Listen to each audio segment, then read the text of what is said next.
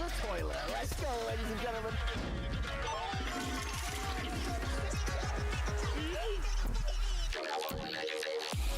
Oh my fucking god!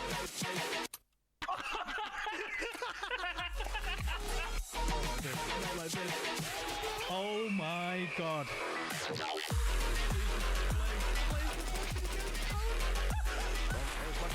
Diablo swings around. Oh, corner with it. Oh, he goes down to the knife and ends up.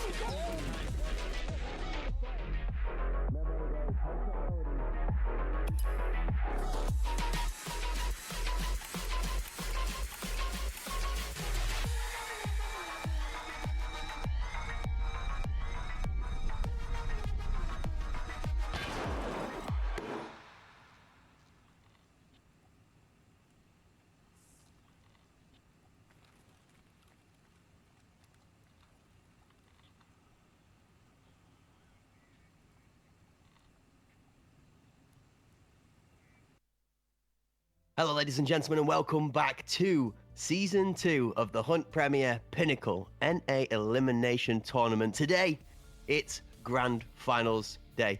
And myself, Cracked Wisdom, and my mythical mustache, and my right-hand man in the casting booth, Mr. Hot Sauce, are delighted to be back here for Championship Sunday, so we can crown ourselves a title winner. Could be a new one. Could be an old face. We don't know, Hot, but it's all to play for today. How you feeling? You looking forward to today's action? And who have you got really in your guesstimation books fit for championship spot? Hey, I'm feeling good. Feeling cheeky, breaky, maybe even just a little bit here. But I mean, it's going to be hard to bet against Sicario. They have shown time and time again that they are a top-tier team. And so, you know, if I had to be a gambling man, I'd certainly probably put my chips in their corner. Well, you heard it here first, folks. Hot's favouring the favourites. No surprise there. Smart choice to follow the logic, and given the results we've had for the tournament so far, he's absolutely right to do so. Folks, let's have a little bit of a reminder for everybody at home that wasn't able to catch any part of the tournament so far, where we are currently up to.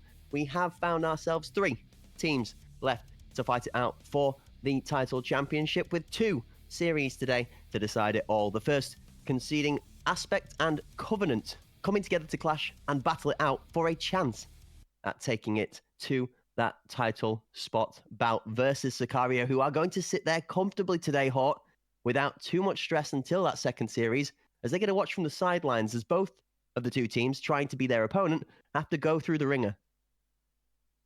Yeah, I mean, Sicario is, I'm pretty sure, going to be comfortable, though. And with Barb back from a suspended or extended holiday vacation, you know, I'm sure they're going to be even better than they were before. Nothing against Undead, certainly very talented, but, you know, that full roster, Barb has kind of been that talisman for the squad and often that leader. So I think they're going to be right where they want to be, watching comfortably and, you know, kind of probably even taking note. You know, it is a best of 5, so we're going to see more of these maps from both Covenant and Aspect. Sicario's going to get to watch how they play. You know, on some of these different maps. And so, you know, I think, like I said, they're exactly where they want to be. Yeah, I think Covenant have themselves a little bit of a step up in this first head-to-head between the 2 teams, just purely based off of the fact that they've not had to play as many matches down the tournament so far. They've also not taken part in a best of 5 as of yet, so more evidence on the table from Aspect than Covenant so far down the tournament for teams to be looking into each other for research for today's match. That being said, Aspect I don't really think is a team that you can research given the way they've performed. It's depending on whether they turn up on the day and whether they are motivated versus the particular opponent that's on the other side of the pitch from them as to whether they are actually able to perform or not. So we have to look to that first match today as to which team turns up better to find out who's going to come out on top. Both of these series are best of 5s. So each team left alive in the tournament has the full shot at trying to take it home.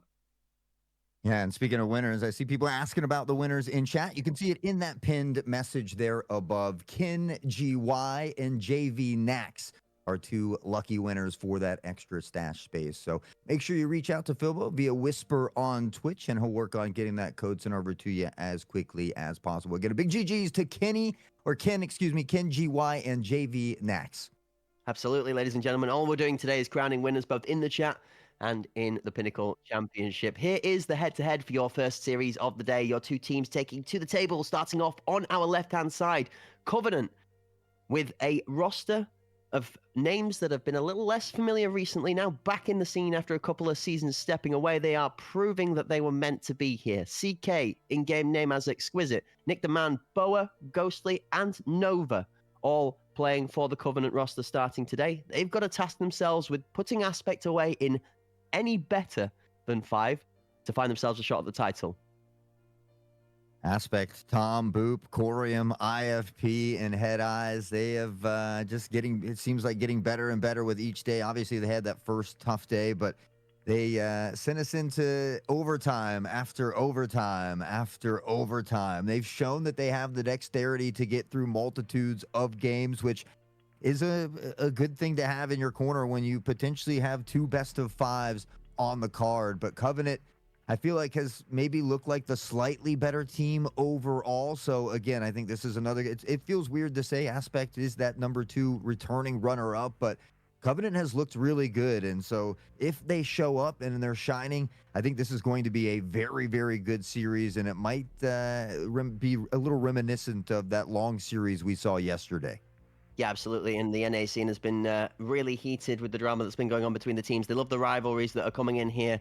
It's interested to see whether it's going to be the villains of today's match, the aggressive bagging that we saw from Aspect yesterday, prevalent in their gameplay, or whether it's going to be Covenant, which is a really interesting one for me. The first time that we've seen Covenant here in the tournament standings for a little while, as we do shuffle on into the map picks and bans, as not the villain in the scenario. Technically, the bad boys in town at the moment. Aspect's busy out there, showing everybody, both the gunplay and their body language after the rounds, that they are here to leave no mercy. Yeah, I mean, Aspect, they're bowl enjoyers, so that's where we're headed right away. Skybridge for Covenant there in that second map, and then Aspect want to go to Bay 5. We knew Covenant was going to pick Iceberg at some point, and so I think it makes sense for them to be that second map for them. Put forward as that decider, maybe somewhere that they want to go least, excuse me. So I feel like this is probably what I thought, kind of how it was going to run out for these 2 teams. But for me, does Aspect show up? I think the same could maybe be said for Covenant, excuse me. So it's just about showing up and executing on the day, I think, for both of these teams. Yeah, absolutely. There was a funny comment in the chat that almost caught me in stitches for a second there from Akiros. So Bay 5 is going to be Aspect second, Iceberg, Covenant second. Iceberg is something that Covenant has lent more into out of everybody we've seen so far. Obviously, again, it's down to that 4th and 5th pick where it becomes a 50-50. It's that or the other map choice. So some teams now feeling a little bit more comfortable to go to Iceberg than maybe one of the 5 maps that they don't particularly like. In this instance, neither team too fond of Fort, it seems. That will be where we will go to should we find ourselves with a decider.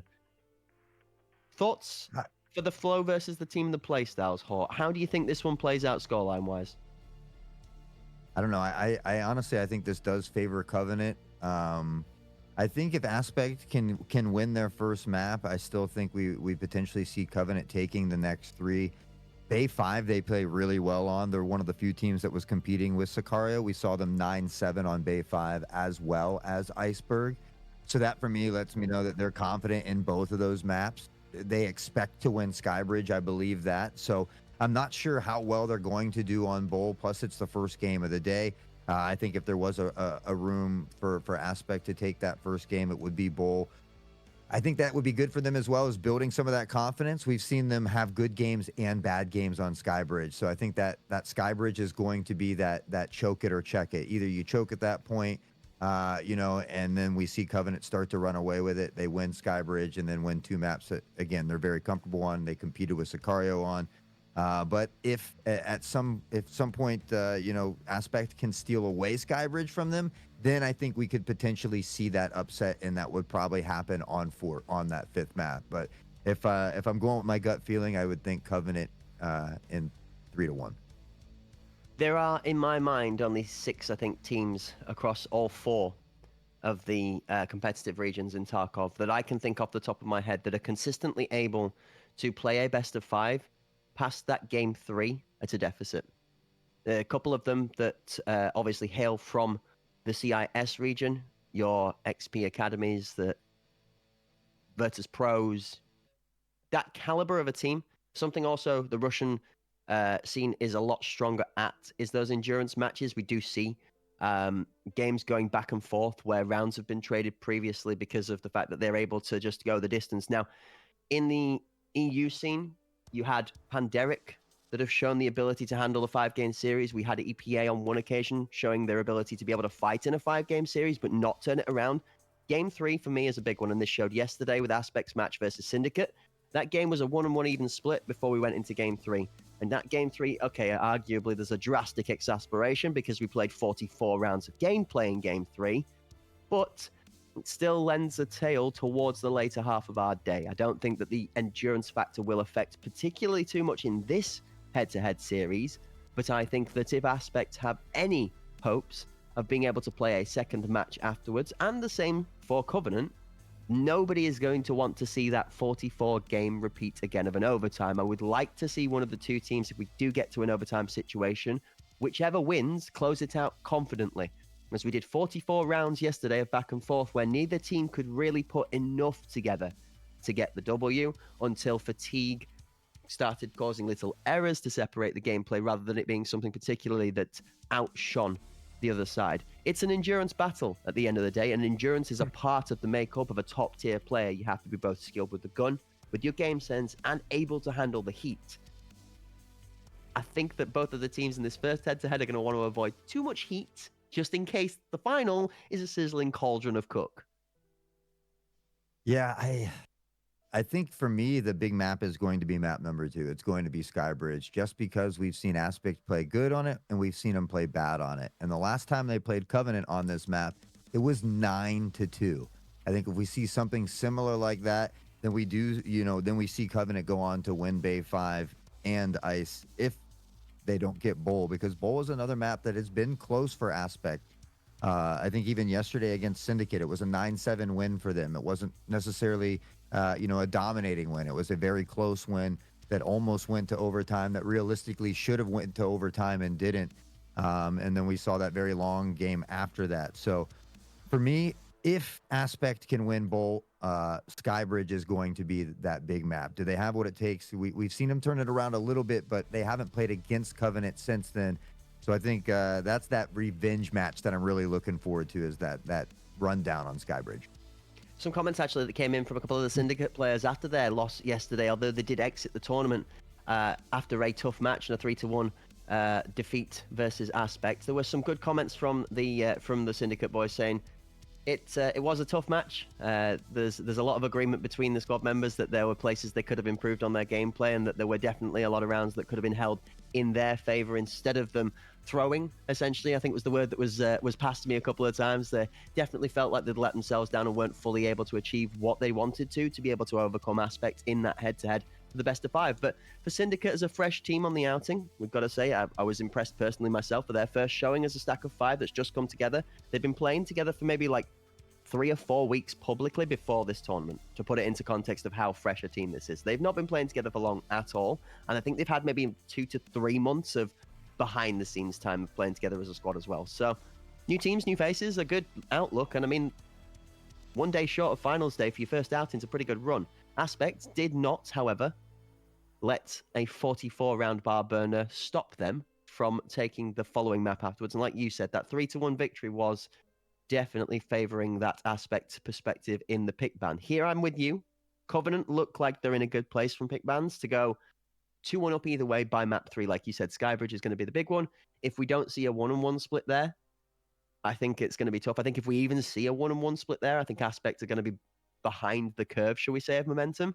I think that Aspect, if they really want to try and take this home, are going to look for a 2-0 start, finish it in 3, not have to go to Iceberg. Because I agree with you. I think Covenant is looking at Iceberg going, damn, map 4 in this series looks real fit, guys. All we got to do is just maybe steal even 2 by the time we get there. So, without any further ado, Hawk, let's kick it off.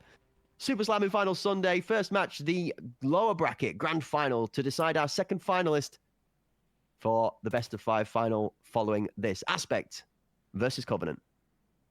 Aspect was able to get there last year, or last season rather. But they did fall short on that championship where Sicario would clutch it. Aspect got it there from the upper bracket last time, but fighting from the lower bracket, and now down a member in Tom, as Exquisite has found our first pick of the match And we will see a bit of a rotation early here from Aspect toward the B site, but everybody's still pretty spread here for Covenant.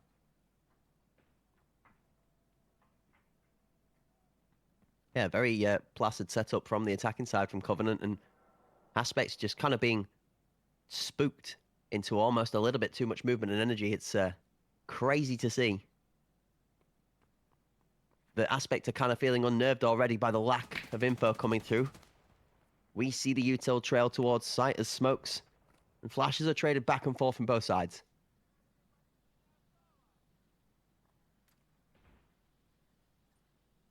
On board with Booperino here, tucked in toward the smoke. Gonna go ahead and pressure out toward Jen. Shots ringing out. Boop. That's Nova actually to find IFP. Does get behind Ghostly here, though. And it's a nice little pick onto the site, though. Dominic will rain down and find Boop. Dominic, we talked about him having a slow start yesterday and how it affected the squad. Looking good here early as Nova will find Head Eyes Corium, a shining star from yesterday, but the last lone member. Yeah, a little bit slow out of the gate. Both sides showing a very, very deliberate pace in the first round, but Aspect catching the more heated end of that slower pace as Corium's a little bit confused as to whether that's a dead body on the ground or not. He does manage to realize and put the shots through into Dominic's dome, but then that gives room for Exquisite to close it out. Covenant take themselves a first round lead with 2 kills for Exquisite and Nova, backed up by 1 from Dominic, and a good first confident round on the board. Strong start here on bowl as well. I feel like this is Aspect's best map to take here in the series versus Covenant. So hopefully they're able to reel it back. I felt like yesterday that was one thing that they always did well, is we never really see a team get more than 2 points on them. Always were kind of staying in that game until they were able to, find a way to get ahead. So we'll see if they can reel it back here in round 2. We talk about, defense versus offense here on bowl, and I still kind of feel that it is slightly attacker favored, especially when you have a good sense or good use of utility. And we don't like to do in the commentary box. We don't like to preach anything that is uncertain. We don't like to give people false hope or promises. But 1s and 2s, first few rounds of blues, something that I've always become familiar with. It doesn't feel like round 1 and round 2 is the first match of the day. Really sees anybody come out of the gate firing on all cylinders. These players will all still be warming up a little bit, and that's what I'm feeling from Aspect right now, is that they're just getting the engine going. Scary part of that being that when they got going yesterday, they were relatively unstoppable for the most part. And I think we saw Corium with over 40 kills at one point. I need to see him rolling hot and heavy here today as well. Exquisite has found Head Eyes. Nova on to Tom, and Covenant looking good here through their first 2 rounds. Nick will see him shifting through the smoke. IFP goes down, and the bodies are falling like flies. I'm not sure if you were looking closely at the floor inside of that green container, but that was a set of double yellow lines. You can't park there, mate. Corey's deleted. He gets his parking ticket for parking in the wrong place just outside of the spawn, and Covenant make light work of round number 2. 4-0 and 2 and 4-0 and 0. Captain of the Covenant, Exquisite, and his right-hand man in Nova, starting off with a good pace.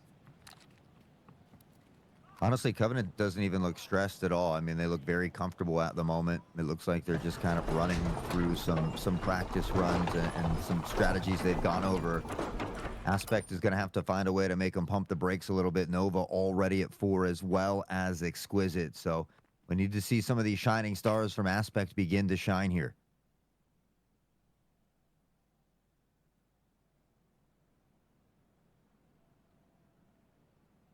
A lull of silence in the arena again in the early opener for the round. 1 minute and 30 left on the clock as a quarter of the time ticks away. Boop.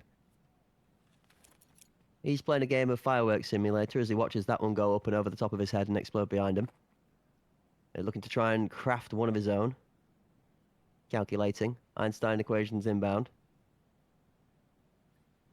Shaking the mouse about to make sure the cursor placement is correct. That one's going to be a nice up and over the top looped underarm throw towards that top med position should the pressure come in. Sicario tucked on site, lying in wait for what is to come. A little bit of a slower round here in round 3. Covenant, I think, comfortable playing with this time just a little bit here and allowing these smokes to clear as well. We've seen some teams hold on to utility a little bit later in the rounds to be able to pressure onto the site. And we see some of that here, raining down toward Headshot as well, looking to block off some of the vision so they can pressure in. Exquisite, maybe trying to bait out a little free file. They're going to enter towards site. Corium has found one, but immediately eliminated here as Boop will find an aid kill. Nick, unfortunately, taking out a teammate as well. This is a tough plant on site now. They're pressure from both angles. IFP's going to jump in. Exquisite not able to be able to fend off the push, and that's going to be a full flooded Aspect round. One short of a flawless performance as Corey is down by the back end of it, but Aspect put a breadstick on the board, and at the right time as well, Hawk, before the game starts to run away from him. Yeah, we talked about Aspect, you know, needing to keep it close, and so able to do that so far. Still early in this as we see both of these teams kind of duking it out, trying to figure out maybe the play style of each other, and Covenant appears to maybe be switching it up this time, maybe looking to show a little B presence.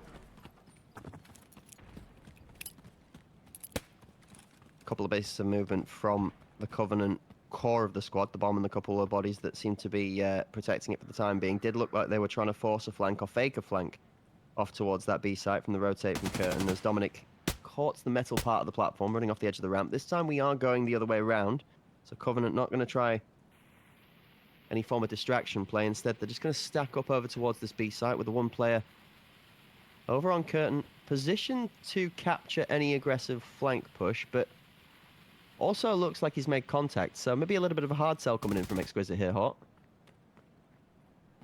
In right behind him as well, and he denies it, sees the one prone, looks for the transfer, doesn't hit it, but puts good bullets down range. Exquisite shifting onto the site here now as well. He's got to be cautious of this Jin lane. Tom taking out a teammate. Aspect, they dealt with a lot of TK issues yesterday. Tom will pick up one. We'll see trades from Exquisite, Head Eyes, and now Ghostly.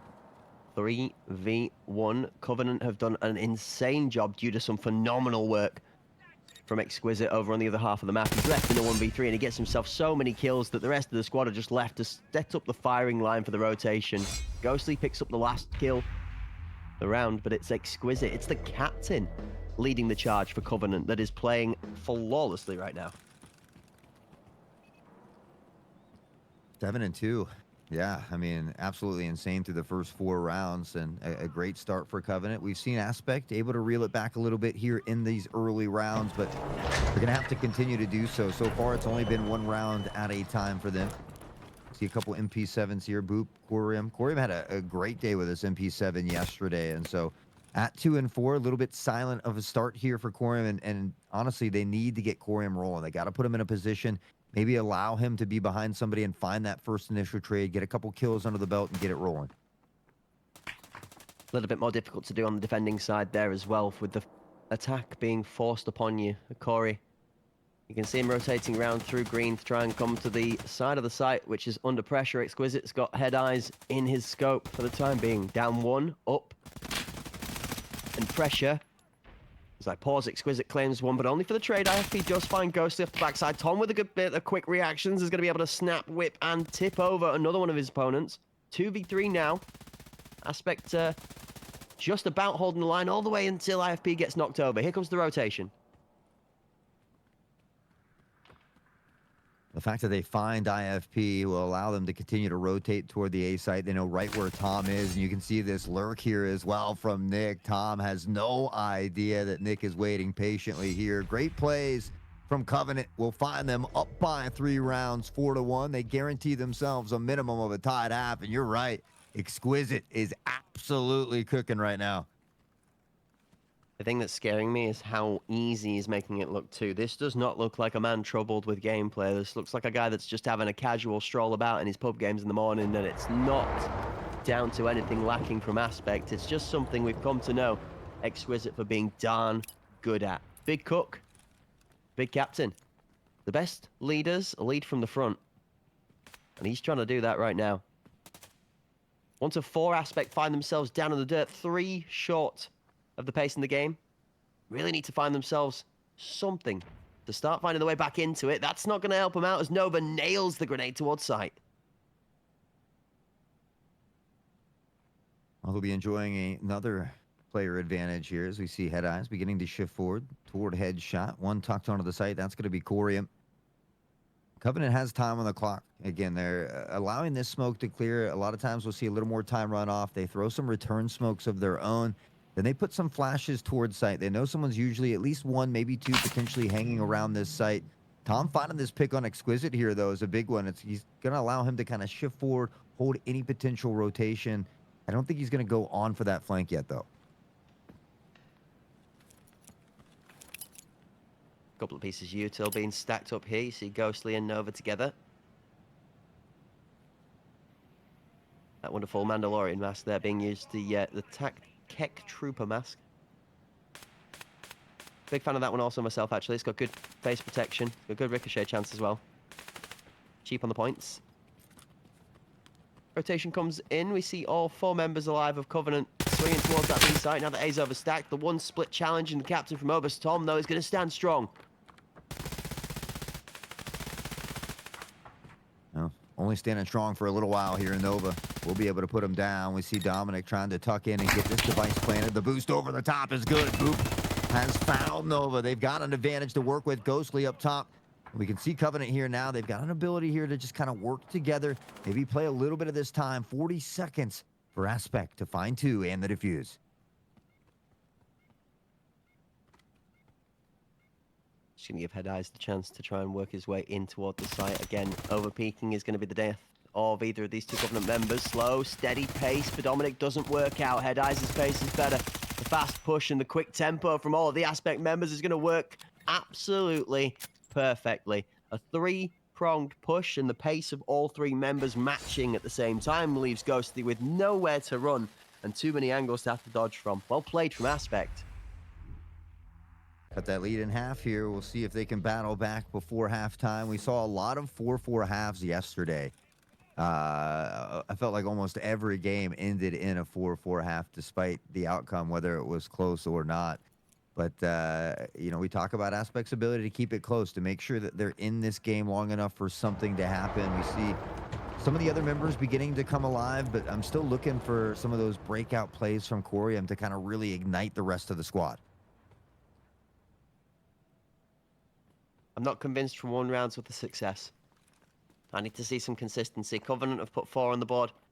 Aspect have had 2 breadsticks in separate, isolated scenarios. There's a lot of jumping going on from Nova here. I'm just wondering if he accidentally left his go-go gadget spring boots on before he stepped out of spawn this round, because that's going to telegraph a lot of information to Oberstorm. He is going to kite all the way back toward the B site and sit in that pixel position as the bomb and the rest of the Covenant are going to start to set up to push in towards that site. Down a player Hort is an interesting choice. Aspect still have an A site full anchor in Corium. Now, if I was Aspect, I would definitely not want my main man that's been fragging out non-stop yesterday to be the one that is sat watching the scenery. This is tough, though. Want to try and keep him involved as much as possible, but maybe thinking they're going to rotate back and trusting in his skill to anchor. Head Eyes open and pick off to Exquisite. Has found another, and Dominic Nova eventually puts down Tom. Nick, timing almost gets caught on the back here. Device still down. He's looking around toward this site. This Ghostly has found Booperino at mid. Corium, the trade from A, coming in as he's rotated around the split as well. Nova finally shutting down Head Eyes, and we talked about those shining moments from Corium. He's got an opportunity for a 2v1 clutch now. Well, this is why we spoke about it. This is the play you'd want to have in the clutch this moment in time. 1 versus 2 up top. Nova gets removed immediately. Nick the man, knowing his good map knowledge, is going to be able to plant safe, but the second he gets off of that bomb, he's going to have to tuck, duck, and tickle. Nick, what the heck was that? You've got to be kidding me. Nick with an unbelievable reaction snapshot. Get out of here. Get binned. Sit down, boy. What was that? Insane reaction time here from Nick. We saw that nasty shot earlier. He's continuing it, but, you know, more importantly for them, they continue to shut down Corium. He doesn't find that 2v1 clutch. So many times yesterday we saw him in those big moments, able to pull through and overcome, but I think Covenant keeping him quiet here is doing them wonderful things. 5-2 already, maybe looking for that 6-2 half. We saw a crazy comeback yesterday, but I think, ideally, you don't want to put yourself in that position if you don't have to be. Right, he was born ready. That's unbelievable. I'm still reeling. What a shot. 5-2. And you want to talk about a little bit of a momentum breaker. That's definitely going to slow Aspect's climb back into the game down a little bit. A good response out of the captain as Tom again is going to do a bit of captain on captain gameplay for the favor of Aspect. He's going to take out Exquisite early on. He's going to give his team a one-man advantage here in round number 8.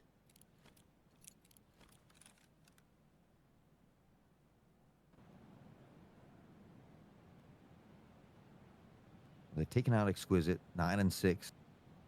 Still got to deal with Nova, who's also having a standout performance at 9 and 4. And we see him kind of just slowly, methodically trying to approach the situation here. They know Tom has been playing and often anchoring down over here. It looks like they're going to opt to go away from this now. That device has been toward the A side, and I love this setup from Aspect.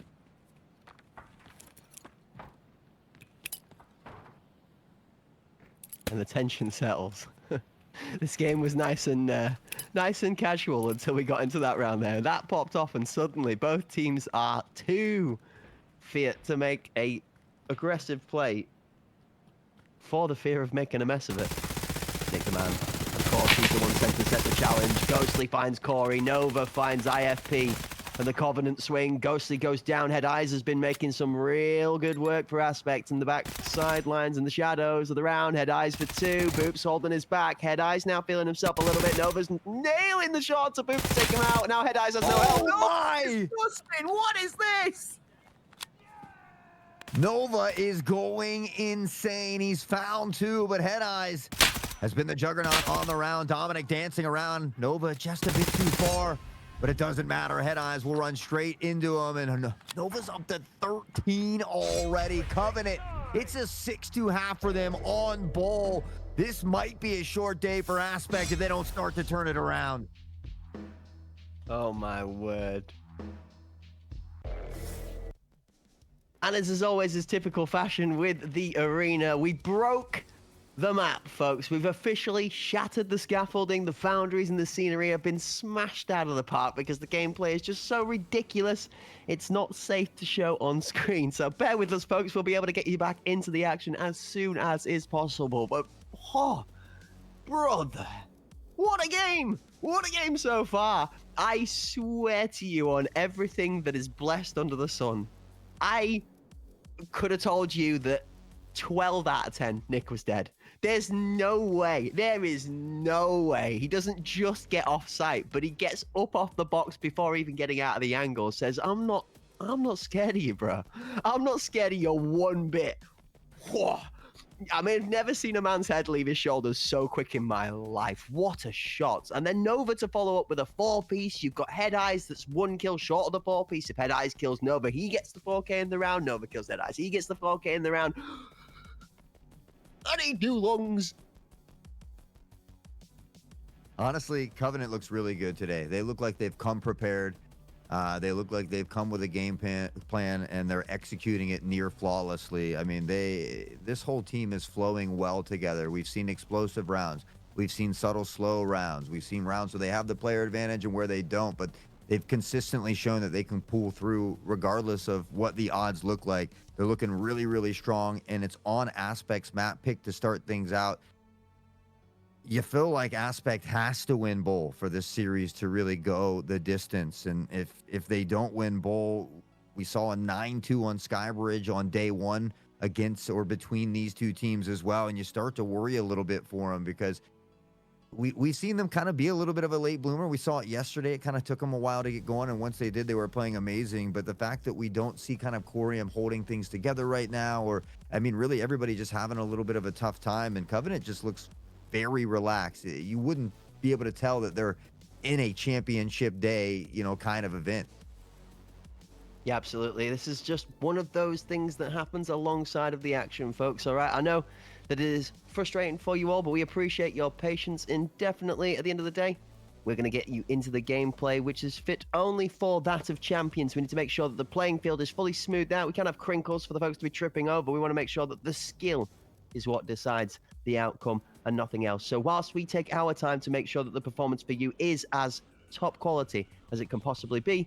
We're going to sit and have a yap about the action so far. I see a lot of positivity in the chat so far, and I see so many people flooding in to come and join us for the NA Pinnacle Season 2 Grand Finals and for the drops as well. So thank you for joining us. Enjoy your drops. Make sure your account's linked up properly. Don't forget to check that your Twitch and your Escape from Tarkov has been linked up correctly so you claim those drops. And don't forget, we're going to be hitting everybody with the love across the drop season. These ones currently are blessing our base game, but I did hear a hint that we might even get a little bit of arena action too when it comes to those drops in the near future. Soon to come in the future. As well as that, I'm looking forward to what's happening over the next few days from Battlestate Games. I'm really keen to look at that Tarkov TV. I'm going to be honest with you, Hart. I'm really looking forward to going back and picking it to pieces, shall we say, if I can find any more hidden details. Yeah, me as well. I unfortunately immediately took a nap after yesterday's long extravaganza, so I look forward to rewatching that back myself. A lot of great things have been coming in, and honestly, I know you were talking to me the other day about, hey, is there anything that's been eluding you a little bit? I said I had all my LEDXs already, but I was talking about the GPUs, and shortly after I went and ran just a couple scav runs before bed. I found the GPU, so I only need one more. So I thought bringing it up last time helped out. I thought, you know what, if I can call upon the Tarkov gods here one more time, then I might as well utilize my platform while I can. I think it's a really cool thing to see that there are 4,627 people here that are sat enjoying Arena and appreciating the action that's going on the gameplay for them. I mean, even if you've just got it sat up in the idle on the background, well, I mean, you're doing yourself a smart choice. You're getting some drops, guys. Free drops. Okay. You don't have to sit and watch if you don't want to. That's your choice. All right. And for those that do want to watch, we're going to sit and have a great old time in the chat and in the casting booth and on the pitch, playing it out to its fullest. So, folks, if you've got any favoured fans, anybody on teams that you're here to support, if you've even got your eyes on a particular squad as a whole that you'd like to see potentially take home the match today, then share it with us. Spam in the chat your love, your support for all the people out there. I'm going to be honest with you. There's been a Nick the Fans Rise Up chant that I've been seeing going through that chat so many times now. Well, I mean, if he keeps playing like this, Hawk, I'm not sure we're going to be able to stop the chants in the chat. It's going to be an absolute riot because he is cooking on all cylinders today. Yeah, honestly, the whole team for Covenant is. I mean, we take a look at Nick, but you take a look at the KDs for both Exquisite and Nova. Nova, I think, was already at like 13-4. So again, the whole crew is playing very, very well, and they just look comfortable. They look very relaxed. It doesn't appear to me that they have the stress of playing in a final lowers bracket where it's do or die. It doesn't feel like that for me. So the confidence is nice to see. Aspect, we've seen them be late bloomers before. If there ever was a time, that time is now. They had a crazy 6-2 half yesterday that led to a 7-2 outcome that led to a comeback from Aspect as well. So they've been in this situation before. It was a different team, but maybe they can muster up the strength one more time. But again, you feel that Covenant right now is very locked in.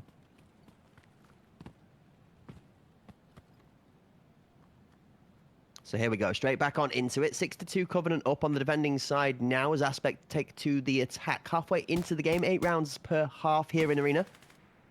The opener again is the captain versus captain battle that has been going down all map so far. And Tom has actually taken the better half of the steal on the majority of occasions, which is crazy to say, bearing in mind Exquisite scoreline has not reflected that so much so far.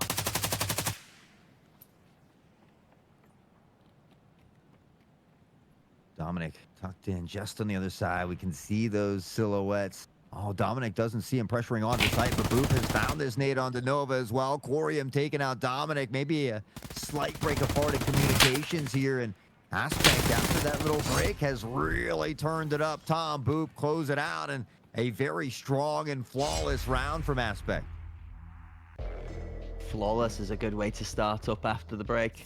A little bit of an intermission, and you guys are immediately out there again with a crushing round. You want to talk about breaking the mental a little bit? Well, the Covenant squad is definitely not a team whose mental is going to fall over after 1 round's worth of L. So you're going to need to see more from Aspect like this. We spoke about this earlier in the first half too, Hawk. We need some consistency from Aspect. They are able to put 1 round in the bag every so often, but if they're going to close out this first map, they need to start sticking them together one after the other right meow. Right meow indeed. Wonder if that break, we often question it, does it affect teams that are on that hot streak a little bit? Covenant, they've given themselves a nice bit of cushion to work with, though. Aspect now on the attacking side. We talk about Bull kind of maybe favoring those attacking teams a little bit if they have a good sense of utility, but Exquisite finding Tom. It's a good early pick now for Covenant.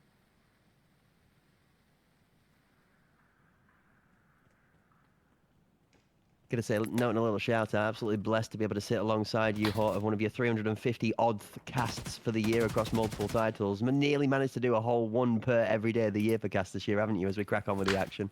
You madman.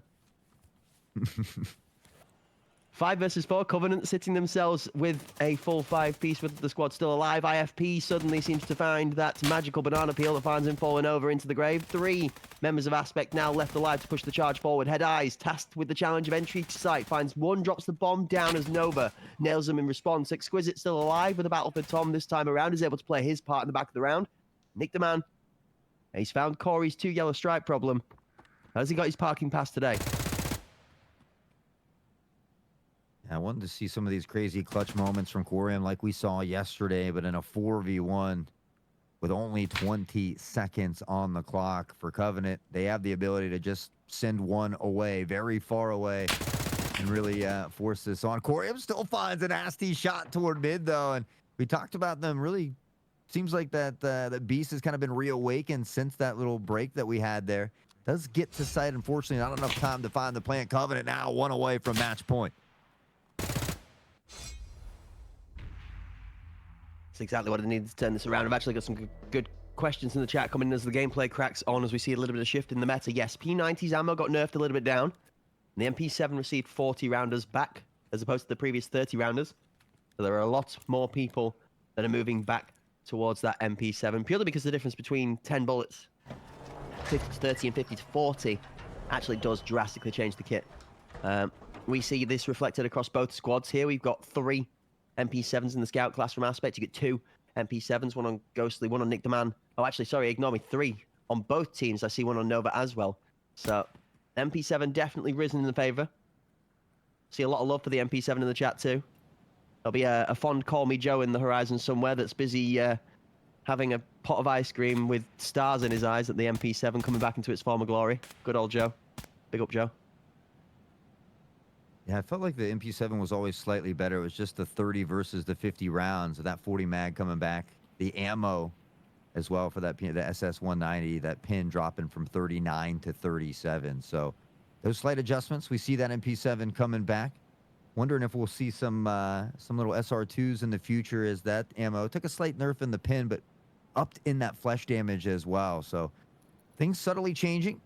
Much like these rounds here, this one a bit slower this time, as we see Nick posted up on the site. That flash is going to connect a little bit. You can see those sunglasses next to the model there in the bottom right middle, as Exquisite finds a nasty headshot onto Tom. Yeah, smooth shades don't save you from starlight, sadly.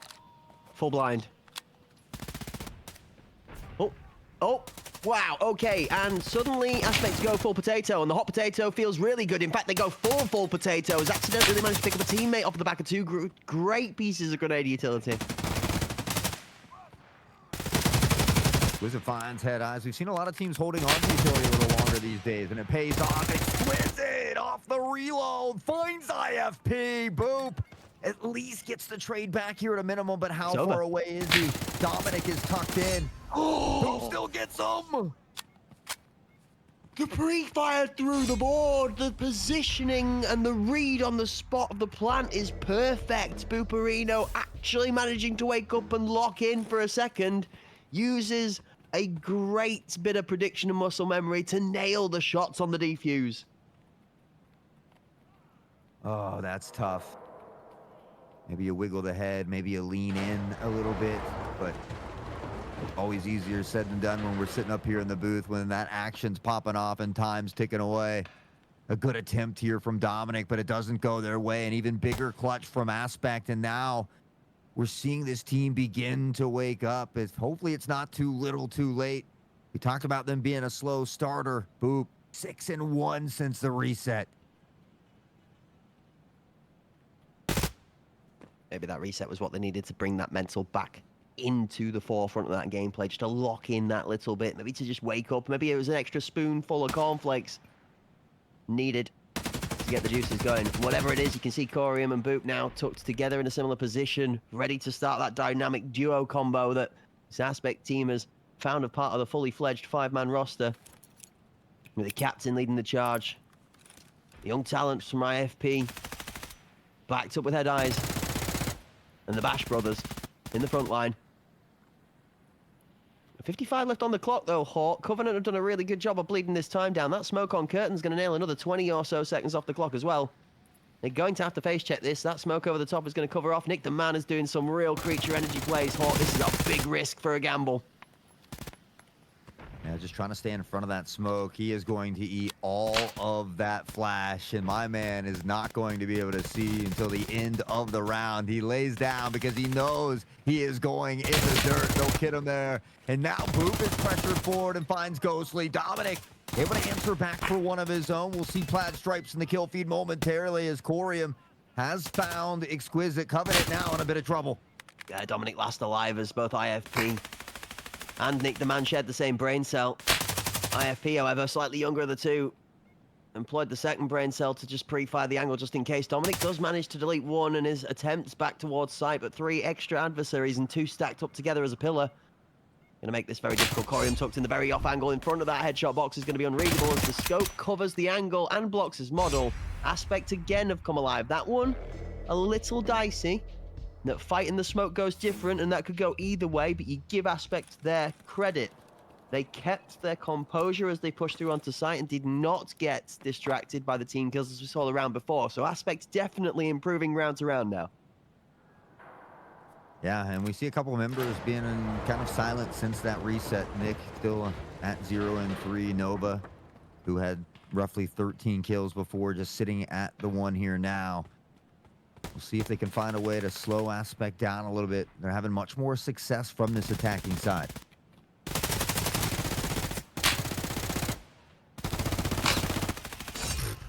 Well, don't blink because it's another flawless round for Aspect. 5 in quick succession here in Covenant. Now maybe beginning to feel a little bit of that pressure. Yeah, there was a pause for a second there, whereas I was hoping we were going to get some form of back and forth for Plaid Stripes in the kill feed, but it went from one to the other, to the other, to the other, to the other, as every single member of the Aspect lineup picks up a kill individually in their ones, and it turns out to a full team wipe and a flawless round. That one was just about as quick started as it was finished. What are we seeing? Where has Covenant gone? Ghostly and Nick the Man both invisible since the restart.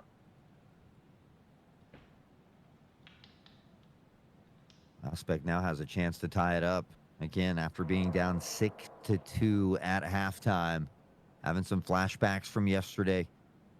Now within striking distance here, just 1 away from tying it up. They are going to slow things down again a little bit here. Of course, you can see on the minimap most of the players mounting toward that A site here at the moment. Covenant comfortable playing back. They've got a lot of attention around that split area.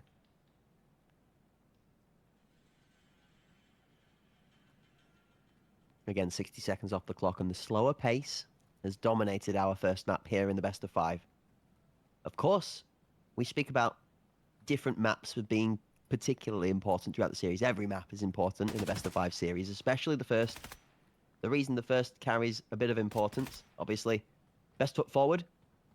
The mental advantage you get from starting off with a lead, a bit of a cushion in the best of 5 series. It also gives you a chance to drop a map. You see a little bit of pre-fire from Oberstone there, just in case somebody's tucked onto the site position. You see Covenant has a full reserved retake setup for site this time over. Device goes down. Grenade goes to site. Device is not planted and dropped thanks to that counter plant grenade from Nova. Corium on site ready to collect. One creeping up in the smoke. Keep your eyes on that number 3 spot in Ghostly. He's about to swing out. Oh no, he's tucked away actually. They've kited off of it. 40 seconds. This is tough now. Yeah, they got to worry about IFP, who's prone. Tom picks up on Ghostly first. IFP will find Exquisite. Numbers evened out here a bit as Nick and Corium will trade out. Dominic does find Corey, though. Boop lurking in behind. He's trying to creep around. He has a potential for a big play. There's a smoke in line, and Boop finds one. Nova returns fire, and we're back to a 1v1 with 20 seconds on the clock. One thing with this MP7, now the 40 rounders people are going to expect the size of the mag, but Nova goes supernova up into the sky and down goes Boop. You can't BM when you're in the grave. This one's for you, Walker. Look at the big kahunas on that man. Nova right there. The jump shot, the fadeaway. Covenant, the one they need to get to match point. They've guaranteed some overtime. That pressure that was beginning to build, that weight on their shoulders, I think lifted a little bit here, and they've given themselves a couple opportunities to close this game out now. You thought yesterday's match was passionate. Wait until this one heats up. This is going to get passionate over the best of 5. I can expect this one getting good now. That's twice that a Covenant member has just popped out of an angle up in the air and has swiftly dealt with the problem. Now, the one thing you got to watch out for is that it can be great to catch somebody off guard, but you jump shot a little bit too much and it starts getting gimmicky and predictable. Exquisite looking for a pixel peek over the top of the Apex box to try and find that spot into Oberstorm in the nose lane. See these smokes rain down. That'll, again, eat up roughly 20 seconds off the clock here as well. Aspect comfortable being patient here in the opening parts of this round. Dominic will be anchoring toward that B site there. We see, I believe that's Exquisite that pushes up toward that plat. They're comfortable kind of leaving 2 toward this side, but Dominic is going to be on an early rotation back toward the A site.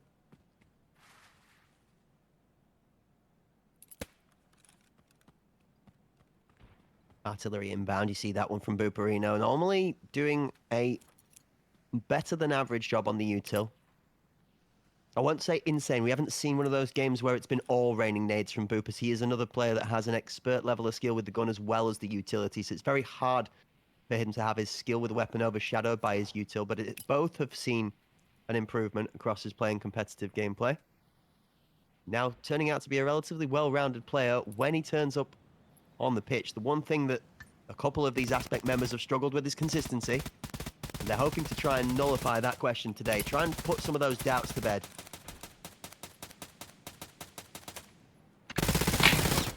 Saw Covenant playing pretty deep off the site last time using that utility. Put Nick stationed on the site this time. They begin to pressure forward. Ghostly has found 2. Corium and Buperino answer back, though. The device goes down. They're able to scoop it up. It's near the site. There's only 8 seconds on the clock, and Dominic has found Boop, though. They're going to try to get this plant down. Corium saves the day to deny as well. Exquisite eventually gets the kill.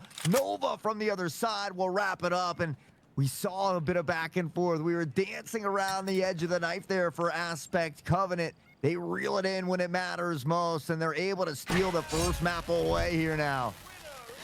They're enjoying a little bit of a celebration after it as well. The captain and his right-hand man stand king of the court on Bowl. Over the top of that defuse, it's going to be a 9-6 scoreline, and Covenant are going to be more than happy with their result in the first of this series. It is only map 1, and we still have the rest of the story still to go. We still have map 2, map 3, and what follows should we find ourselves tying it up. But that, for Covenant, is a great start. For Aspect, you could argue also it's not a terrible first foot forward. It's a closer map.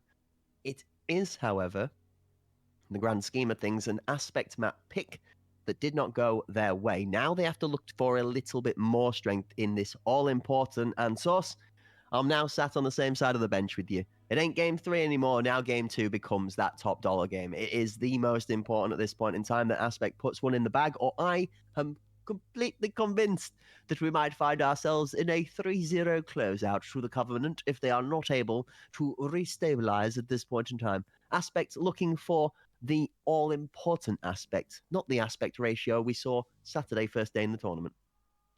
Yeah, honestly, I felt like that Skybridge map was the most important map, given the fact that Aspect would win Bowl. They needed to win Bowl. So I don't know if we're going to see Iceberg at this point. Covenant is looking great.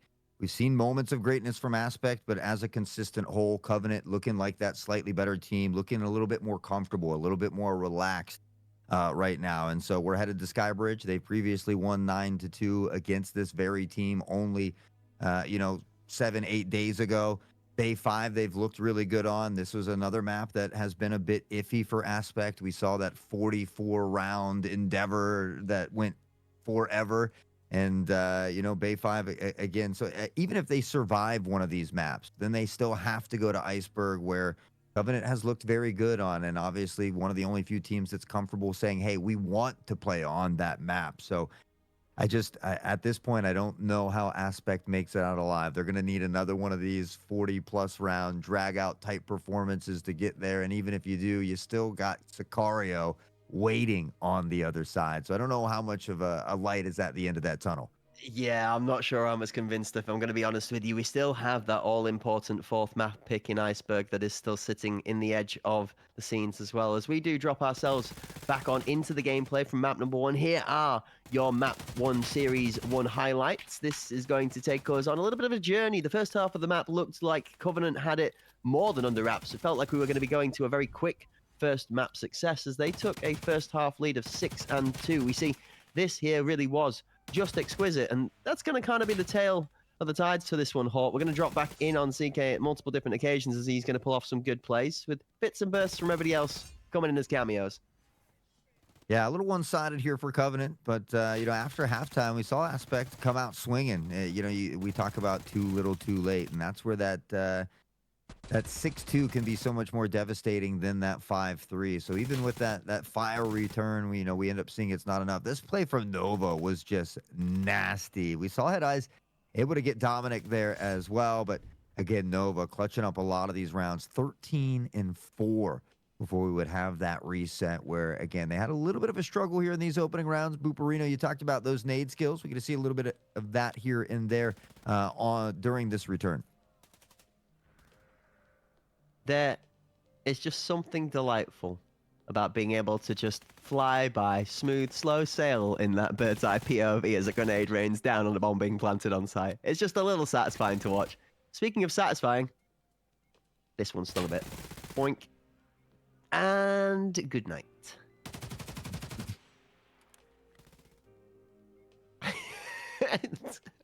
You love to see them Great job, enjoying pal. it. Great job. If you're not having fun, then what are you doing here, folks? Okay, we only like to hope that you guys are having just as much of a great time as we are here in the casting booth, and the players inside of the game too. Honestly, on Championship Day, it is good to see that the moods are high and that people are still having a great time with it, regardless of the result. Obviously, Covenant are going to be in high spirits. They take the first map in a best-of-5 series with a chance to challenge for the actual overall title. Not in this series, but in one that follows it. So they'd like to get this one done quickly. Me and Hort have been attesting to that kind of mindset since the beginning for either of these two teams if they're going to put themselves in the best spot for a shot at Sicario. This type of gameplay does take a toll on you. You have to be at the best of your awareness for the entire time. The second you let the ball drop at this level of competition is the second that somebody else will whip your pants down like you were back in the playground in school with some of your best mates trying to do you a dookie.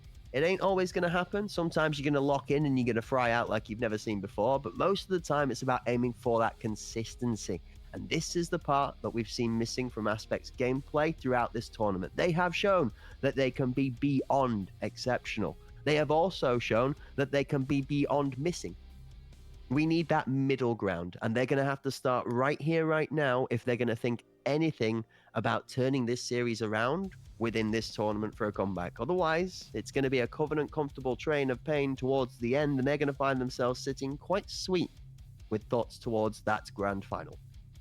Yeah, there's one thing they can't afford, and it's a Saturday 9-2 Skybridge, that like we saw in that opening day last week. So they've made adjustments since then. We saw them do well on Skybridge, but also have a little bit of a tough time. It was still a close one in that one yesterday, but Covenant, I think, is very comfortable, and they play very, very well on this map. The fact that they look so relaxed on Bull already, I mean, it feels good and it looks good for Covenant. It's going to be up to Aspect to change our minds. And again, it starts with Skybridge. This is going to be a big deciding factor. But even though, like I said, the fact that they lost Bull already, I don't see them making it out of this series alive.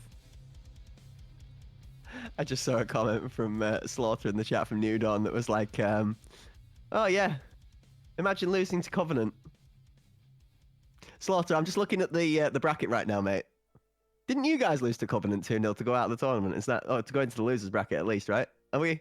And There's the peeper. There's the peeper frog. That's what I was looking for. All right, Slaughter realized too. I think he was BMing himself. God, you gotta love the atmosphere in the chat right now. You guys are cooking. Love to see it. All right, Christmas time, entertainment, and comedy inside of the chat.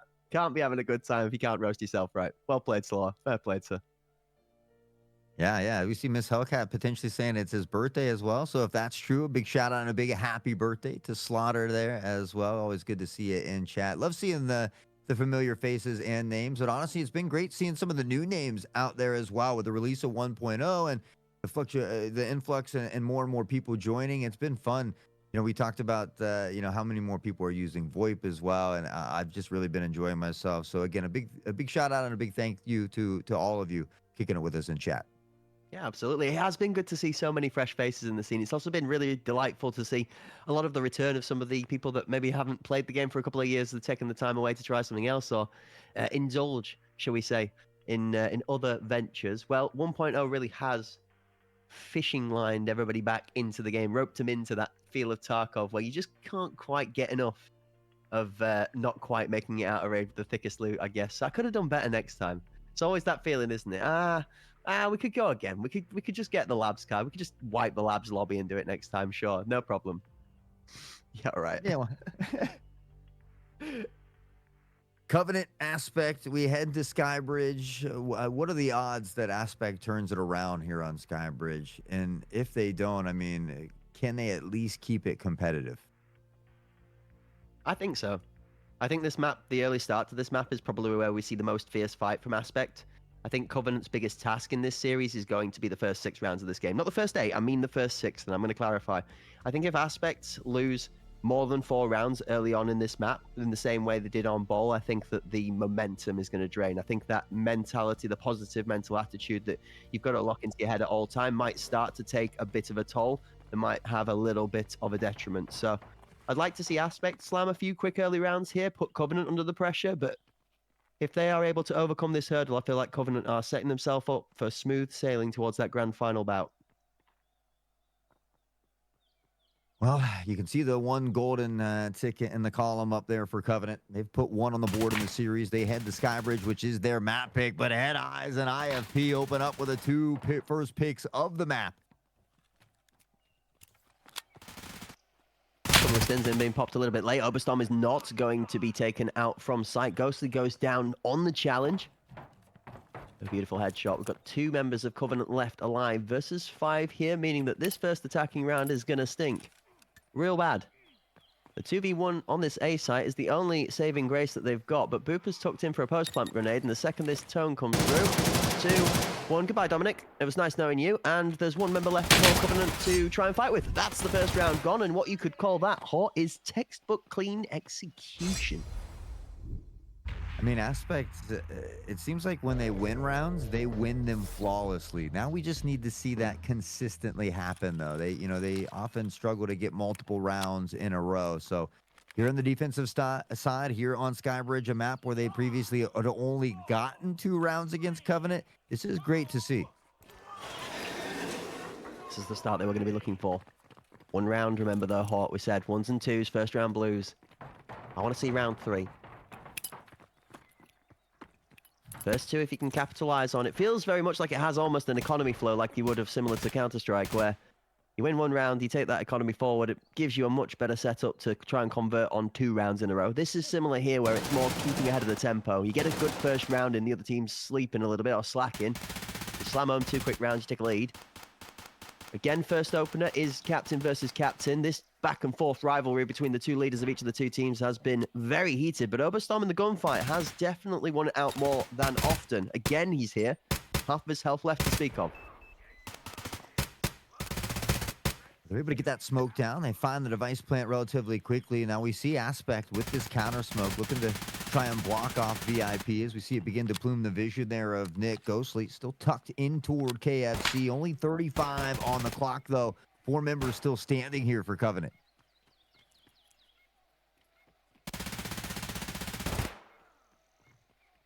Couple of MP7s rattling out across the diagonal. Oberstorm and Head Eyes together are going to combine for 3. Oberstorm on the flank, a little bit of an aggressive jump out's going to find him falling prey to Nova, but that's not going to be anything other than a consolation prize. The second round comes through, the defuse is clean, and IFP and company left on site find themselves 4 strong. Again, another good round from Aspect here on Skybridge. Yeah, Tom, a triple in that round, sitting at 4-1.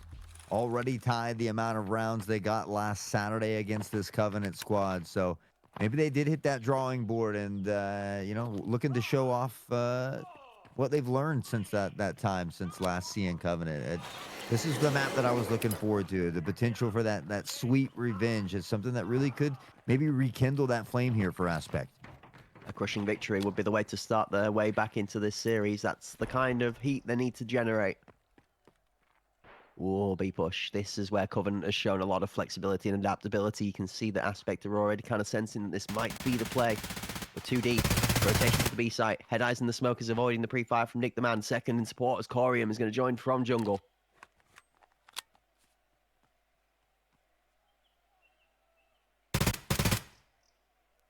Slowly creeping forward. Dun, dun, dun, dun, dun, dun, dun.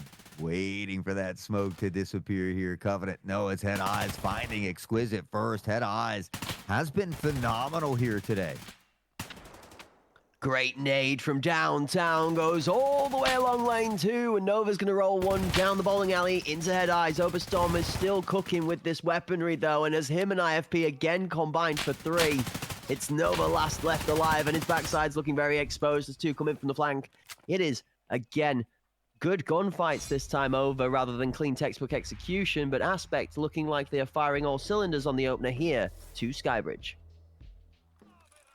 3-0 start is not what I expected to see, but again, this is great for Aspect, especially after suffering that 9-6 defeat on Bowl. They come out swinging here on Skybridge. We talked about that too little too late factor on Bowl, so making sure to not dig themselves into a hole here early is great. And the fact that we see Tom playing so well is kind of refreshing as well. You know, you always want to see that leader kind of having some standout moments. Maybe not every single game, but it's good to see him performing well.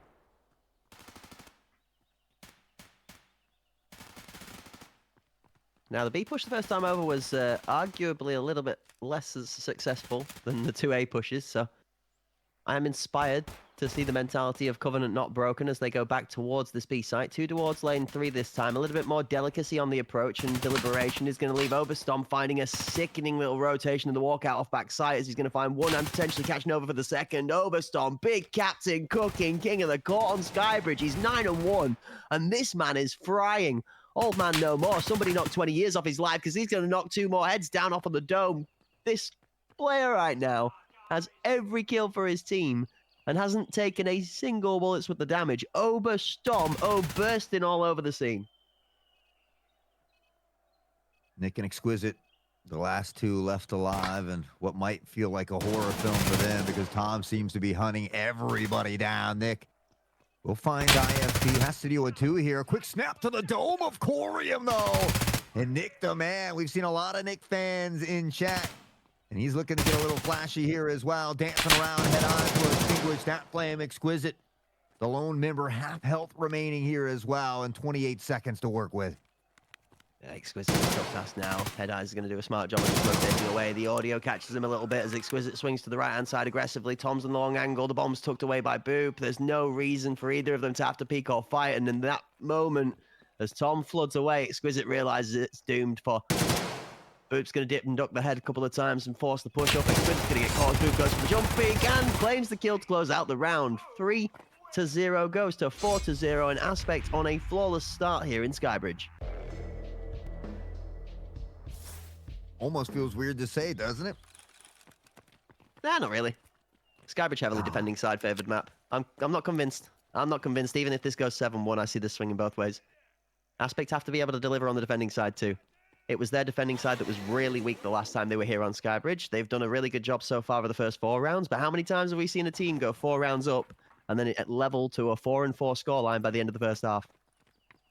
Yeah, I think it's great for them. I'm just a little baffled, especially after we saw a 9-2 performance from them on Skybridge. The fact that Covenant hasn't been able to get a single round yet is alarming. And Corium Now that is not alarming. It's almost natural at this point to see Corium with those nasty plays. Nova will eventually shut him down to keep it an even. Steven at 3-3 here.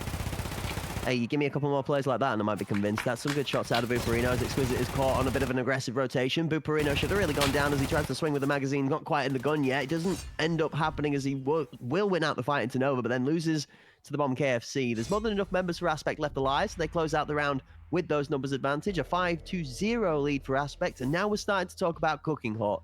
I said 6.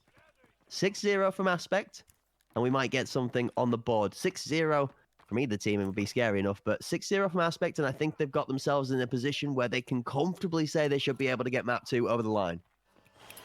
Yeah, I mean, you see Covenant play so well on Bull. You see him look very relaxed and just cool, calm, and collected, and they get a big dub. We swap to Skybridge, and they can't get a single round, and you wonder what happened between these two games for this team. Boop will look at his happy little mistake there as Nick does find a headshot on Corium. Better start from Covenant, round number 6. Big fragger down in the Aspect squad, Corium. My eyes are on the captain. Oberstorm has been the final boss of this game so far. Nick the Man is going to win out another good fight. IFP goes down as 2 members of Aspect are taken out early.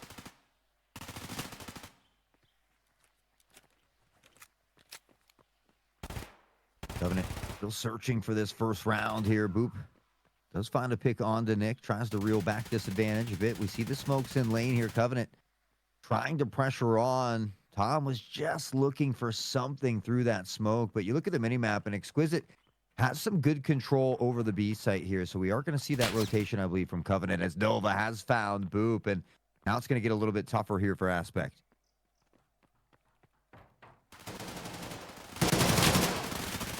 Towards Oberstorm as this man feels like he's covered in plot armor right now. He's just unkillable. Device planted on site. Covenant up by 2. Head-Eye's almost walking into the pre-fire. He does in the second timing. Exquisite with some good awareness.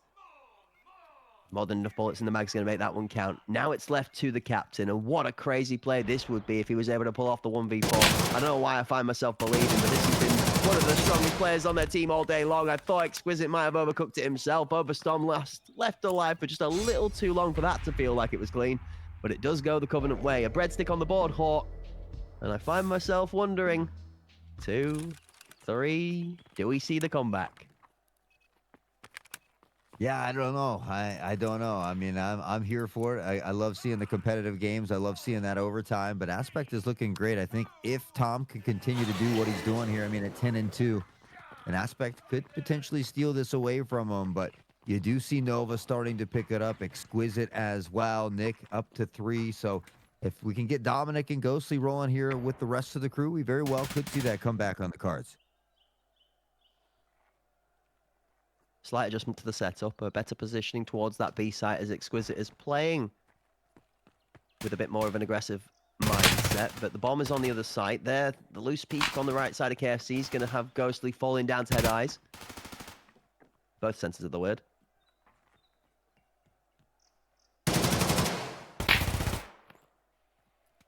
Exquisite knew that that push may be coming in. He tries to take a peek that way, but Corium already on top of him, finds the kill here as well. Covenant down by 2. Aspect looking to ensure that they only get a single round here as they're trying to get up to 6 as well.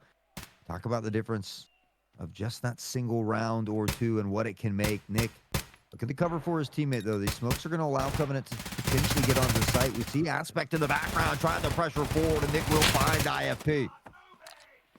Nick's game sense able to pick up 2 there off site as the planter is extracted.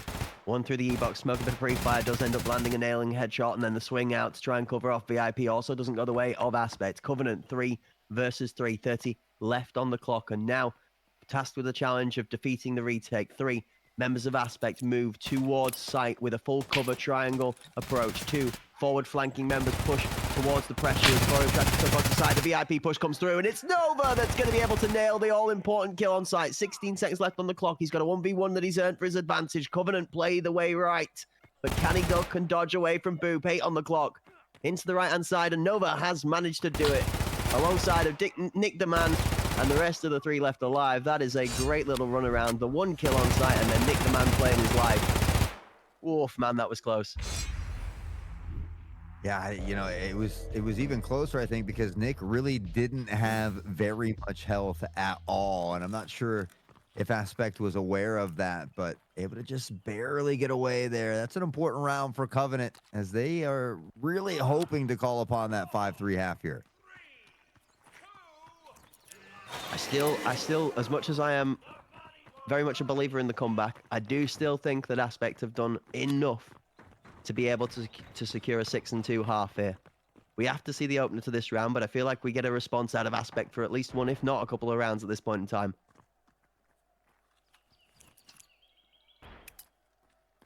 Flash to cover off the bench push. Exquisite's going to pick up the captain in Tom. That's a big turnaround for Covenant as well. Normally, that fight has been going the way of Oberstom.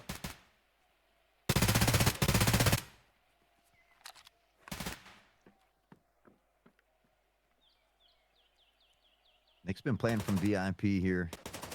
Nearly every time they make this pressure toward the A site, we'll see these smokes rain down, a little utility behind it, and then look to pressure on the site. But again, Exquisite has a lot of space on this B site. I'm not sure if he's aware that there is one lurking here. He is going to find Head Eyes, and now the site will completely open up. Yeah, Ghostly and the rest of the squad are looking to try and rotate in towards that B site. You do see number 8 and Corium that's holding, well, was holding from jungle. I thought that was going to be something that might have slowed them down a little bit, but that gets removed immediately. You see the wonderful bit of tech there. Crouched on top of the blue train is going to pick that jungle spot off through the gap over the top of the train towards jungle. The pre-fire from both teams as the rest of the Aspect squad starts to push in towards red train to try and contest the plant.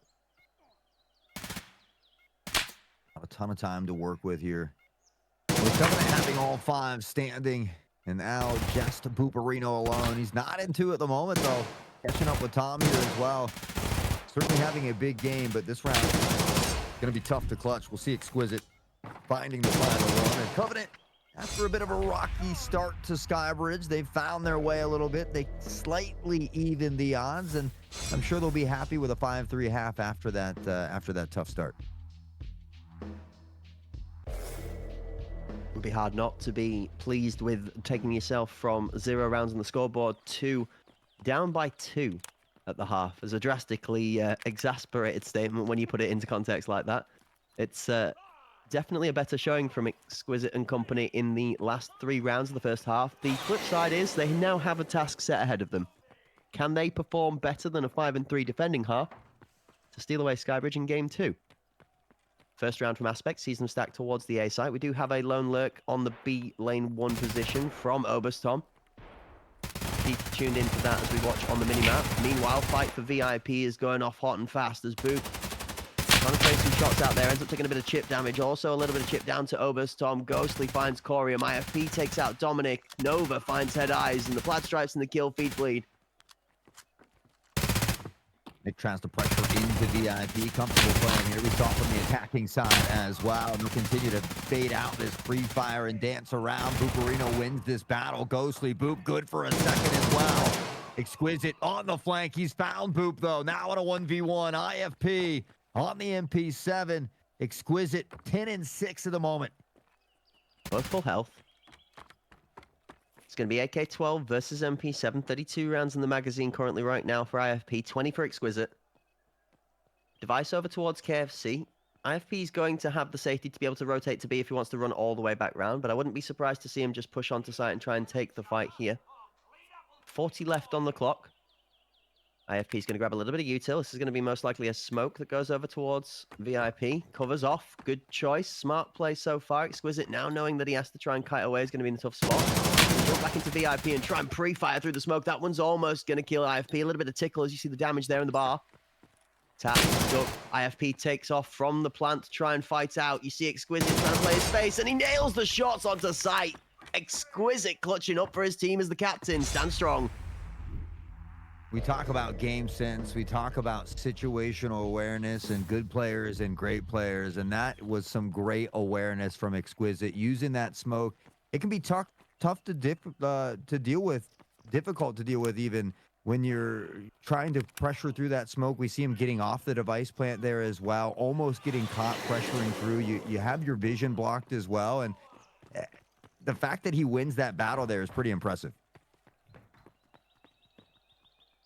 We've seen it from both leading men and both rosters, how they're able to hold it up in the clutch. We've had good performance out of Oberstorm on multiple occasions later on in the back half of the round where he's managed to pull it home for his team. And Exquisite, again, also been stepping up in similar amounts, 11 and 6 for Exquisite, 10 and 5 for Oberstorm, respectively. They've got support from their team in Nova at 8 and 7, but it's Buparino that's pulling up as the big right-hand man with 11 and 4 and Aspect right now.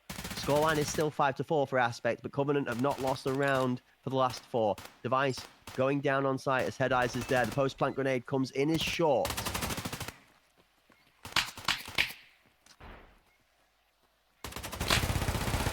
With all these smokes in the line, we'll see Boot picking up onto Nick. And again, that's why it's good to hold on to some of that utility. You can try to maybe find some counter smokes for that retake situation. Ghostly will dance back here, and now we see Head Eyes finding Dominic. Numbers beginning to fall here for Covenant. Too many angles to have to peek through, and the time starting to drain away. The pressure building from both angles as stopped from Nova as he swings that 1-2. Nova's starting to go a bit crazy. IFP has to step up and do something similar for 2 of his own. He nips and swings for the 3rd. There's no way. Oh, the reaction time of some of these players is crazy. IFP feeling like he's fulfilling some of that iFast peak energy that we first thought when we first saw him in the scene. Yeah, I've been told it stands for I'm for peace, but I'm not sure that's true after given the fact that he's out here just decimating some of his foes on the battlefield. Up 6-4, they enjoy that 2-point cushion momentarily. Covenant, they've begun to mount a little bit of a comeback here. We see Exquisite, both Nova as well, into double-digit kills, much like Boop and Tom on the other side. But we saw Tom at 10-1 through those first few rounds. He's at 10-5 now and has gone a little bit silent. First round in a long while for Aspect to put on the board. It extends the lead back to 2 in a crucial round, an all-important round when it comes to timing and tempo. You see the bomb rotate across from that elevator position, actually back towards the lobby. You see the quick heaven push out from the number 3, Nick the Man, and the number 2 push towards the B main position. He's going to come through absolutely clutch for Covenant as they catch the rotation with its pants down. IFP is going to walk into the B main push as Ghostly's already here watching the bombs down. Nick the Man has IFP, and it's all falling apart. Quick adjustments here from Covenant from that last round.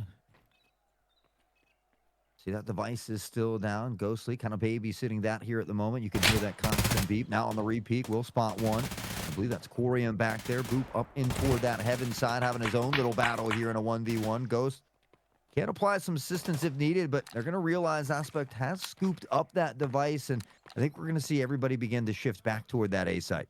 Here's where it might get interesting. This might just be cinema for you. Here's the 2 that you expect from Aspect to be able to cause the most chaos. It's the Bash brothers. Corium and Buparino both on site together. Dominic's close enough to be able to challenge. You know Buparino's going to hold down for the bomb to get planted. Corium manages to get that device down, but the backside's exposed. Exquisite comes in. Ghostly kills his teammate, but Dominic deletes Corium, so it's all good and dandy. Almost a flawless round as Covenant find themselves with another one on the board and close the gap back to 1, 5-6.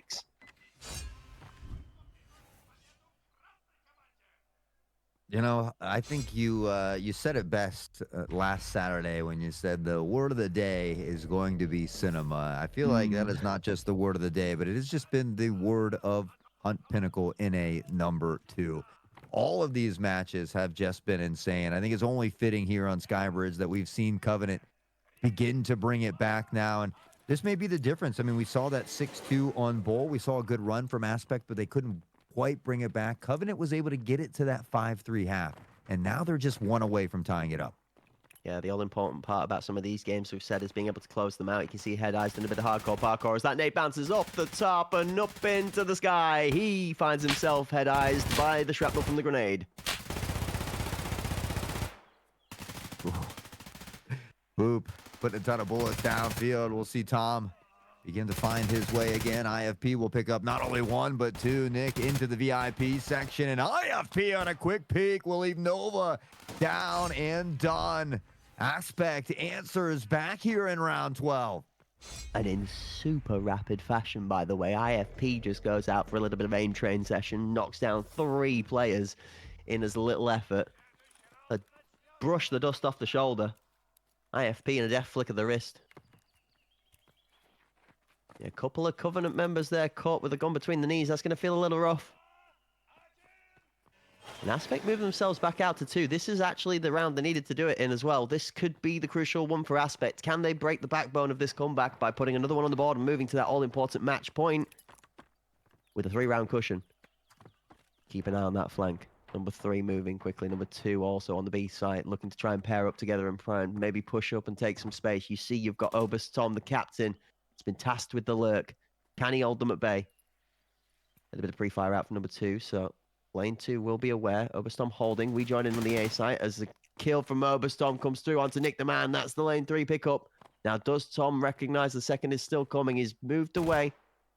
He's going to hold in the back lobby for this rotation. Meanwhile, Bomb Squad, head eyes to site. As Aspect look to plant. Well, we'll go down. Numbers, time will begin to favor them as well. IFP has found Exquisite. Looks like Head Eyes maybe wanting to pressure through that as well. Feeling a bit brave here, but Covenant time slowly ticking away for him. Yeah, Dominic trying to audio bait with a little bit of a prone there, straight back up from the prone position to try and see if an aggressive swing off the site will come through. Ghostly trades. It's Pooperino that picks him up. 2 versus 4. Covenant find themselves under the pressure. 20 on the clock. Dominic finds one. Nova swings round. IFP's timing's just slightly short of where Nova is on site. He gets a glimpse of Dominic. The second comes through as Corey goes. Cover from Dominic. Corey gets 1. Corey gets 2, and that's going to be the round. Aspect do move to that all-important match point. At number 2, Hort were 1 away from a tied-up series in the best of 5 for the lower bracket grand final. Just 1 away. Aspect.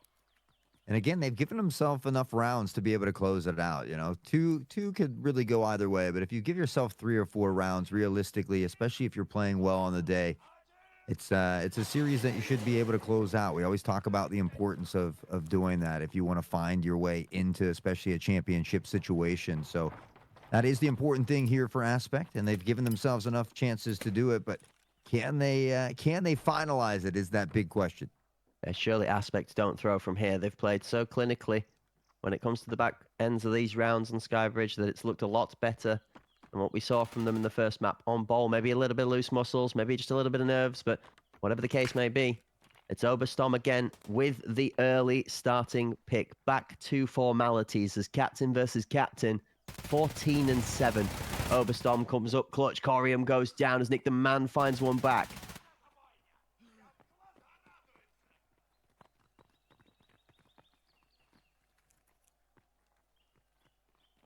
Things will slow down just a little bit for the time being. We see Tom here. Knows there's at least one on the other side. Maybe not aware that Ghostly was tucked in there as well. Ghostly able to find the pick. They try to shift on toward the site. The device not down yet. IFP. He's been a monster in these last several rounds. He does find Dominic. Player advantage favoring Aspect here as we see IFP slowly shifting away. Nova able to catch Head Eyes. Ghostly just on the other side. And Aspect still trying to scoop up this down device. Yeah, the one thing that's playing to the favor of Covenant right now is that the device is down, but in a 1 versus 2, Ghostly's going to find himself getting pincered very quickly. He spots the peak from the side of lane 1. The bomb is just there to be collected. Aspect's not interested in the fight. They're just trying to get that bomb to site safely. IFP's going to tuck and duck away. Ghostly's going to peek out. IFP's pre-fire to cover off so that the bomb can get down onto site and get planted. 18 on the clock, and it's not going to require the bomb. Instead, IFP's just going to delete him. Aspect do take map number 2. Skybridge with a 9-2-5 scoreline, and the score for the series ties up 1 apiece. Yeah, I mean, they both win each other's map pick. Very close. 9-6 in the first one, 9-5 here in the second one. So we might just be in for a series here if Aspect can continue to play well. It seemed like they just didn't really have it going at the beginning of Bowl. After that break, we saw them come alive maybe too little too late, but they really slammed it home here on Skybridge, and that was the important map for me. We saw them lose 9-2 against this team on day 1. The fact that they come out and win decisively as 9-5, I think, is a great thing for Team Aspect. It's a great showing from the captain in this game. Honestly, Aspect will have to take their hats off and give Oberstorm a pat on the back. It wasn't necessarily 3, 4, 5 kills around, or whatever the crazy performance you want to see from a blowout performance, but it's an important kill every time. It's an impact frag, and then when he was called upon in the multiple scenario, he picked himself up 3 great kills back to back to back. Oberstorm even going on a tear the one round where he was just bursting all over the B side. He was having a great time with it. So you know, shout out to the Aspect leading man, the captain, leading the charge the way it should be done, with strength and being able to win out that fight, captain versus captain. I know Exquisite is going to be feeling the burn on the back end of that rivalry. CK will be looking to try and right those wrongs in the next match in his mindset, and not being able to let that rivalry go unpunished. But the way Oberstorm's playing, he's going to have to pick his game up because Tom has been frying out. Well, I got good news for you, Cracked. We're guaranteed an Iceberg. So at least that's on the cards here for you in our first best of 5. I'm sure you'll be thrilled to be back to that scenery. Still got to get through Bay 5 first, which is where we're headed next. And this is, again, we saw Covenant play very well against Sicario on Bay 5. You feel like they're certainly going to be comfortable on this map as well. So I think we're going to see two legendary teams go head-to-head and clash it out one more time. I did bring my personal DMA card with me today. I brought myself my favorite Iceberg scenery behind me, so I was guaranteed Iceberg today either way, regardless or not. So even though I'm scanning the big and ban phase, I'm still going to be enjoying the fact that we are going to be delighted to competitive Iceberg gameplay. For as much as the beautiful stage behind me is a cool scene to be sat in, it's not quite as cool as the guys slaying out all over the rest of that battlefield. I'm looking forward to Iceberg map 4, but like you said, Bay 5 is the Coliseum of Chaos for our third bout. Now, let's talk about a couple of bits of breakdown and think about so far the results we've had from 2 matches. We've had Bowl, we've had Skybridge, both of which tend to lean more towards the length gameplay, that more longer ranged engagement fights that require a better shot, I would say. Those that are good with the gun skill tend to succeed in those environments a little bit more than those with maybe quicker reaction times or some sick game sense or good rotations. Looking for the highlights from our map number 2, we can look forward to map 3 in a slightly different context. CQB from Bay 5 and a lot more explosive action. A little less about this retake setup that we saw Aspect showing off very well here early on. And a little bit more about aggressive plays being made on the attacking side. Definitely a shift in the tempo for which side the team is favored for the next map as well. Man, nasty from Nick the Man. A little bit quieter towards the middle of the game though, which was a shade surprising for us. Oh, it's hard to be noisy when Aspect put 5 rounds in a row together, I guess. Yeah, I think that was a big factor. I felt like Covenant didn't really have an answer for those first few rounds. So Exquisite, we see him a little jump shot of his own there as well. Corium getting a little bit of revenge in that following round. It was a phenomenal start from Aspect. We would see Covenant begin to battle back here a little bit, but almost in similar fashion that we saw on Bowl, kind of one of those too little, too late factors. This one was clutch up, close towards the end. And again, these 3 rounds that Covenant put in the bag at the back end of the first half really did give us thoughts for a very, very closely contested closeout to Skybridge. It was of the same tempo as we got into the second half. However, the deficit that was put in by Aspect and the fact that they kept that 2-round cushion all the way down the line was what made them... Had to pause to appreciate IFP's nice little 3-piece there for a second, sorry. That was what made them basically the difference in the game. They got themselves the advantage, and then through some great work from IFP in the back half of the game, and we're going to see him again come around the corner and put Dominic in the bin. Second is the right-hand side towards VIP. Nick the Man goes down the third. This was nasty. IFP just feeling a little bit loose with it. IFP was insane in that second half, and really a huge difference maker. I mean, his ability to find multiple different frags on multiple different occasions really kind of kept Covenant quiet and at bay. So much like Aspect, now it's Covenant's turn to get back to the drawing board and see what they can come up with here for Bay 5, which technically is Aspect's map pick. Iceberg would be that 4th map that we're headed to, Covenant's map pick, and if we happen to get there, Fort will be our decider on the day. 2 down. 2 minimum still to go for this series alone.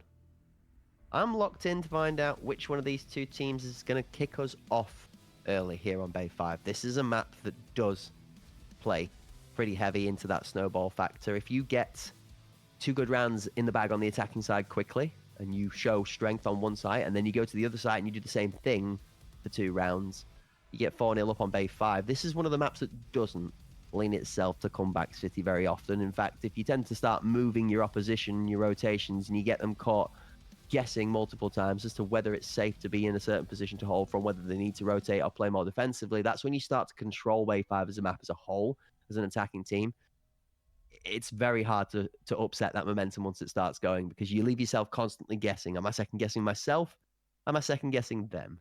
Am I second guessing Tarkov, at which point we should stop guessing altogether and I should just shoot people when I see them and turn the brain off a little bit? All valid arguments. Aspect, they've shown the ability to react. They've got IFP, who is firing on all cylinders, looking like he's flicking wrists as if it's a casual warm-up exercise. You've got Overstorm that's playing that confidence, the complexity and clutch factor for his team really well. Your Bash brothers are fragging out. Corium and Boop both putting in efforts on either side of it. I see Head Eyes helping alongside Tom as well, which is something we spoke about yesterday. It's hard to undervalue anybody in the team, especially when certain people make standout performances. But we spoke about impact. Tom is playing exceptionally well here on Skybridge, but you've got Head Eyes that's picking up kills alongside of him that they might not be the most explosive of kills, but it's important because it's not a 1-for-1 in the scoreboard. It's a 2-for-1 for Aspect. It's a 3-for-1 for Aspect, where there's a member stepping up alongside that player that's making the standout moment. I mean, normally I would agree with you, but Bay 5 yesterday is where we saw Aspect down 7-2. And they did come back. They did break that momentum. They did find overtime. And boy, did they find overtime. They found roughly 7 of them as we broke a world record into 44 rounds in a single map before they would go on to clinch that victory. So I think, yeah, that typically does stand true for Bay 5, but I think that goes out the window here on Championship Sunday, and the fact that Aspect is here and they've shown that they do have that ability to potentially break that momentum. Yes and no. I think there's a different team on the field here today than there was from Syndicate. With no disrespect to the Syndicate roster, as I've found myself becoming a big fan of the lineup of how they've played throughout this tournament, and you can definitely argue that if you took each of the 5 individual players, they're equally as skilled as either of these 2 rosters here in this fight, but they've had a lot less time playing together. They're both Aspect, maybe not as much for Aspect, but the Covenant roster for sure and the Aspect roster have spent time working towards this for more than a few months, shall we say. And yeah, I don't think the Covenant are going to be as easily dealt with, or especially if they put themselves in a 7-2 situation. I don't think you're going to see Covenant lose 5 rounds in a row like that to have it brought back. We've seen 3, 4 at most for either of these teams in both maps to be able to turn and draw advantages back for. We've not seen anybody put 5 in a row yet. I mean, anything can happen on Championship Sunday, and you know, I'm impressed that Aspect was able to bounce back on Skybridge as well as they did, especially after that kind of tough go on Bull. So, you know, I'm glad to see that they can kind of weather that storm, come out on the other side, and continue to trudge forward. But you feel like they need to win Bay 5 if we want to see forward. I felt like Covenant, at least historically, is a stronger team on Iceberg. Obviously, we don't know a lot about the teams because a lot of teams do kind of avoid Iceberg if they can, but I don't know. Maybe I'm slowly starting to become a little bit of a believer here. Aspect looked really good in that last one. Very curious to take a bit of a stethoscope or a telescope and look into the inside of your brain cells right now and wonder what's going on inside that circus. I think he cooked, but that's okay. We're all right to have offering and opposing, shall we say, opinions here in the commentary booth. Personally, I don't think this one's decided. I think the 1-1 split of the map picks is Aspect's motivated response to dropping their own map pick in the first one, and maybe a couple of jump shots that maybe poked the bear a little bit too much. I do feel like we go into map 3. Well, I mean, we are in map 3 with a completely reset scoreline. It's a 0-0 scoreline now, and it becomes a best of 3 for all essence, where we are in a best of 5 with both teams at 1 apiece in a tied scoreline. It's a reset for both teams that gives each to a moment of thought.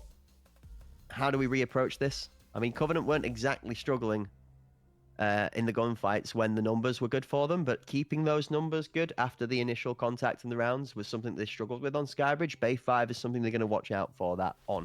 Going to be looking to try and keep those battle buddy systems and the numbers together for them so that they can win out on those early fights. There are too many times as well that Exquisite went down to Oberstorm early. That's something we're going to be keeping our keen eyes on, is which of the captains is going to win that early duel. Are they going to be fighting each other on Bay 5? Because that's another thing that isolates 1s and 2s a lot more. Bay 5 is spread very horizontally across the map.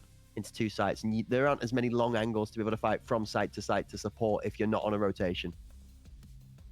And I feel, much like Iceberg Bay 5 too, it's important to have some type of mid control. You don't really need to force a lot there, but we often see at least one member from both teams, whether you're kind of anchoring or keeping an eye from gap or sandwich, or you're just kind of on that lurk role, preventing any rotations. So I think, mid control, whether, again, you just have a single person kind of locking that down, is very crucial on Bay 5. If you can find that pick early, it really opens up a lot of opportunities for those attacking teams. Yeah, absolutely. Attacking side start is going to be the keen focus for the majority of the people at home that have been, I guess, reading further into the nitty-gritty of what goes into the competitive gameplay. I'm actually just having a quick nosy now down the rest of the map picks for the attacking and the defending side for this one, because I'm really keen to see what we're looking like the further we go. Aspect are going to start on the attack here in Bay 5, which for me is the real test. Covenant have shown that their attacking side was a little bit weaker, I guess, than Aspect was on Skybridge here. Now they get the chance to take the foot off a little bit and chill. Both teams that have attacked first have lost the map. Are we seeing a similar repeat?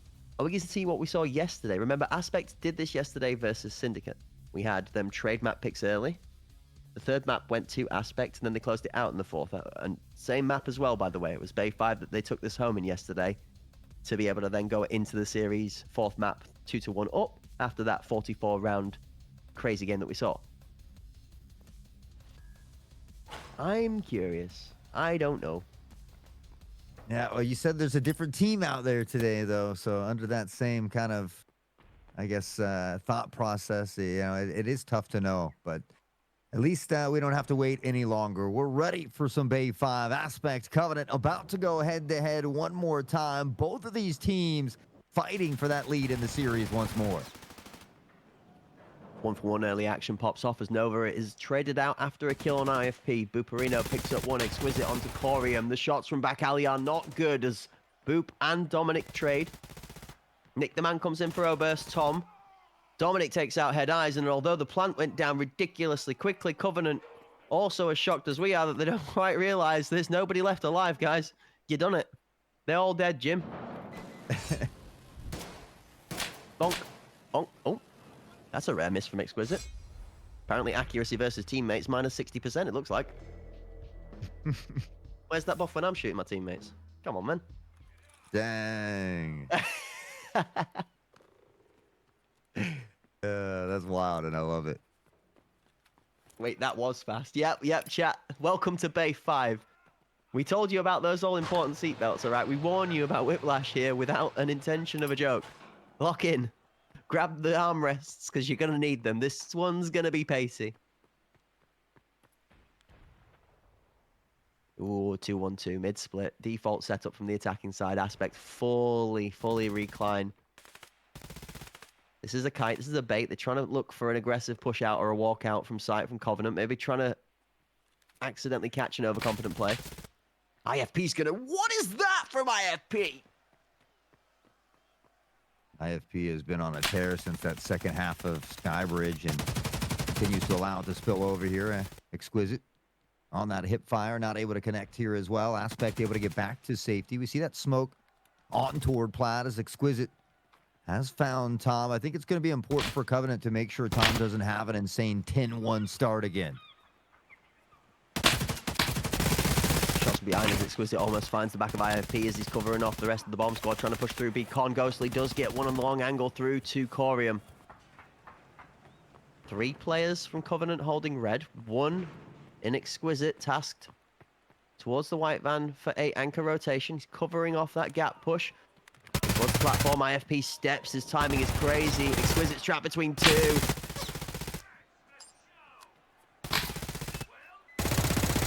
It's a nice little play there from Aspect. They kind of get in between the defenders here of Covenant. Nick will be dropped as well. Ghostly now on a 1v3. Aspect, look at the tie it back up here in round 2. IFP has been a menace as of late. Has another big round this time, a triple to boot. Boop up to 4. And with that, we will see Aspect tie it up.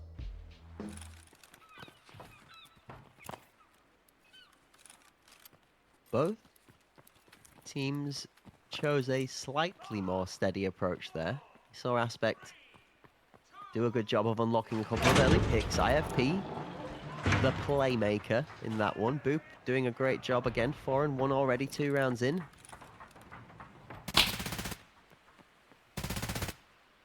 In towards the B site. 4 strong, 1 through mid. 1 holding gap from Covenant. Tom versus Gap. Exquisite gonna win out versus the captain. That rivalry continues. For IFP. Put some bullets through the smoke here as well. Looks like we might consider shifting toward that harbor side here. Covenant has sent the majority of the players toward this B site as well. We can see Exquisite kind of anchoring down any of those mid rotations that may come through.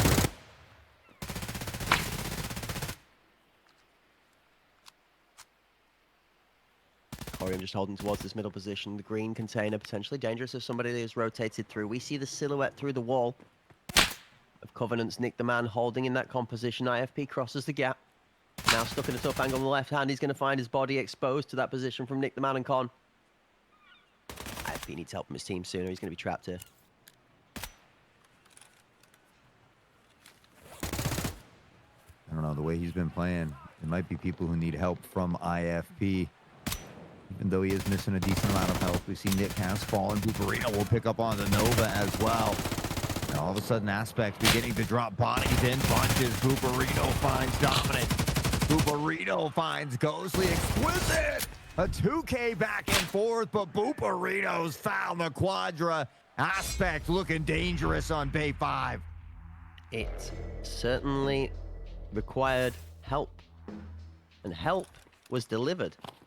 Corium is the one to step up and pick Nick the Man out of that con position to allow space for the other Bash brother to come in and do the rest of the work. A 3-person movement in towards that site. IFP and Corium together managed to make that happen. Like you said, a big 4-piece from Bubarino is going to get him an 8-1 scoreline 3 rounds into the game. Again, lots of metal telegraphed towards this B site. 2 members of Covenant here to support, 2 rotating from CT there soon.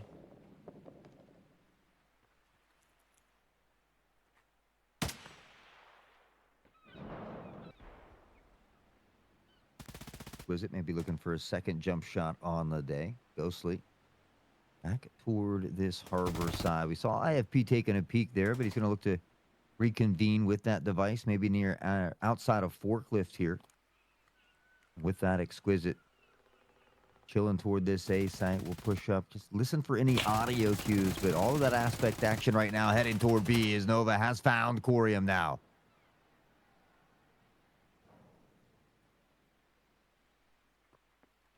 Seems like Aspect are a bit of a fan of M&M as they're going to go back round the outside, all the way away from B towards that A site. Fire Escape now populated. 2 strong bomb and a battle buddy is actually going to hover at Fire Escape as that bomb lurks towards Tetris on its own. Cautious of a push out from A plant, maybe an alley positioning. We can see that post counter plant positioning from Exquisite as he holds over the A site.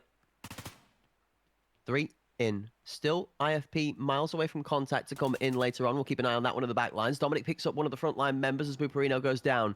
IFP rotates top across left mid towards Maze and gets taken out as well. Now Aspect are found running around the map a little bit like headless chickens as what looked like a great rotation gets picked apart.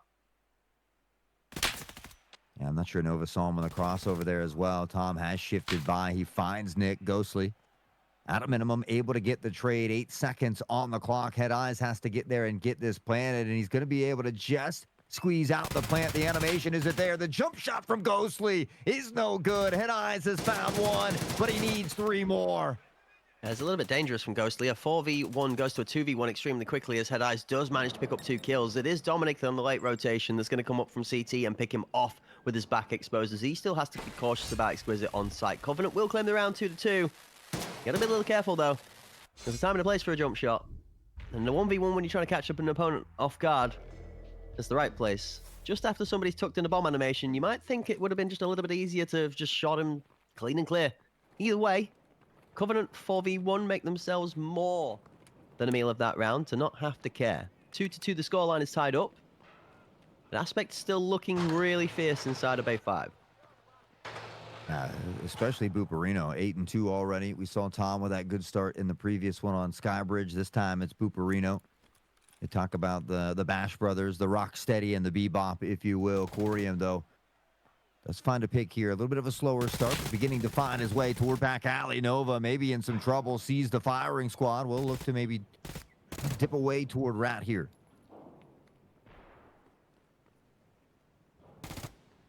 Now we've seen Aspect kick it up a few gears.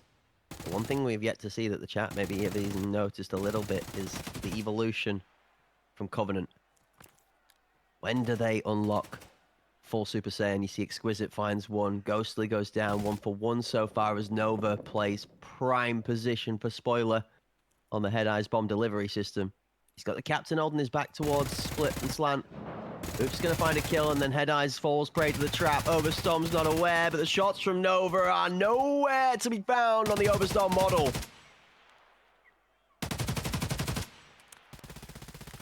Fortunately, Tom gets stuck in the hallway here. Exquisite will capitalize. Nick picks up on the IFP, and Buparino, who's been that clutch factor, will find himself alone. Jump shot not there. Exquisite from behind, and Covenant will find a way to fight back here on Bay 5. They'll enjoy a round lead here momentarily. Yeah, a little unfortunate for that as Nova's trying to reposition himself with a little bit of movement. He gets caught in a piece of scenery as he's trying to land those shots. Just slightly puts that crosshair placement wayward. Good cover from the team, though. An all-round effort from Covenant as they lock in. We're still yet to see the Just Business face from Covenant. Aspect seem to have come to town with the Just Business face on and locked in. Covenant trying to find a response. They're up by 1 here in Bay 5, Hob, but as we've said, this map is super volatile. A scoreline lead will not last long.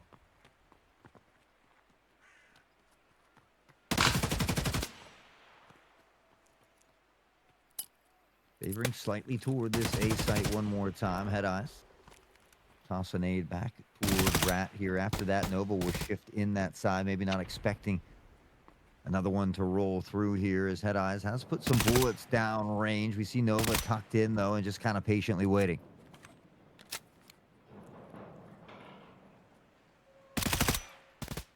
Head Eyes is kind of aware of this position, but you see, like you've said, that head tucked down.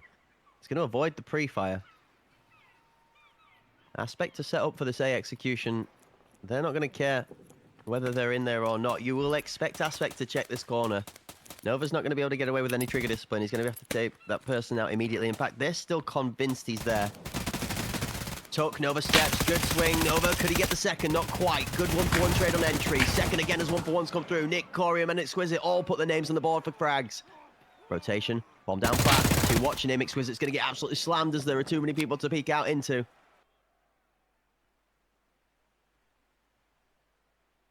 They scoop up that device. They're going to quickly head the other direction. Dominic will begin to mirror that through back alley here as well.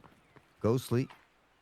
Is he going to hang out toward this A side? It looks like he's going to go with his buddy here and maybe look to use the numbers, but Aspect has gotten away safely. They've got plenty of time to get this device planted here as well, so it will be up to the retake here from Covenant.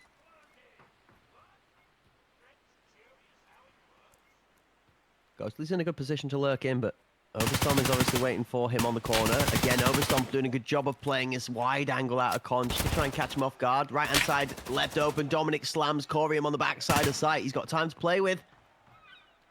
But we've seen the cat and mouse games from Overstorm. We know this guy might as well be the embodiment of Tom from Tom and Jerry, as his track star skills are legendary. Here comes Tom on the push, the big swing, and Overstorm. You don't play a game of Tom and Jerry with the King Cat in the court. Tom takes it home, and it's around for Aspect, pulling it back to a tied scoreline. Oof. I just start to think about yesterday and this series kind of resembling that a little bit here, as both these teams trying to stay out in front of the pack, trying to maintain that lead here.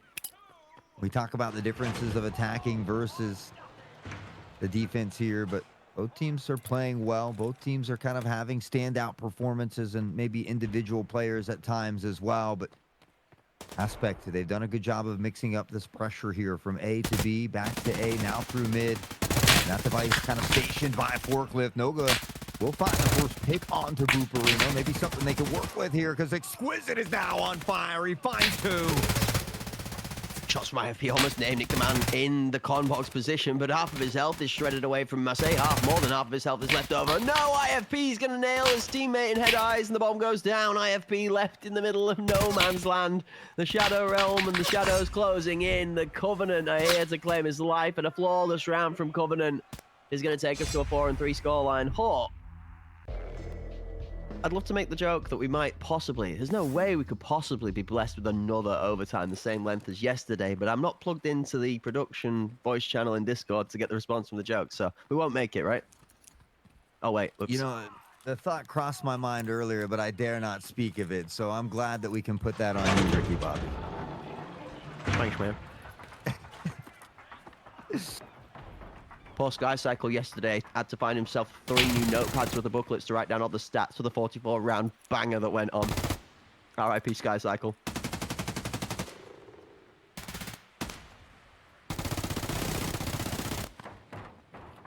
A lot of shots ringing out here early. See Exquisite begin to back or take a little damage while Aspect, excuse me, is backing off from this B side. A quick rotation toward A. You keep an eye on that mini-map. You'll see Covenant suddenly kind of mirror that. They post up one at mid, though, and Exquisite finding Booperino on this rotation's huge. Boop has been up to 9 kills already. If you ever want a first pick, that's certainly a great one. Ghostly goes down, but 12-3, Exquisite still alive. You're right. That confidence coming out of the captain of Covenant right now on Bay 5 might just be the difference maker. Aspect look tight and clean when it comes to pushing in on site there. Execution has been very good, but the ability to win out the gunfights has just been missing. Speaking of missing, the members that were forcing in onto the site are slowly starting to dwindle away. Exquisite and Nova combined together for 1 apiece each, and the bomb now collected towards back site. The only saving grace is IFP is gone with the wind. The only thing he's doing, though, is he is rotating straight into the main man myth and Legend himself, and Exquisite down in the peak angle. Exquisite's going to pick up IFP as the bomb goes down again. Covenant, a super confident round here in the 8th. Orium all alone here. Device tucked down toward mid. The step out from Exquisite is good, and with that, Covenant will enjoy a winning half here, but so far, we've seen the team that has that winning half go on to kind of finalize their game. So we'll see if they're able to stick true to the theme here today. 5-3 first half, 5-3 second half, and overtime bound for sure, right? Guaranteed, honestly. At this point, we might as well just put it in the books. You'll love to see the fierceness from both teams, though. Exquisite, 15-3, by the way. 15-3. We've had some great performances from both teams and a couple of different players so far. Captain to captain, back-to-back standout performances from either side. Just the top tier levels of competition in the NA scene. This is what you get. Heat from the grenade as that one tries to seek its way towards its target top mid. One tucked left side of Maze from Aspect is going to avoid the damage. Swap sides now, Hawk. Covenant on the attack. Shows what they've got. There's a nice one from Ghostly to kick it off here. See if he can find a second. Gonna let those pre-fire shots ring through the box. Has to dance back dangerously. Able to escape with his life, though.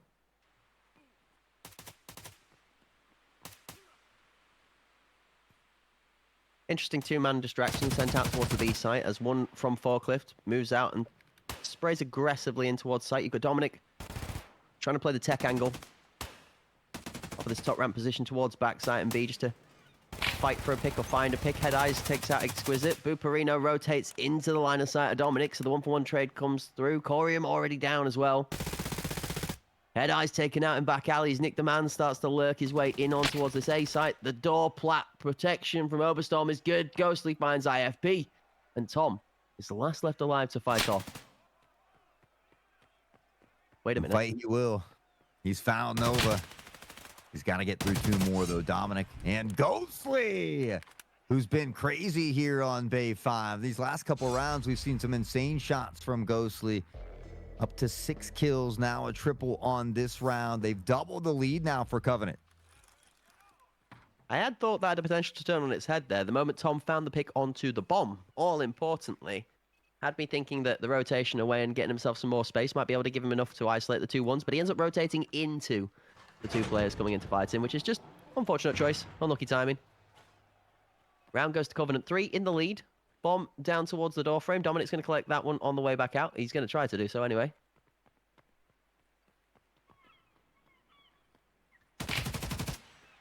Oh. And it's Ghostly again. I mean, he's finding these early picks. Yeah, it says 3 down there, but we saw him get 3 just in that last round. I think he's currently sitting at 6 or 7 kills.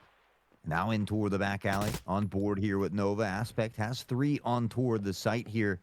As we see some of that utility maybe beginning to be used here. That smoke towards back alleys didn't do a good job of delaying the 2 members that are tucked out there from any form of entry. Third now in support. This is tech. If you've not seen this before, this is smart. Boost over the top. Should see over the top of the smoke to the back alley peak. You see that position that comes and rotates round from the long side for CT. Now fully visible thanks to Nova and that boost. The way that one executes, folks, crouch down. And then you have to scroll up, but Oberstorm and the Aspect squad are aware of this peak, and he gets slammed through the top of the smoke from sight. Buparino, nice shots onto Exquisite.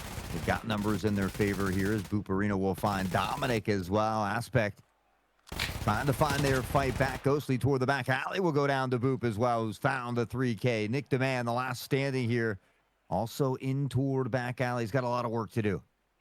There's the one problem with that peak is Nick the Man is going to be able to nail one from the door challenge. He's going to have to start trying to work his way into sight now. That's where it gets tough. His head's going to tuck down. Up he goes as IFP tucks as well. Good movement out of both players in the micro. He's found space to move out and push towards one of the members of the door frame. IFP again on site. It's going to trade bullets. The time is running out, and so is Nick the Man out into his grave. Oof. Okay, so the boost is cool. But the one thing with boosts like that is it heavily telegraphs the play, and you notice, Hort, the second that one kill comes through, the entirety of Aspect suddenly reads the rest of the Covenant positioning and starts to make short work of it. And Exquisite sitting at 15. Buparino not too far behind here with 12. We get ready now for round 11. Aspect trying to mount this comeback here. We'll see Ghostly slowly headed toward that B site once more, and a little bit of an even spread here for Aspect on that defensive side.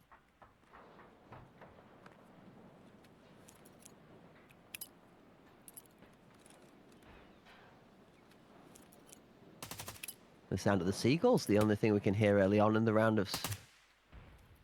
I guess the round of silence we'll call it. Round 11. Never mind, the silence broken by 2 quick kills in the kill feed. Nick Deman and Nova. For the captain, Tom and Thorium going down. IFP's close in the door frame. He's not going to drop the ball. Not once, not twice. Not thrice. As all of the members try and force their way in through the forklift get removed immediately. Buparino is going to bury one as well alongside of it. Now IFP is free to play as leisurely as he likes. The numbers fall real sour for Nova. IFP is surely going to dance all over that 4th kill comfortably after making some swifty moves on the back of that B site. Quadra for IFP, and he was kind of a second half player on Skybridge, all of a sudden beginning to turn it up here on Bay 5 as well, and that's when Aspect starts to get real dangerous. Covenant needs to find an answer here, as they've got this lead at least for now, but how long can they hold on to it?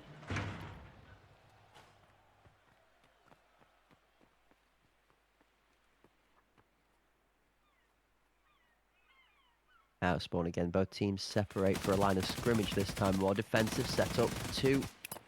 1-1-1 split from Covenant as they send the main strength of the squad, the 2-man, towards that hell position. You get a nade out of Nova that goes off just in front of top red that picks off top mid from Aspect. A very deep defensive CT spot. But all of this lacking audio will have telegraphed. So good choice of textbook grenade use. Oh, Head Eyes is going to fall prey to Nick the Man. 3, 2, 1. Goodbye. Timing is a fickle foe and friend at the best of times. Covenant playing the better edge of the knife on this one. Yeah, the fact that Nova finds that nade kill on the IFP is huge as well, coming hot off of a quadra kill round.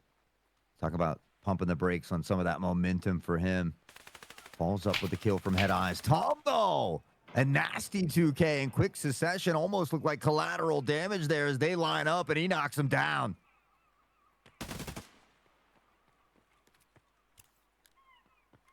Three-man strong push from Covenant towards the middle section where there is zero defending space, though, is an interesting one. 3 versus 3, but the map split is complete 50-50. Tom is going to make the all-important pick, though, on the rotation. Nick the Man with the bomb goes down, and that delays that rotation just long enough for support to be by red before that plant comes in. Now Covenant have to risk losing a member to get this bomb down. Vice planted. AP don't push in until after the first. There's 2 quick kills. They don't need to. They don't care. Big man Tom. And there's another 4-piece for Aspect. Look at that. All tied up now. 6-6 Aspect. They've done what they needed to do for the comeback. Now they just need a little extra to get over the edge. Exquisite has been a little bit quiet after getting up to 15. Nova, another one of those shining stars who we've seen have big games, has also just been a little bit quiet here on day 5, at least for, as far as what we're used to seeing from Nova.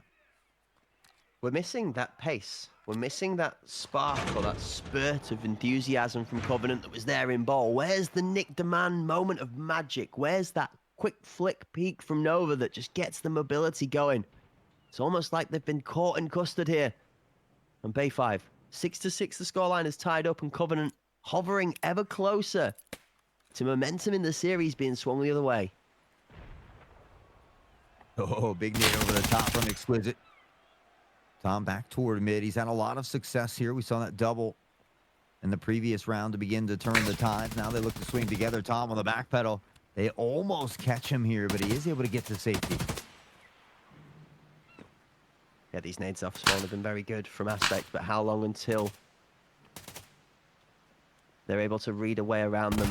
It's only been 1 kill per round so far, but top mid kills claim control. This allows Covenant to start to push into the Aspect backline. They have 2 players left alive as Ghostly knocks down Bufarino. Exquisite finds IFP, and it's all down to Head Eyes. With some really great teamwork and positioning there from Covenant. We saw in toward connector Ghostly in that battle where Exquisite has his back on that secondary peak. Head Eyes in a 5v1 with only 37 seconds. Covenant realistically should go up by 1 round here at the end of this, but how many can Head Eyes take with them?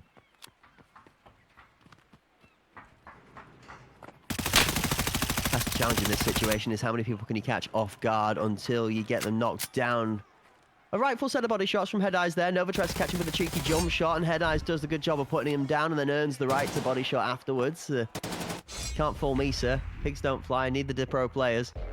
So that one goes down. He's going to find himself running on into the open back as one of the last remaining members are tucked into the comm boxes.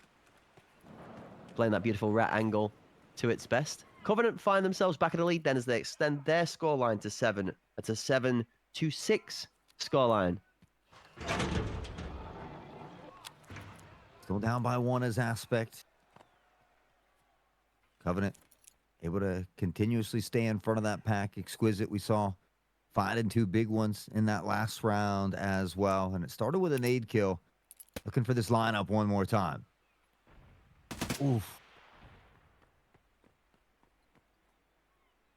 See Snarks in the chat saying it'd be nice to see at least 38 rounds again on Bay 5. Brother, if we're going to go 38, we might as well at least try and break the record again. Come on.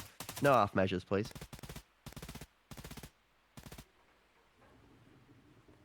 Half measures have been passed to the wayside for both of these teams as we move on to the later stages of this map. Map 3 in the series, the Golden Willy Wonka tickets up on the scoreboard. 1 apiece per team shows they are 1 each in the series of the best of 5.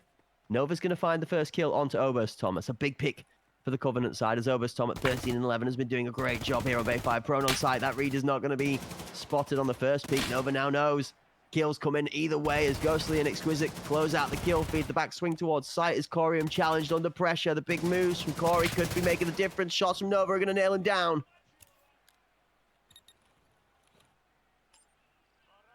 Familiar scenery. Head Eyes all alone. This time on a 4v1. We'll find Exquisite.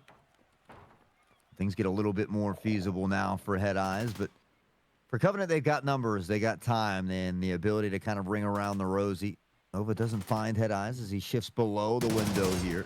Ghostly, the jump over, and Head Eyes goes down. Covenant, they've gotten to that elusive match point and a chance to go up in the series now.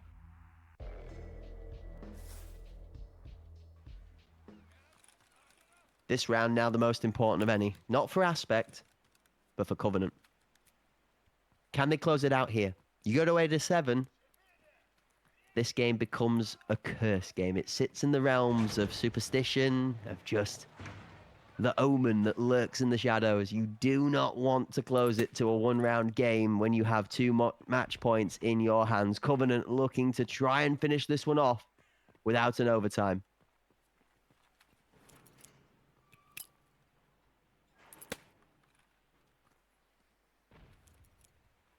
Grenades over the top to start things off. Nothing will find a home just yet early in this one. Exquisite looking to hang out toward mid here. See Tom getting to rotate here on that mini map, just kind of hanging out around that sandwich gap area. They're going to go head to head though, and Exquisite does win this battle. That makes it tough. We talked about that mid control. It's going to open up a bit. Head Eyes able to shut down Ghostly here momentarily. Shots from Exquisite to the CT plat are almost spot on. They don't quite find IFP. Black in connection for the kill. Leaves him open as the second comes in and knocks him down from a different angle. Now, device planted, but at the loss of 2 lives as Pooperino and IFP both managed to pick up kills. IFP goes for the dolphin dive and ducks under the bullets of Nick the Man. You wanted cinema. Aspect are here to play. That click of the bullet at the bottom of the magazine is going to spell doom and despair for Nick the Man, and Aspect are going to close the scoreline to a one-round game. Hort, why do I smell an overtime? Don't say it. It's coming, brother. It's coming. You know it's coming. I know it's coming. Chat knows it's coming. Production knows it's coming. Let's just accept it now, and then we can enjoy the gameplay, all right? No, honestly, I enjoy some overtimes. I don't know if I enjoy 7 overtimes, but I do enjoy some overtimes, and I love the fact that we do have this close competition between these two teams. We always talk about how a lot of these teams continue to grow, and you know, I think the skill and the outcomes of a lot of these games kind of showcase that. So I love the fact that we do get to see this close competition, but you know, I think you're right. We might have an overtime on the cards. Covenant really wanting to close this one out before it happens, though. You feel like that momentum, if we get there, might be shifting in Aspect's favor. And you are right. 7 rounds of overtime stinks. We can have 14 instead. That'll be good. This time, however, we're still in regulation time for the time being. 7-8 Aspect find themselves down. Only 1 for them to be able to squeeze an overtime out here. Covenant, 1 last shot to take map 3. We've got Tom and IFP holding back towards B site. We see a third tucked into con, just out of our view here in the spectator camera in that con position. Nova almost can find Tom's head. He does manage to pick off the pixel. Exquisite matches him as well, and 2 of the big fraggers from the Aspect lineup. The 2 teammates with the 10 kills in the feed are both down. Head Eyes is going to be there to hold hostage. Exquisite Ghostly goes for 1. Corey finds Nick. Back and forth all over the pitch. Back and forth has been the theme of these couple weekends. Corium finding Nova, though. Able to bring it back to a 2v2. Teammate in behind. Communication or call will come in. We see that device shifting around here as well. Ghostly has good positioning in toward the site here, but this first initial entry could be tough for Dominic.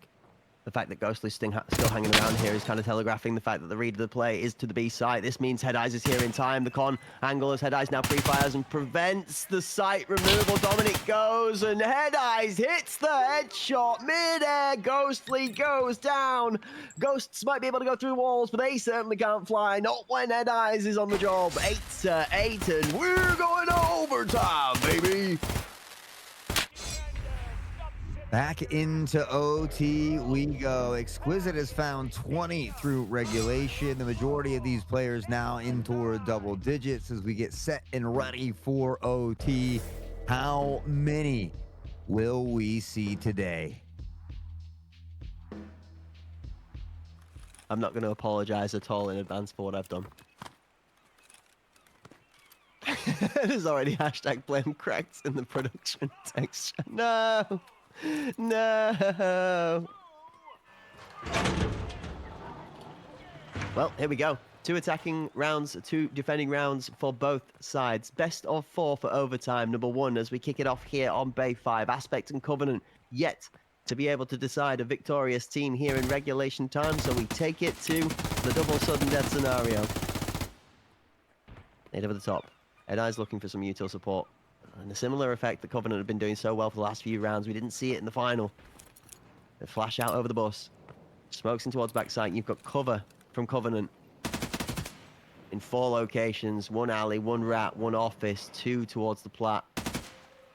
Aspect not committed just yet, Hawk, but they really are setting up for this. Look at the tech, the boost peak trying to come in by the bus. Both those jump audio cues will have come through. Don't want to risk that too long for fear of having your head taken off. The jump peak on the plat as they move in. They weren't ready for Nova in the corner this time. He finds one. IFP able to get the trade, though. Shots continue to ring out. Booperino will look to snatch up some goodies from a fallen teammate here. Exquisite has found IFP. That rotation through mid has been called out. The device sneaks by the Tom. He'll cut off here momentarily. Ghostly and Nick combine for 2. Head Eyes on the site. He's gotten away with that device. He'll find the plant, but he needs 4 kills. We can look at it in a little bit more detail after the end of the round, but there was a big mistake made there from Aspect's perspective that's going to cost them very dearly. Head Eyes has got 3 more competitors to take on. He's good for 1, but that's it. So we talk to the misplay. Booperino is caught with his hands in the cookie jar, trying to rob a model of some extra bits and bobs when the rotation priority is imminent. In taking too long to get out the office windows, Boop gets caught on the rotation, leaving his teammate in mid-open, who also gets picked because the system isn't there. Head Eyes is isolated in a 1v4 on site. The rotation was open. If all 3 of them just went when the call was made, I think Aspect have themselves a good post-plant fight there, but that one's in the history books. We can't think about that for now. They have to look forward to try and rectify that one and come back even stronger.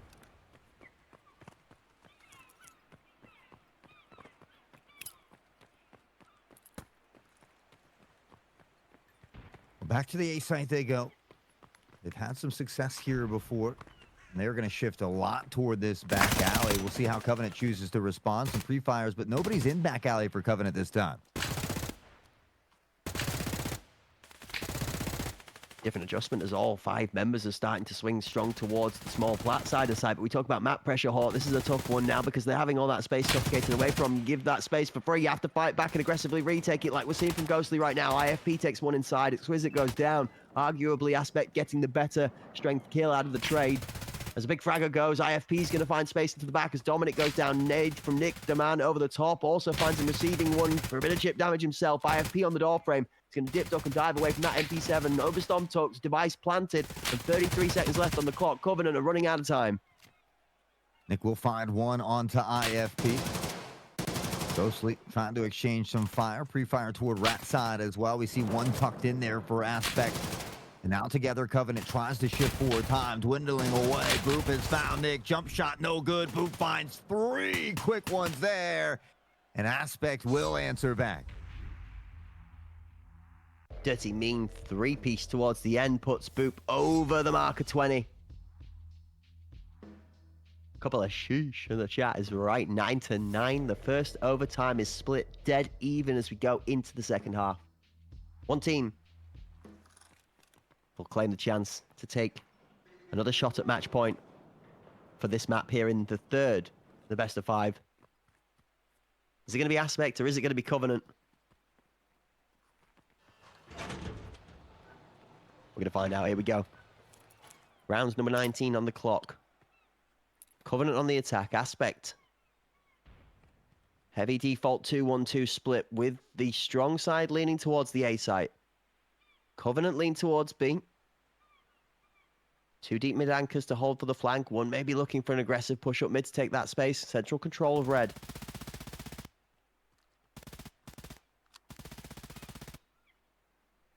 We've seen this fight from Tom a lot here at mid. He's actually going to pull off a little bit. Fade back toward this B site. Still 2 anchoring for Aspect over toward A. We'll see Boop slowly make his way toward Platt, making that rotation a little bit quicker if it needs to come in. The call goes out. Tom has fouled Nova at mid here, though. It's pick after pick, and it's all Aspect in the kill feed. You've 2 members left alive for Covenant, Dominic and Ghostly, in a really tough spot with 50 seconds left on the clock now. They have the device. There is some form of gameplay towards Harbor, but as we see that CT position from Buparino, you're not getting out of Harbor free. There is Boop for the first of the last 2 kills.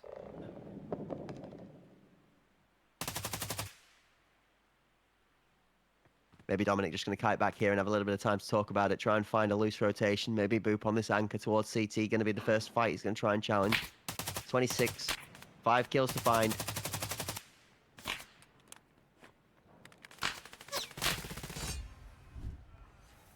Just Not going to find a much to single do. one.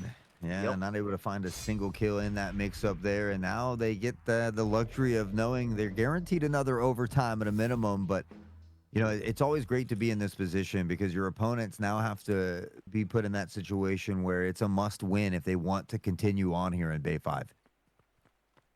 10-9. Aspect find themselves with a chance.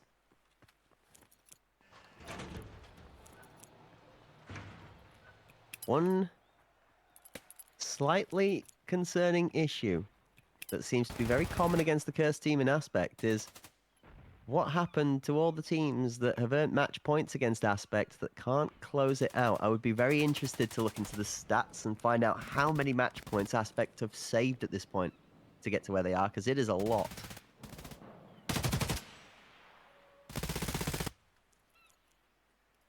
Covenant needs one more on the board if they want to save themselves for Bay 5. An Aspect map pick that has gone the distance and some so far. Exquisite. Tom here at mid. Corium's going to find this first initial pick. Nova tries to spray through the wall. Doesn't connect. IFP has taken some damage, but Corium's found another. It's going to be almost good enough for the second. Exquisite's going to trade one back as IFP takes him down immediately afterwards. Nick the Man is there to also close out his end of the bargain. Corey just sneaks his way out of the back of sight. Head eyes keeping Nick the Man busy. See that third extra member from Aspect in Buparino who's just trying to lurk on the edge of the fight, find his way into one of the 2 angles. Both challenged. Nova nails Boop 2v2. 40 seconds left on the clock for Covenant to keep fighting their way through this, but they're on the attack, and the bomb, the bomb is in no man's land. Nova's going to jiggle his head into the bullets ahead eyes. That's an immediate deletion. 1v2. Nick the Man to save the game. And it's not going to happen. It's Corium that closes it out. A headshot on Nick the Man to finish off our third map here.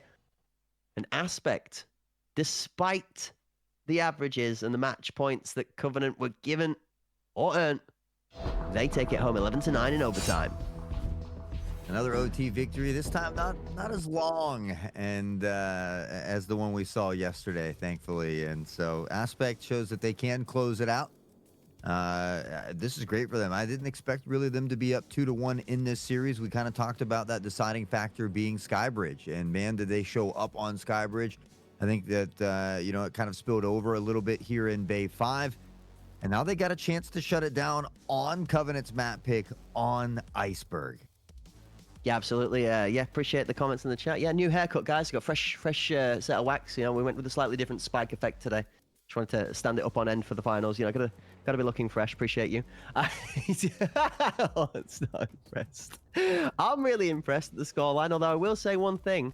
We made a comment before the beginning of today's broadcast, Hall. I said to you, I wouldn't be surprised if we see this one go to 5. I wouldn't be surprised if this is a long, drawn-out match all the way to a full 5-game series, and I am still convinced that that's where we're going, unless Aspect have some miraculous play to pull out of the bag on Iceberg. I do feel that Covenant are heavily favored going into this one on the paperwork. The gameplay today suggests something, however, elsewise lacking.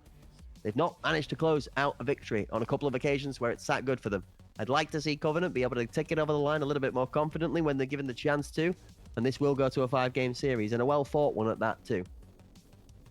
Yeah, Bay 5's the first time we've seen a team winning at halftime and then go on to lose the game as far as this series goes. So Covenant going to be feeling some of that pressure here on Iceberg on their map pick. But for me, it's tough to tell because we haven't seen Aspect on Iceberg very much, if at all, on screen. So it's kind of tough to tell, how well they play on a map like this. If they have been practicing, I mean, you like to assume that this is still a map that they practice, that they're going to be comfortable on playing, maybe just not one of their favorite maps. So, we saw Covenant pick into this yesterday or the other day against Sicario. It didn't work out for them, but, they need it to work out for them here or, well, we'll be saying goodbye to them. Certainly do need to see some form of improvement from Covenant in this next map, or they are going to be saying goodbye to their tournament hopes. We have one, maybe two more maps to decide our first series, and this is simply to select a team to go and face off against Sicario NA in that all-important grand final, which will be featured after this one. We're going to be closing out today's Pinnacle broadcast, crowning you guys a champion, so that we've got a team that you can fanboy or fangirl over whilst collecting all of those drops in the very near future. Maybe you found yourself a new stream that you want to swing by and watch to learn some more tips about the arena yourself. Maybe just tuning into today's gameplay is going to help you improve your performance if you found a new grenade lineup, or maybe you spotted a new line of sight you didn't know about before. Well, we're glad to be able to provide that wonderful wisdom to all of you guys at home, and hopefully keep you entertained in the process. Obviously, a blessing for myself and Source to be sat here swinging in the breeze with all of the action for the cool kooky pros that are cooking up inside of the arena. We've had 3 maps worth of MasterChef work so far. We've got to cool it down. It's time for dessert, Hot. We're delivering en glace. Honestly, for Aspect, I mean, they're looking good, but regardless, I mean, the longer this series goes on, we have to remember that Sicario's waiting on the other side and potentially another best of 5. So for both of these teams, they want to close it out as quickly as possible, but as we see this series begin to lengthen, it's probably going to get tougher for whatever team goes on to win. We'll take a quick look at the highlights here from Bay 5. Again, it was a bit of back and forth, some sketchiness, some diciness here as well. We would see some OT yet again on Bay 5, but not that monstrous 44 rounds that we saw yesterday. Yeah, we did a couple of mistakes back and forth again from the teams here. The fatigue coming in a little bit now in the length of the series. We'd some slight delays in matching rotation as a team, or a couple of mismade timings, or slightly over-enthusiastic plays that ended up having teammates dying when they didn't need to, but not a single one of the rounds where either team let the ball drop on the scoreline. It was a mistake that was then recovered from, and something that Oberstom has played very, very exceptionally towards again here in this match was he was not finding the better end of these trades versus Exquisite in the mid lane. Moved away from that position, actually left it to IFP to try and get a hold of, and that saw Tom able to create himself some space to start the come alive, and we saw a very nasty round from Tom a little bit later on. Ghostly there hitting some really nice shots. Got 8 seconds left on the clock, as this is the one that Tom closed out with a 2-piece off of the back of Booperino's 3 on site. Nick the Band Nova answering back here in this round. I mean, we saw Covenant go back up on top here after this second half. IFP putting up some big numbers as well. We talked about it on Skybridge, continuing to do so here, this quadra kill. But putting up multiple kills on multiple different occasions.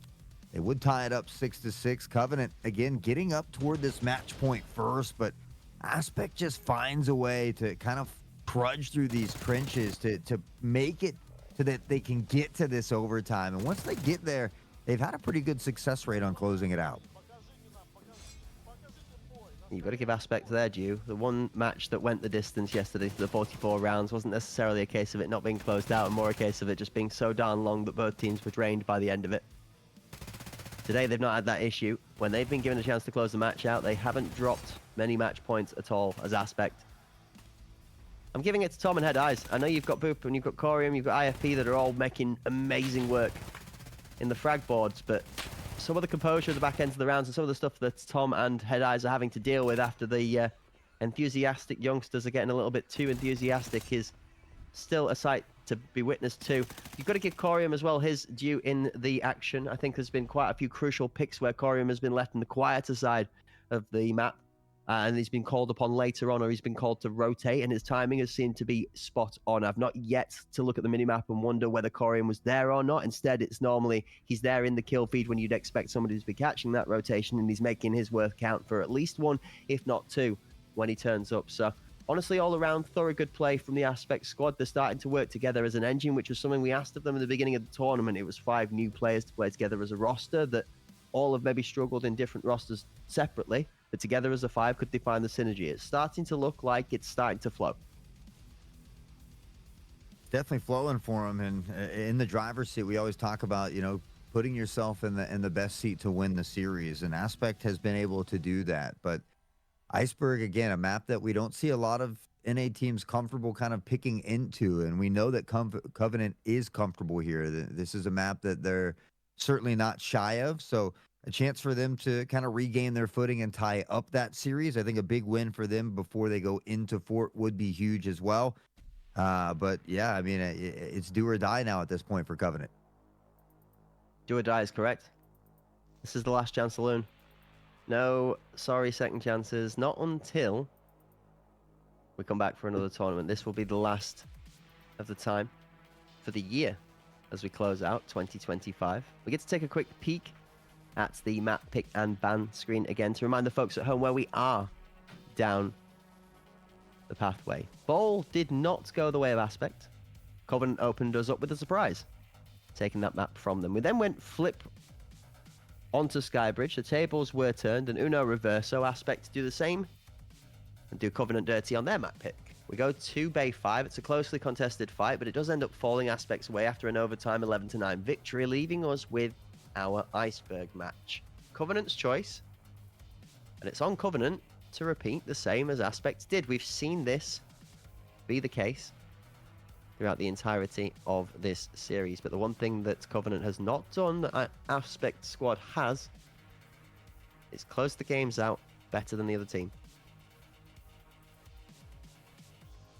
Well, Aspect is the return runner-up from the previous season, so I think they've got a little bit to prove. Obviously, you know, there's a lot of roster changes that went on. There's only 2 really core members, but the fact that they're able to continuously compete, find themselves down, but overcome these big obstacles, even with the shakeup in the roster, I think, again, speaks volumes for how talented these players are, but they still have a lot to get through, and there's a long day ahead of them or whatever team goes on to win this series because, again, there's Sicario waiting on the other side in another potential best of 5 and a team that hasn't lost a single map yet in this. Not yet, I say as I remember that the microphone has a mute button somewhere attached to it. We're looking forward to map 4. I'm not gonna throw any speculations out here. We're not speculating to accumulate, and I'm still believing in that map 5. I'm convinced we're going to map 5, regardless of how well Aspect play on this one. I feel like Iceberg is one that's been tuned into by 2 teams, and Aspect is not one of them. They have to prove me wrong. Happy for that to happen. I'd love to see Oberstorm come out with the biggest bag of tricks you've never seen before. If that's the case, then we are going to be thoroughly impressed and probably more encouraged that Aspect would have a chance against taking Sicario down later on in that second match today for the grand final. Is it going to happen? Different story. I think this one ends up being relatively decisive out of the gate. I think Aspect do a great job of then getting a hold of the game and probably pull it back into a close match. But I do think we're going to find ourselves with the generational Covenant victory in the end of this one. I do think we're going to be due some cinema. Obviously, the fight over the mid lane in Iceberg is a big one to talk about. Both of these teams like an aggressive push from certain players that are keen to go and take fights. Boop, Corey, IFP, probably tasked over towards that B site in the stage to try and get aggressive to stop any full site pushes from the attacking side, just to being allowed free site access. Something you got to be very careful with on Iceberg. Tempo is crucial. If you're not out of the gate quick enough, the attacking team can be on site before you're really able to do anything about it, and shutting down your angles very quickly. Space, again, gets suffocated very quickly on Iceberg if you don't have mid control. So we will be keeping our keen eyes out of spawn on the early utility down that middle lane, and to see which team takes that angle onto Beacon. If anybody pushes aggressive up towards Split, because that's the most dangerous part for the A site. If you don't watch your back, you get a sneaky attacking side member that gets up mid, swings left through Split behind you, and then starts killing you whilst you're holding all the K1, 2, and 3 angles. Well, that can be quite devastating. So interesting to see how it's approached from both these two teams. Do you have a favourite for this one? I know I've talked a lot for the favour of Covenant on this. What's your lowdown on this one, I guess? Again, for me, it's kind of hard to tell because Aspect we don't see playing on Iceberg. You know, I was looking through some of the histories there, and there's not a lot to know about Aspect on Iceberg. So you feel like Covenant is certainly comfortable here. They continuously pick this map, but you know, maybe it's something that Aspect just has on the back burner to kind of keep hidden that, you know, pull out on a championship Sunday or something. So I think we'll have a little bit better feel once we get through those first 3 rounds or so. But just on paper and the fact that Covenant likes this map or it appears that way, I think you maybe want to lean into them a little bit. Both teams are going to lean into the first round. Corey, I'm going to be the one that leans just a little bit too far for his health. Going to take a little bit of chip damage on the opener. No deaths just yet in game number 4.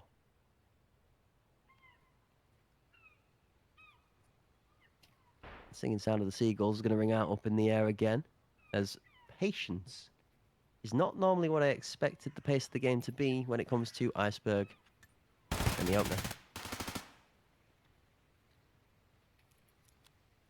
I think it just shows how much these two teams respect each other's skill level. Not wanting to give up that early frag. Exquisite. He says, what goes up must come down. Head eyes put in the ground. The nasty nade. Through the smoke, Exquisite trying to find some work as well. Nick the Man finds Overstorm. Corium takes out Nova. Ghostly puts a few extra bullets into a dead corpse in the ground, which catches his distraction for just long enough for Corium and IFP to make good on it. 2v3. Covenant now down a player in a tough spot. Looking to hold this for that plant. Will find the first. IFP falls here. Now on a 2v2. Deep jump shot from a distance. Repeat's not there. Booperino has found him. Dominic sitting alone here in a 2v1, and this will get tough. 38 seconds. Aspect has numbers, and now that defuse coming in.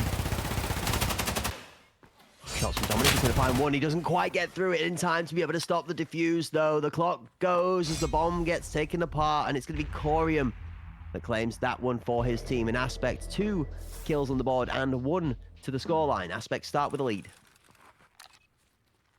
Up by 1 here. Great rotations coming in from Boop and the rest of the crew as well. We saw it looked like they had a strong start to the round. Covenant was able to find a couple of nice kills there. Exquisite had that nade kill as well. They get the device planted. They have a 2v2 situation that quickly turns around. And I mean, we saw some great kills there at the end, just not quite enough time to stop that defuse. So a good start here for Aspect. Can they put another one on the back of it?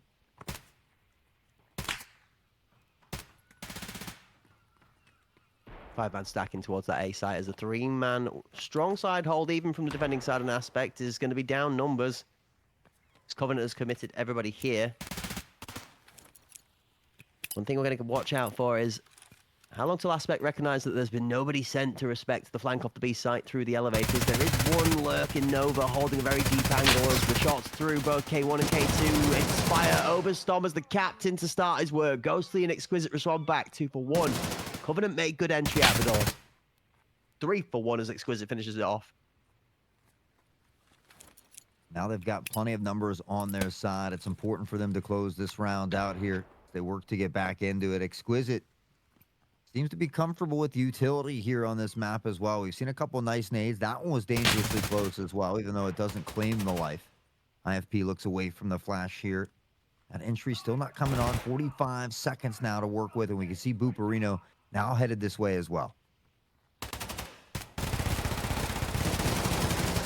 Great fire from both teams. He's going to fully cover the bomb plant audio. IFP's going to swing as he sees that one come up. A great shot from IFP. Denies the plant. The bomb is dropped. And as one of the members starts to try and tuck away from the headshot, Exquisite runs out of bullets. That's going to change the tempo. Nova does find the kill to cover him off on site. Boot last left alive. No 1v3. He's going to go down to Ghostly. Covenant pull around back. Another great round from Exquisite. Finding 2 on the board, up to 4 and 1 now. And I can't say that I'm surprised because, again, we've seen this tug of war, not just between these two teams, but throughout both weekends. The competition has been very fierce and close.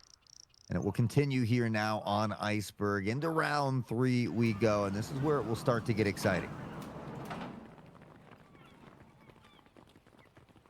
One apiece, an even fight so far in the game. Both teams now, like you say, have a relatively good read on what the other one's trying to put out there. 2-1-2 split again from the Aspect defensive side. One deep towards the middle lane as they are also cautious about a potential mid-shove. Covenant full hiding on this A site are going to look to pressure up, smoke over the door frame in K1. Creeping up towards it is Exquisite.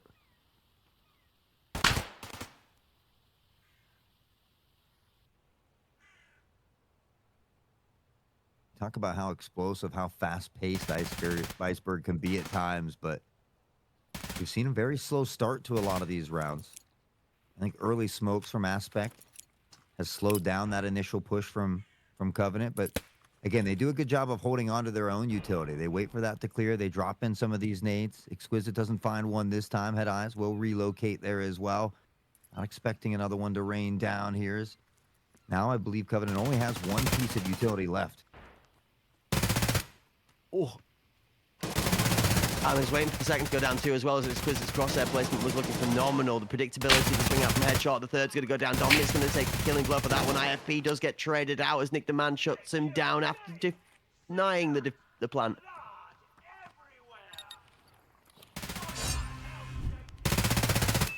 Boot goes down as well. Covenant will respawn.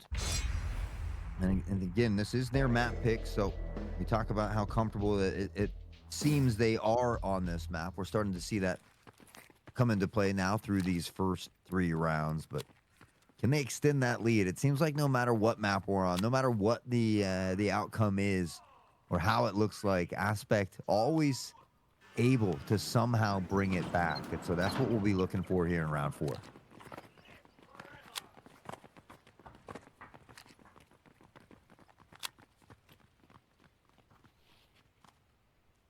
Another default 2-1-2. Aspect now bring that player from mid immediately over to the A site, split, held by 2.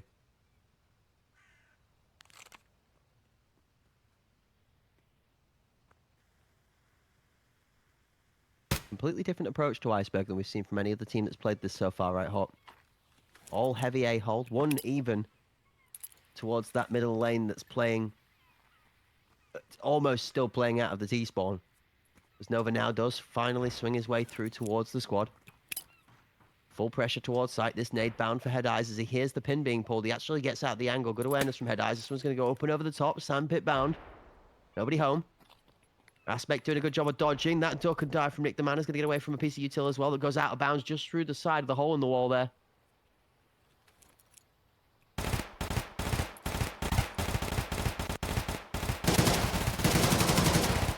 They pressure on. Nova's able to find the first here. A lot of shots ringing out through the smoke. Tom was able to find Nova on that trade back, but Nick right there again. We talk about the importance of these trades. Now we see stepping out Head Eyes. That style, Nick. Exquisite there to fire back. IFP will claim 1. No, make it 2 of his own. Ghostly trades left and right. Now 2 warriors left standing. Booperito and Ghostly.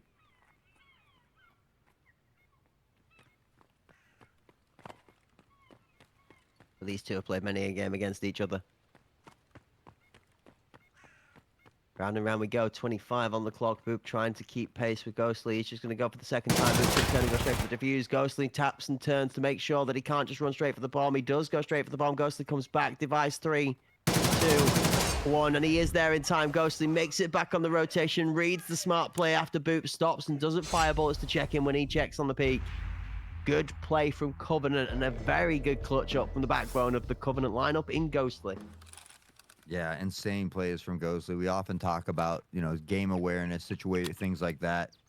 Game sense, separating those good and great players, and that's a phenomenal one from Ghostly. That ring around the rosy there, then able to pull back, gets there just in time. I mean, I found myself, my heart beating out of my chest, me holding my breath. So these players able to solidify those round wins like that in these key crucial moments is absolutely insane.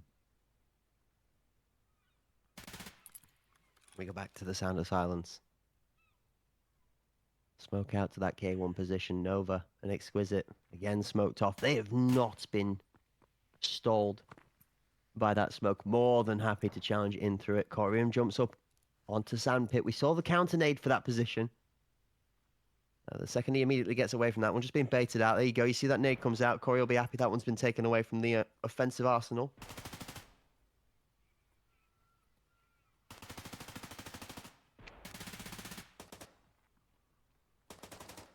Ghostly's going to drop a nade onto Tom. Saw Exquisite with it earlier. Ghostly says, I know a few lineups myself. We see Nick looking to rain down these smokes. We've seen this pressure kind of follow in behind it. Usually there's a flash that follows this smoke. Right there it is.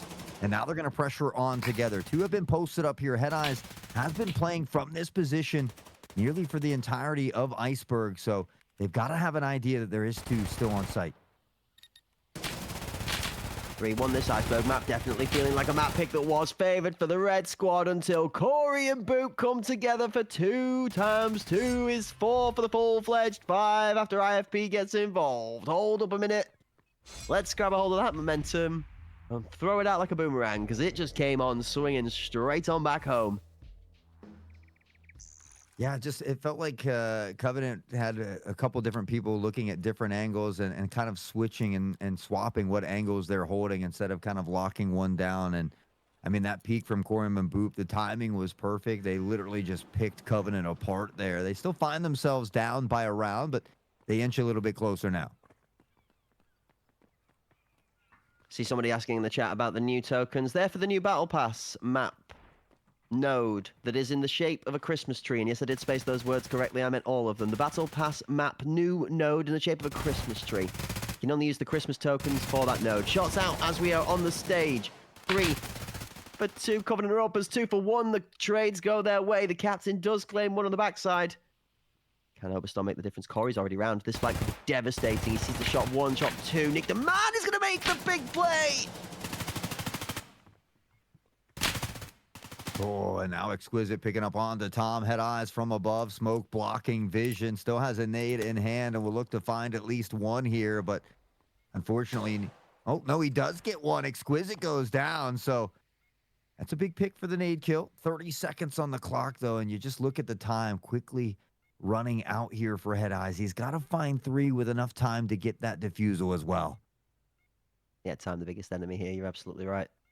Dominic tucked in the right-hand side corner. He might just be the second boss. Yep, down he goes. Head Eyes does not make it over the first hurdle, and Covenant extend that lead again back out to 4-2. The first half looking good. Guaranteed even split minimum in the first half from Covenant. The 2 rounds still left to play before we swap sides. Again, attacking sided or defending sided favored. Depends how you approach this map on Iceberg, as we've seen Covenant playing their attacking side without any mentality towards mid-control at all. But the A side has worked exceptionally for them so well. If it wasn't broke, then don't fix it. They drop the 1 round on the A side and go B. And that one converts in a lot better fashion. We return now back to that A site approach on the opener. We might start to see some more rotations for where this bomb's being planted as this game develops. Does look like they're going right back to this A site. Seem comfortable here. We talk about some of those nade lineups from Exquisite, even Ghostly.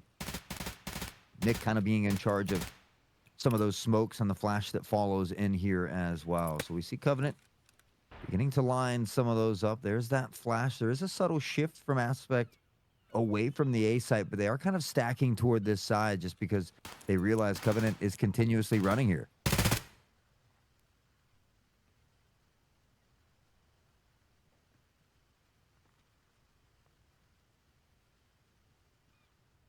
Interesting split across the map. We've got a 4 versus 2 on the A side. Strong side from Covenant on the attacking perspective. This upward aggressive spot out of Booperino is holding Exquisite hostage towards the middle lane. He's going to rotate around and try and pull a couple of members back, but I don't think Aspect are falling for it this time. Boop's going to see the opportunity to swap places with Exquisite and move in for a backline flank of his own. Exquisite going to have to call that one out quickly. Oberstorm finds up one of those kills onto Exquisite, and their flank has been foiled now. Aspect in a better position to come in from the backhand side. Tom takes a second. The captain's standing strong. And all the meanwhile, we still have a Boop lying in wait. Oh, peekaboo. There he is. Head Eyes, Tom, Ghostly, Dominic goes down. Nova in a 1v4. 20 rounds left in the mag. Trying to shift forward onto site. 8 seconds on the clock. Checking the flank. We'll find Boop, but not enough time here. He's going to need all the kills. You can see someone for Aspect, running back towards spawn to guarantee a round win, and now just one away from a tied half. Yeah, I was going to give some credit out to Boop there for how he was playing his discipline well. He didn't push in for an aggressive swing into the back of the last member alive for the fear that he would leave open the rotation to the other side, but he does drop his discipline and push up eventually. I won't say it's a misplay because there's an amount of numbers left alive and time on the clock running out that I think the time was right to push in. He does lose out on the fight, but there's not enough for it to be swapped around for a plant on the other side. So good discipline out of Boop, rotating off of that B site. Just the threat of that flank, putting in enough work rather than having to really fire any bullets down to make it happen.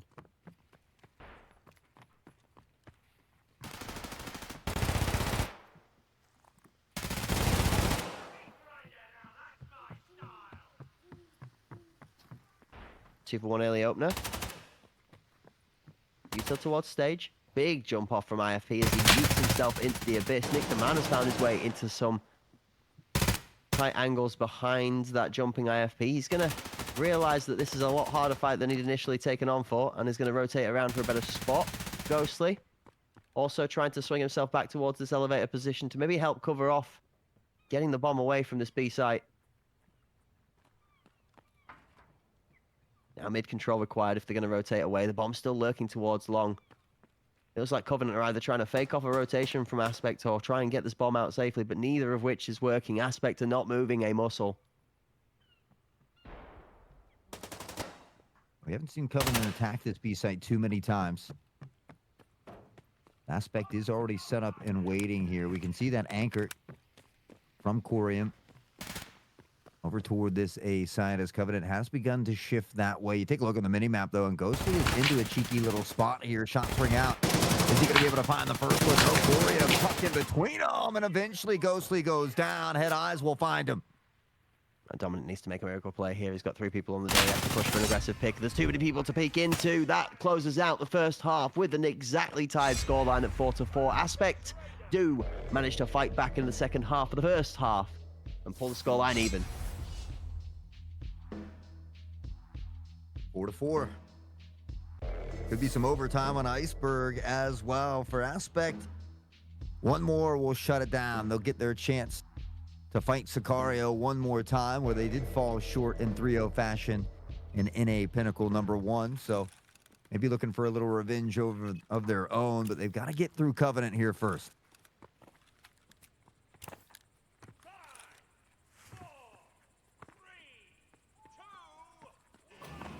First attacking round from the Aspect half is going to be something we're going to lock our eyes on keenly to see how they approach this map.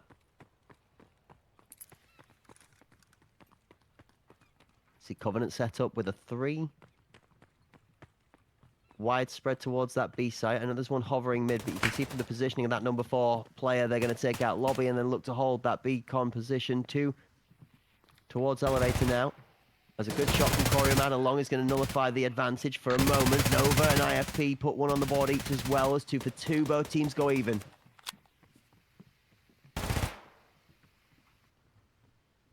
On board with Dominic now. Footsteps on the crossover, not able to find it. Nova will pick up 1 though. Head Eyes is taking a ton of damage here as well. And Nick waiting patiently on site. That first kill was nasty, but that second one even dirtier, the headshot. And Covenant will regain the lead here at the start of the second half. Still first couple of rounds with the Blues. I'm going to keep an eye on 2. We'll watch 1 or 2 and then we'll look at the third and see how the momentum is going. Remember, Aspects, they don't need to do too much here. All they've got to do is keep themselves within reaching distance, for they are already at that series point scenario should they find themselves at the all-important 8th round point. Covenant in the lead by 1. The bomb now switching its attention towards the A site. 2v5 here. If Aspect bring everybody to play. Current 2v4 is again Overstorm is going to go down to Nova. He's had his way with this mid-fight twice in a row now. Covenant doing good for control of the central part of the map. Free fire from Nick. That second series almost finds a home. We see Booperino in the background, able to avoid that damage momentarily. Nick will get some help here from Ghostly, though. That pick on the IFP is going to be a big one. Nick continues to dance around. He finds Corium. Corium's got a consolation prize on the way out. Head Eyes will find Nick. Player advantage still resting in favor of Covenant. Flank about to come in, but Boop Marino has nullified the odds. Slightly loose peek from Nick the Man as the magazine's not quite in the gun. Leaves him ready to see, but not ready to shoot. Both members from Exquisite and Head Eyes dance back and forth. Head Eyes wins out, bomb on his back. That 5-5-A1, finding the kill that he needs to be able to access site. Boop.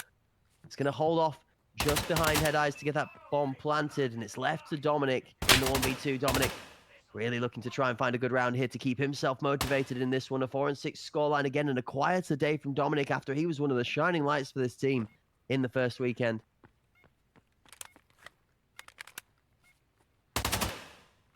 Really tough position here. He's got to get through two. Going to try to take this engagement. Bring around the Rosie, waiting for that teammate to come in. Head Eyes will step forward toward the doorway, find the pick, and Aspect will answer back one more time. Both teams slinging rounds back and forth. The duel 1v2 there, and some good positioning again. Somebody put a leash on Boot this morning.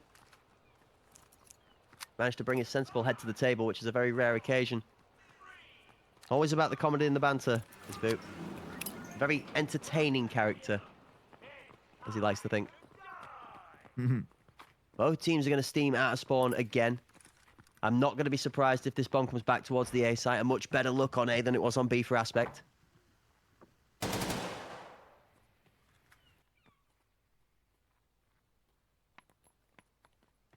Well, that nade coming dangerously close there as well. We see Corium and them trying to bait out some fire from Covenant, see if they can get a little intel off of it.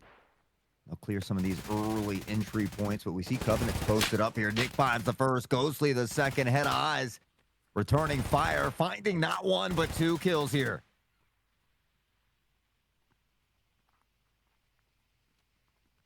Aspect 2-1 up in the series, find themselves at a tied game. Down a member here, though, 5-5. An Iceberg. Health on Dominic goes low. He does manage to hold his ground for Head Eyes to come through, though. 3 versus 1, and the bomb tucked behind that site wall leaves it in a terrible spot. Buparino, tasked with the unthinkable.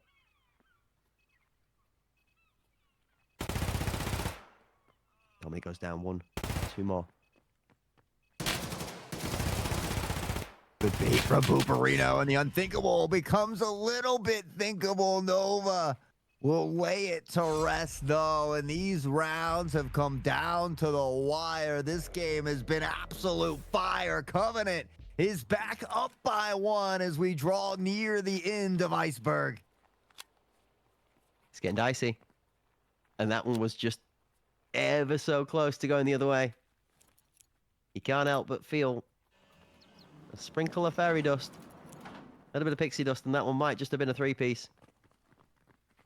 But where we're not signed up and stood in the queue for the KFC, those 3-piece chicken nugget meals might still come quick and fast as we move to the later stages of map 4.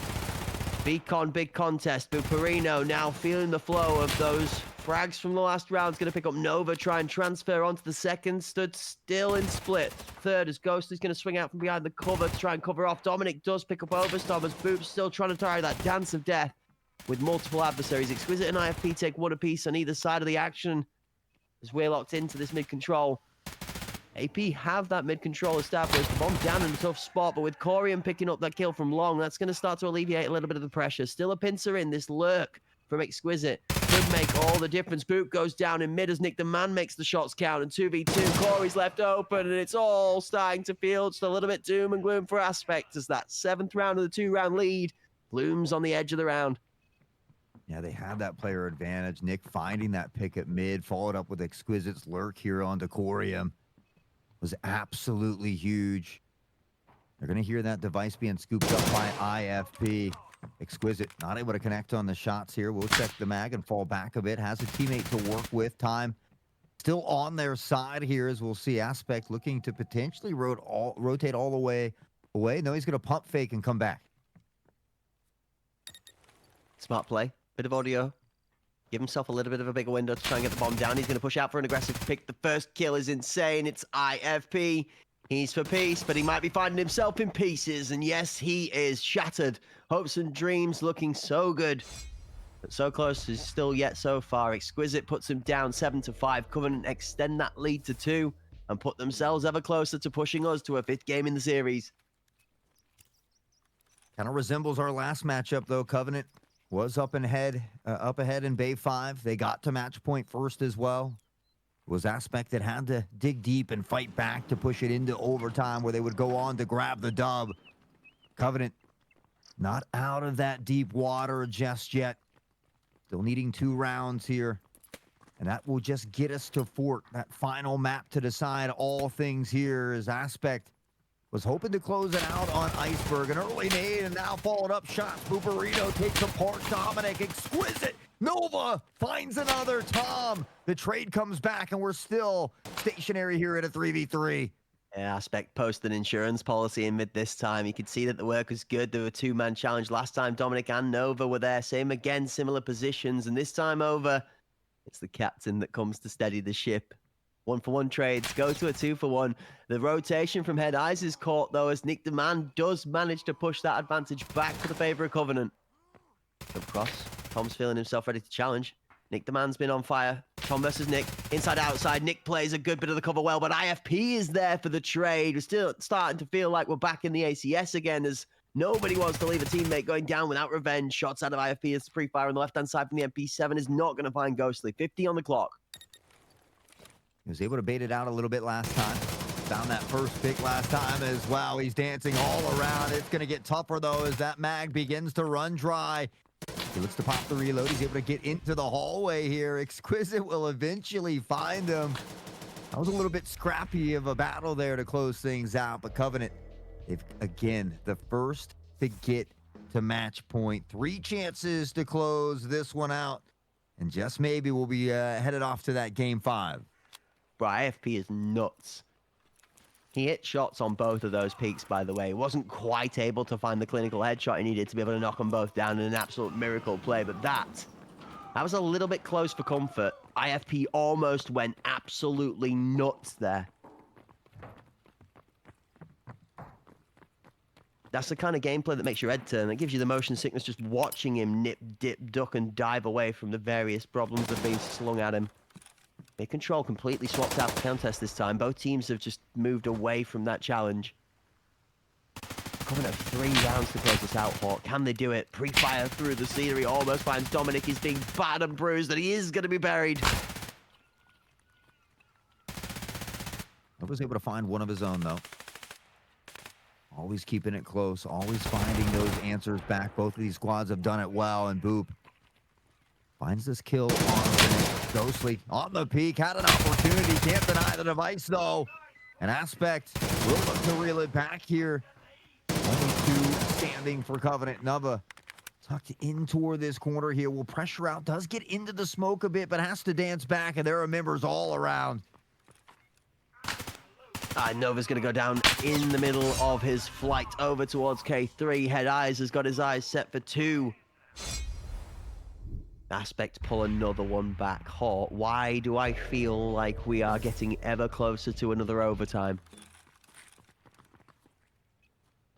I don't know. I still feel like we're getting a little closer to that fort myself. Covenant in the driving seat at the moment. They have let it slip away before. They don't want to let history repeat itself here. It would be devastating for them.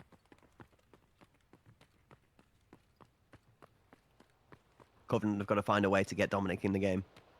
It's the only person that's really struggling to find any space to make something happen. Every single other member of the 9 players on the pitch have been having a pretty good game with it, and their fair trade of the back and forth.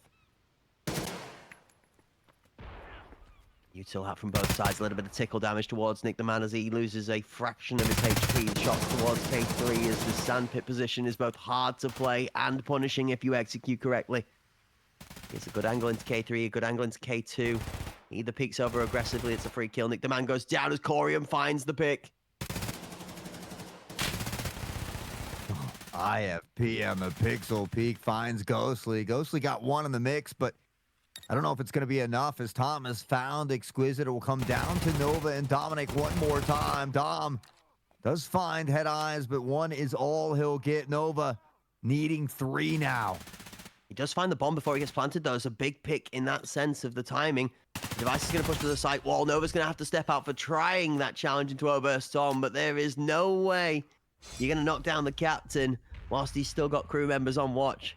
Aspect, pick up another one, and the round comes to a 1-round game or overtime.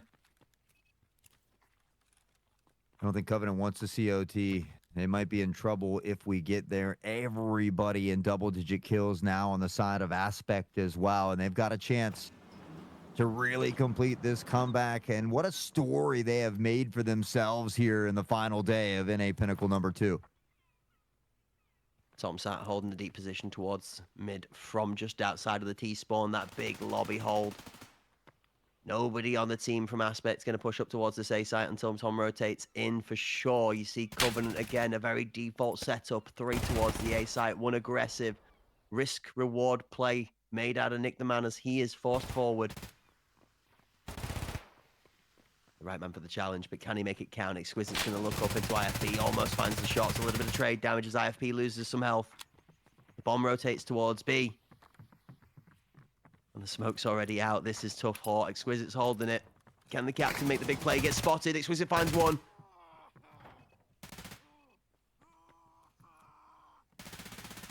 You can hear those groans of death raining out over the battlefield as Corium will find a headshot on the Ghostly. Exquisite picks up one of his own, but can't get out of dodge. Tom right there to trade it back. Now one up top. It's Nova. Finding Tom here is huge for Covenant. This is the round they need to make it count. Dominic finds the kill as well. He finds some space to get in there. Can Dominic make the second work? Boop is trapped in a corner. It's all down to Tom. Nova in the 2-piece between that double door and the top heaven position. Covenant do manage to squeeze out the win and send us to a game 5, 9-7.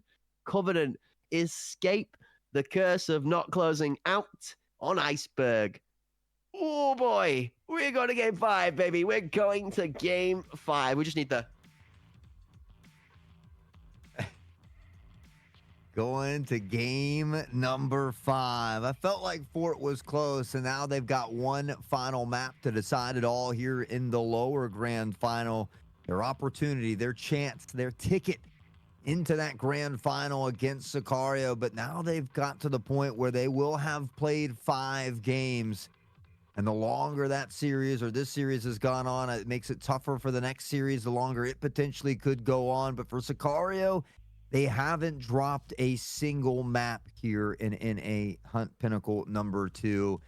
And they've got Barb back in action here for the final day as well. So you want to talk about a scary team getting scarier.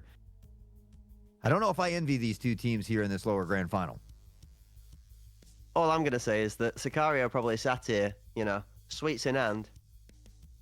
I fucked it, course I did. Typical. Well, we had to try it. Just chilling. That was supposed to be an in the socket. Just sat back lazily eating some sweets, but, well, we tried. You throw for throwing. I'm sure that they're going to be enjoying themselves a great old time, okay? Sicario is sat in the back lines, just, just chilling whilst the action goes on. 5 games in, okay?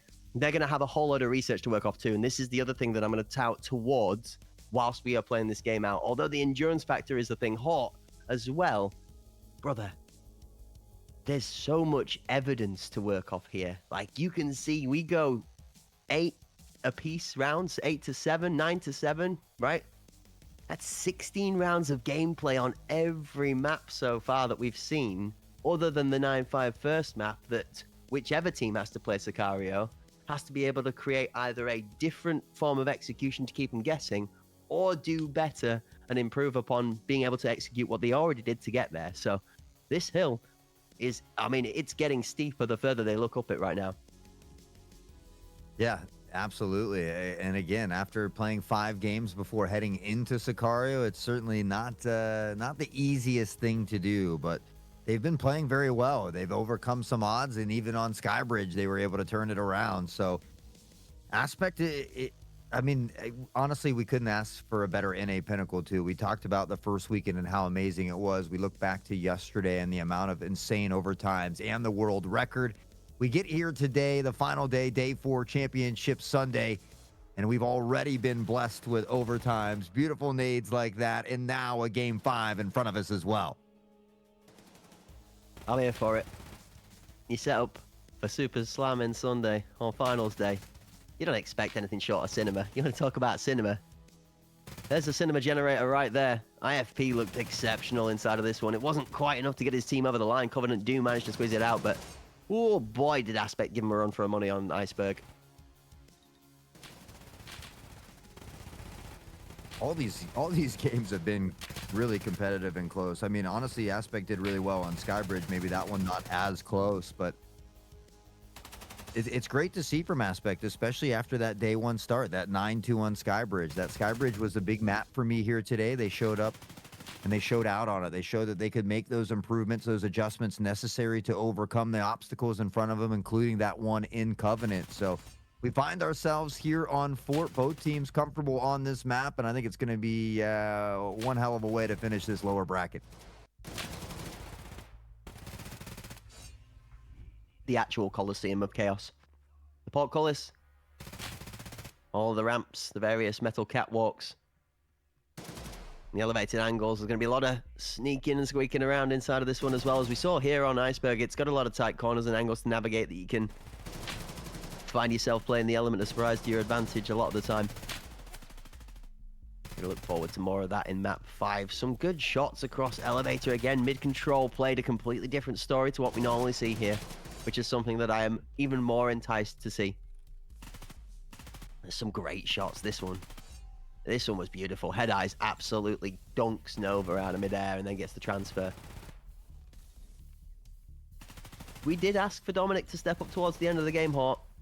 And whilst he was having a tough game because he was getting targeted a lot of the time from the entry frags, he did manage to make that all-important pick from the single door as the bomb was trying to make its way to site for the second time.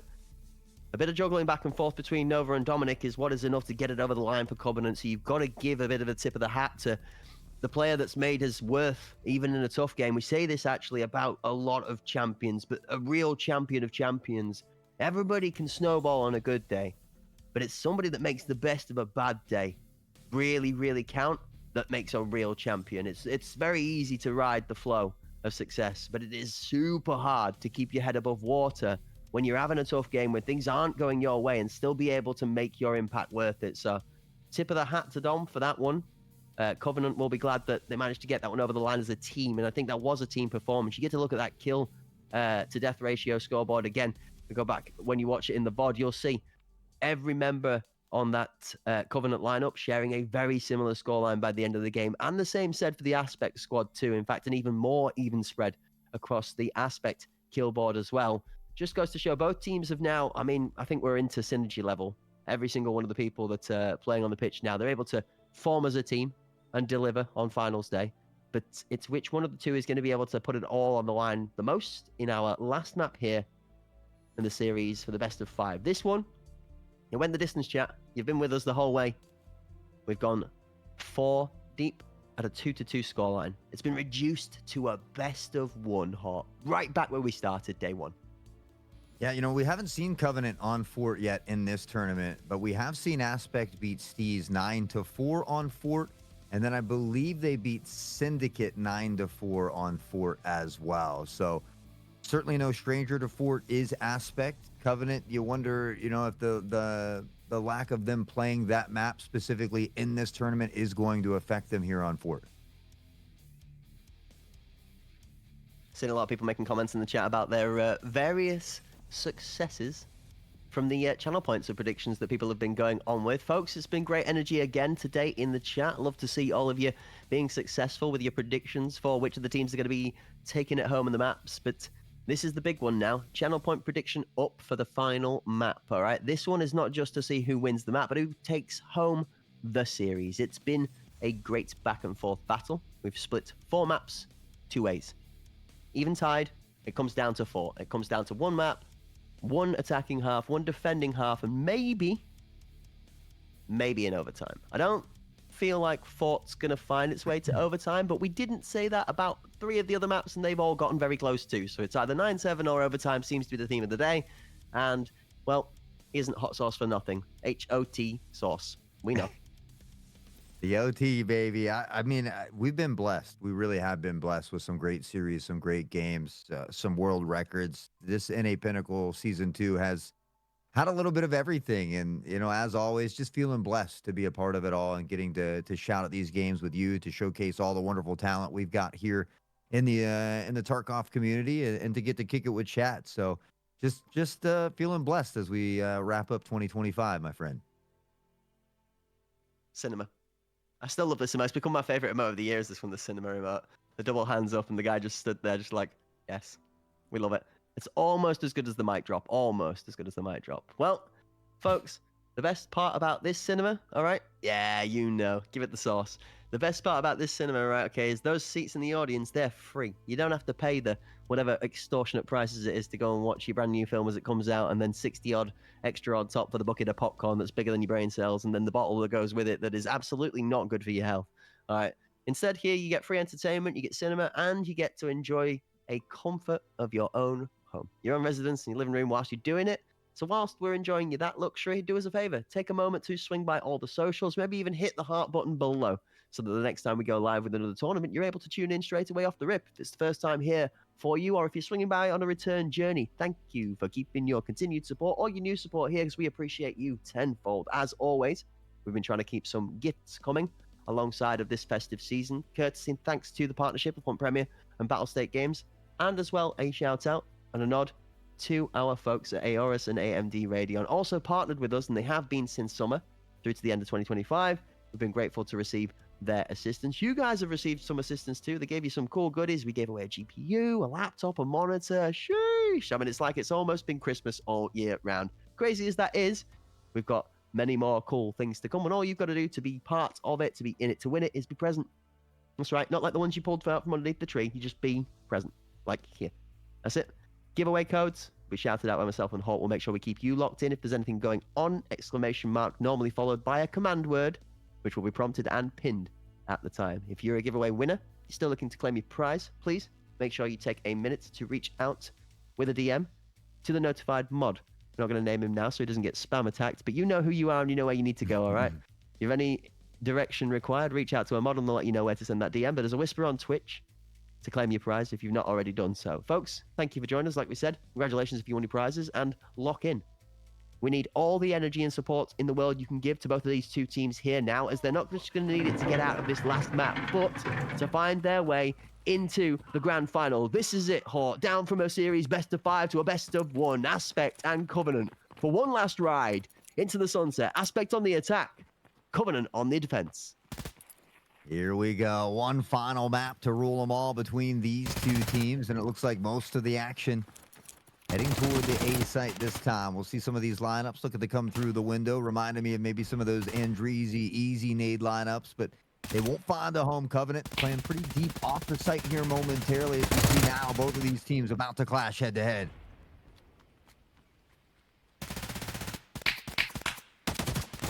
Late rotation from Overstorm as he comes into support back line of that Aspect squad.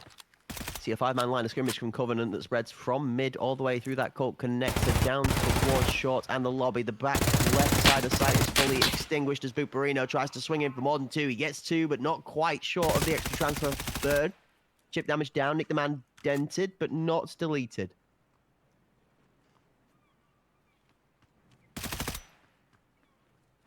FP in his prone position, waiting for this peek to come in from Nick. We'll see Exquisite has kind of rotated away, but the device is going to stay here. We'll most likely see him shift back that way, and IFP, waiting like a snake in the grass, has found Nick. Yeah, under the cover of the gunfire, IFP dropped to the ground. The audio for the prone was completely suffocated. Exquisite now on this retake angle is going to have a tough job of being able to peek into this to find a kill. He does pick up the shots onto Corium on big box, but the second his pixels become available, it's IFP in that pro position again that punishes. Tom will wrap it up, and Aspect will get round 1 here on Fort. So we'll see what happens. Obviously, in these first 3 rounds or so, we've seen a lot of back and forth between these two teams. I think it's going to be important for Covenant to keep that theme alive. We really haven't seen too many teams run away with any of these maps here today. This is the moment where the energy in the Discord has to be of the highest. Both sets of 5 comrades here in the channel will be yelling to try and encourage each of their teammates to better heights. Exquisite, sole member of his team, picking up a kill in the first round. Looking to lead the charge. He's going to try and push out early on again. Oberstorm. And Nick the Man again in this mid-fight. IFP up into bedroom.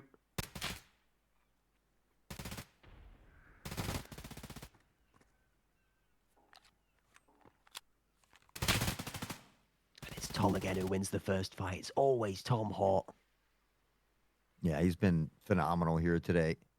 A couple real standout performances and certainly a difference maker. Ghostly's posted up at mid. Corium will drop Exquisite. We'll hear that device being planted here as well. Nova vision completely blocked off by the smoke.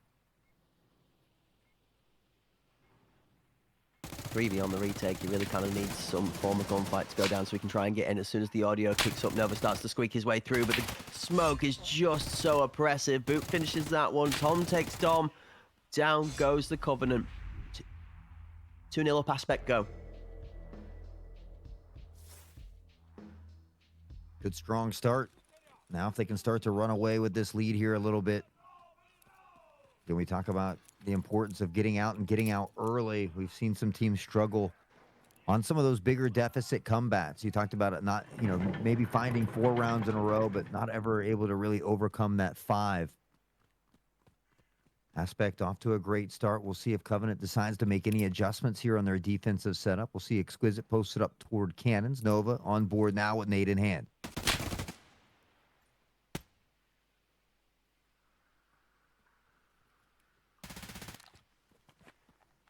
Going to try and break down the pace and the tempo a little bit when you're behind the curve. So Covenant just trying to keep it nice and slow. Tom has found space. Util out of Aspect again is on point as Boop drops one of those painful pinballs over onto the top of the head of Ghostly. Nick now rotating into the headshot position. He's going to put some shots down towards guard, and Corium escapes with his life. A little bit of chip damage down. IFP again tasked, goes down into the prone spot. Nick the Man waits for it. This time it's a good read from Covenant. Nova's here in support. Big Box steps up. Nick the Man's got a second as Tom goes down. Nova then nails his second 2. Back to back. Nick and Nova, the 2 ends. Make short work of the names.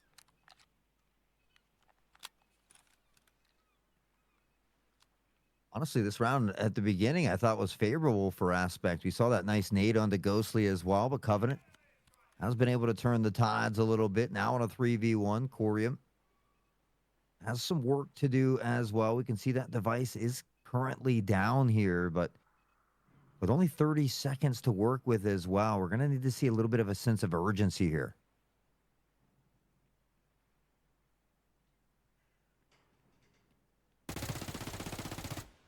Bit of negative energy angle work from Dominic here as well as just keeping that reverse pressure alleviated so that Corium is forced to have to fight forward. He runs on into the face of Nick the Man, who absolutely takes the MVP play from that round for Covenant.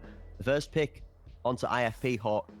Not only is it a nice little gimmick through the box as the wall bang comes through, but it is a crucial pick after we saw how well IFP was able to control that site the first time over.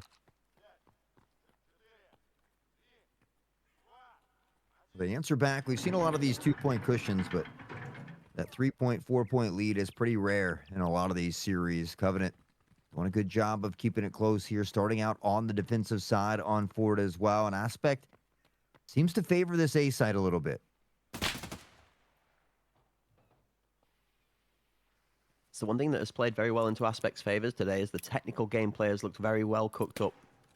Textbook execution and practice also very consistent. First kill goes in the favor of Covenant this time, though, as they rotate away from the A site. You're right. Flavor of the bomb.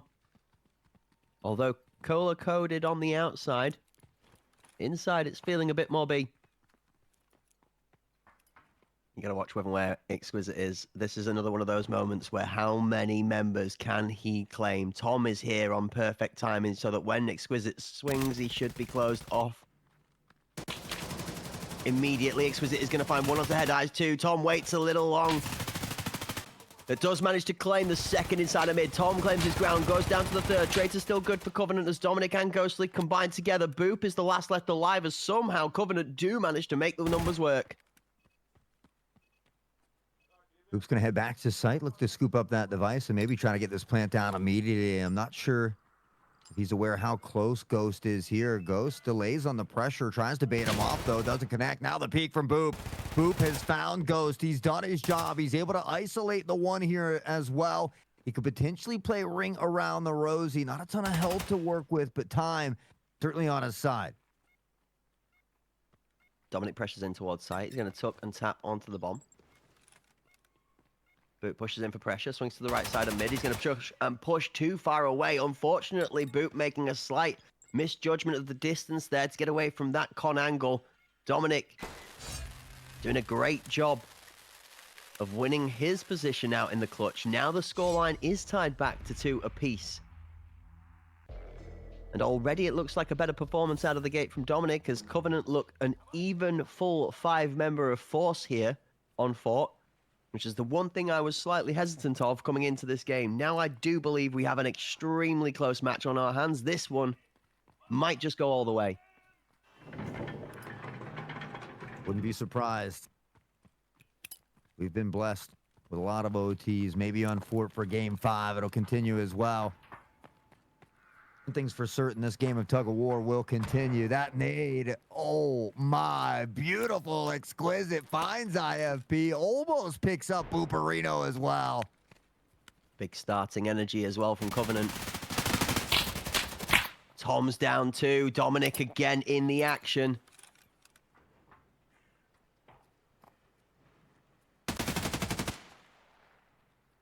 See, Ghostly's been sent to have a day off. He's just been told to go tuck himself on the A site and enjoy himself a happy old life. Corium's going to pick up one onto Exquisite as Covenant get a little bit comfortable. And drop a member. Now we see Ghostly brought back in to reinforce.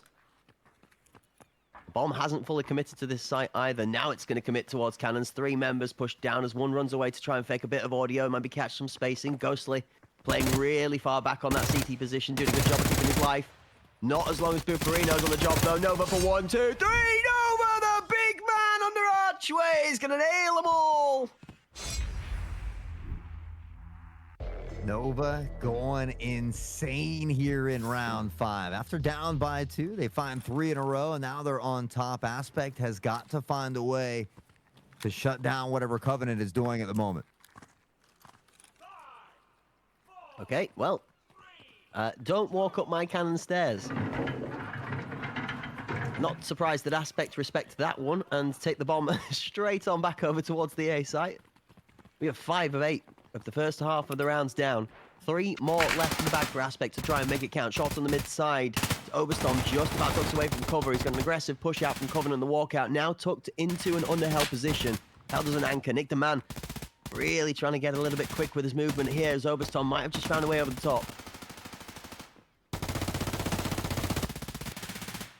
A lot of shots exchanged early. IFP will find the pick here. Now Booperino follows suit. Nick does go down. Nova's able to answer back one of his own. Tries to turn the tide a little bit here in their favor as Aspect, fire player at the moment, shifts right past the nade here. On top, dangerously low. Shots were good, but they don't claim the life here. 3 versus 4 and almost a 3 versus 3, as you said. Tom's going to take a good moment to tuck himself as far away from danger as possible whilst he puts some of his body back together. Slightly bashful on the second approach as that grenade goes out, and all 3 members of the Aspect lineup rotate back towards the captain. He's up on the helm of the ship, holding up here in heaven. He sees the squad swinging right on round to the right-hand side. Now it's time to retake that mid-space. Dominic under archway, first point of contact. Head Eyes is going to be absolutely shocked at how quickly he killed him as he tries to pre-fire the second time, but he's already dead. The second goes down and it's all left to Nova. Never mind. Never mind. As well, Aspect again has their answer right back the other way. Tom 8 and 3. He's been on fire today. We saw that opening performance on Skybridge where he started off 10 and 1 as well. And it seems like when things are clicking for Tom, the rest of the crew tends to follow suit. Good response out of Aspect. Keeps the scoreline honest. 3-3. We're even again, tied up. 2 more rounds now left on the attacking half from Aspect. And a 4-4 half is a good, again, start here on Fort. Backside site. Exquisite holding. 1 to Beacon. Dominic. Tucked in to Colt. In positions low and high. Nova. Just using that barrel to jiggle. Oberstorm more than aware to the tricks. The util goes round. Nick overswings but corrects immediately to take out the captain.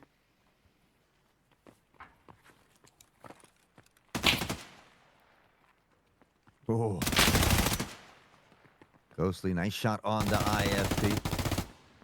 Corium's able to pick up a kill on the Ghostly, though, and now Bucarino finding Nick. They slowly reel it back to a 3v3. Nova has taken a little bit of damage here as well, and this looks like they're going to find a quick rotation back toward the A side here.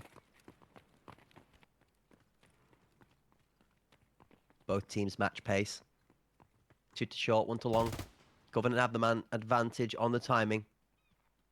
Bomb goes to site, but Nova should be able to swing on Boop with the smoke towards short. It's going to be a little bit late, but the cover pressure is there from Useless. Dominic finds the bomb. Boop goes down to Exquisite. And a 3 versus 3 goes to a 3v1 very quickly. Bomb now down on site and 30 on the clock. Covenant have just about done enough to secure their side of an at least equal half. Corium, unless he's got a play of a lifetime, he's going to swing into headshot for the first and not find the kill.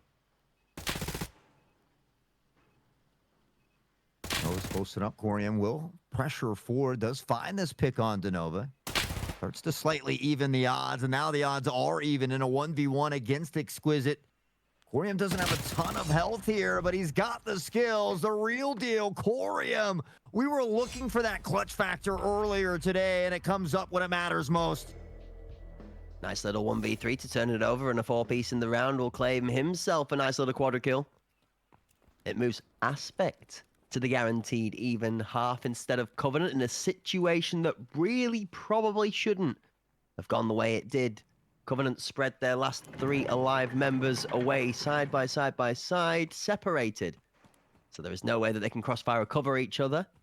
Corium has allowed 3 isolated ones, and well, you don't make that mistake against Corium and live to tell the tale. A big aggressive push out from Nova trying to make the difference. He's going to pre-fire to give away his position. That shot onto Boop is not going to win through. IFP and Boop combined together to pick 2 immediately onto the A-site lobby. Under mid, Ghostly finds 1, Exquisite for the second. Corium takes out Ghostly in the trade back. Now, Covenant trying to flood through from this cold position to claim over control of that bomb that went down.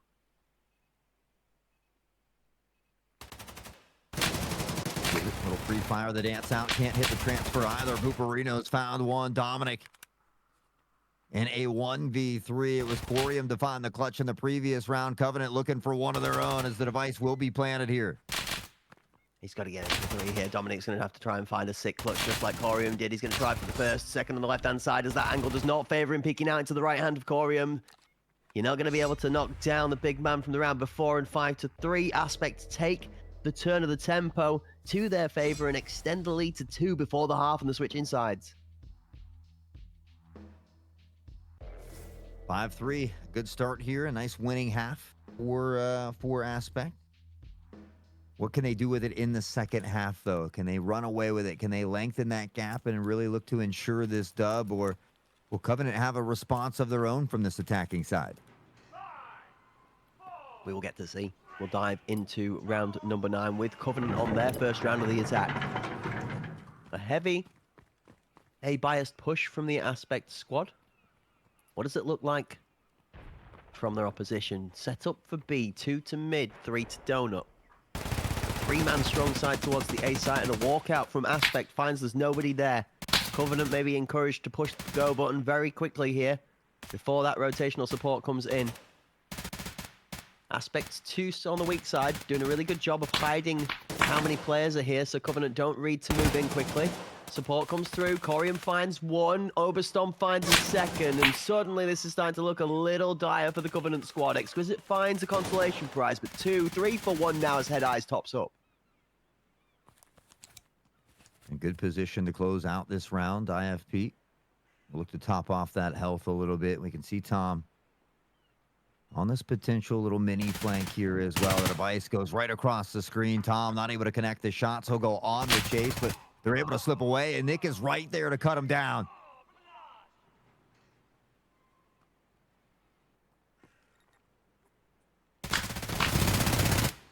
Interesting shots as we tune into a fight that doesn't end up with a death as IFP struggles with what's left of his life. Nick the Man looks towards him again, but doesn't pick up the kill.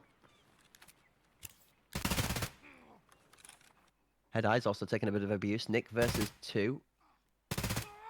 Angle underneath, finds one on Hell, goes to pick up another weapon. Looks like he might be struggling short of the ammo. You can see there on the heads-up display that both of those MP7 mags are out. He's got way more ammunition on this scout class that he's picked up. Timer and 15 seconds, though, is going to betray him.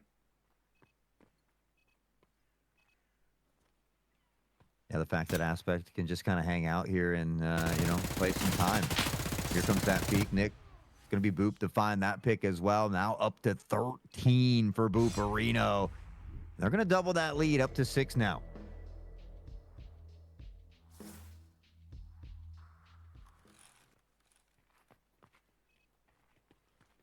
Old man just making sure that his knees still work. Just got to get his crutches in, the crouches and the crunches in all day, or else those legs will start to creak.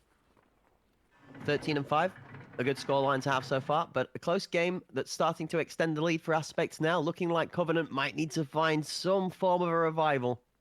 They've got to pull a couple of these rounds back. Halt, we were 4-3 up for Aspect, which should have been 4-3 for Covenant, really, if you ask me. Is that going to be the turning point of this championship final map, or are we going to see more cinema?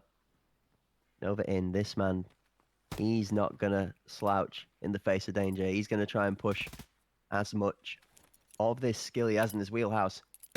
To the front we hold with bated breath as the nade goes over. Second. Neither finds a mark.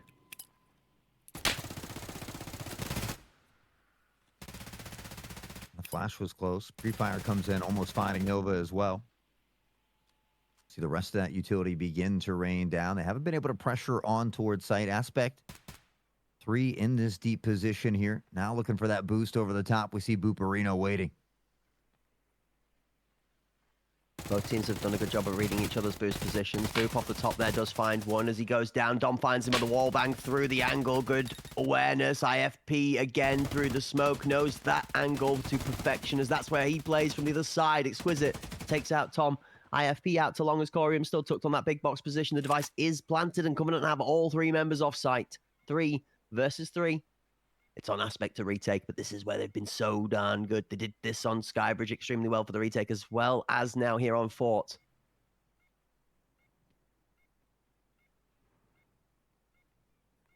Time's quickly ticking away.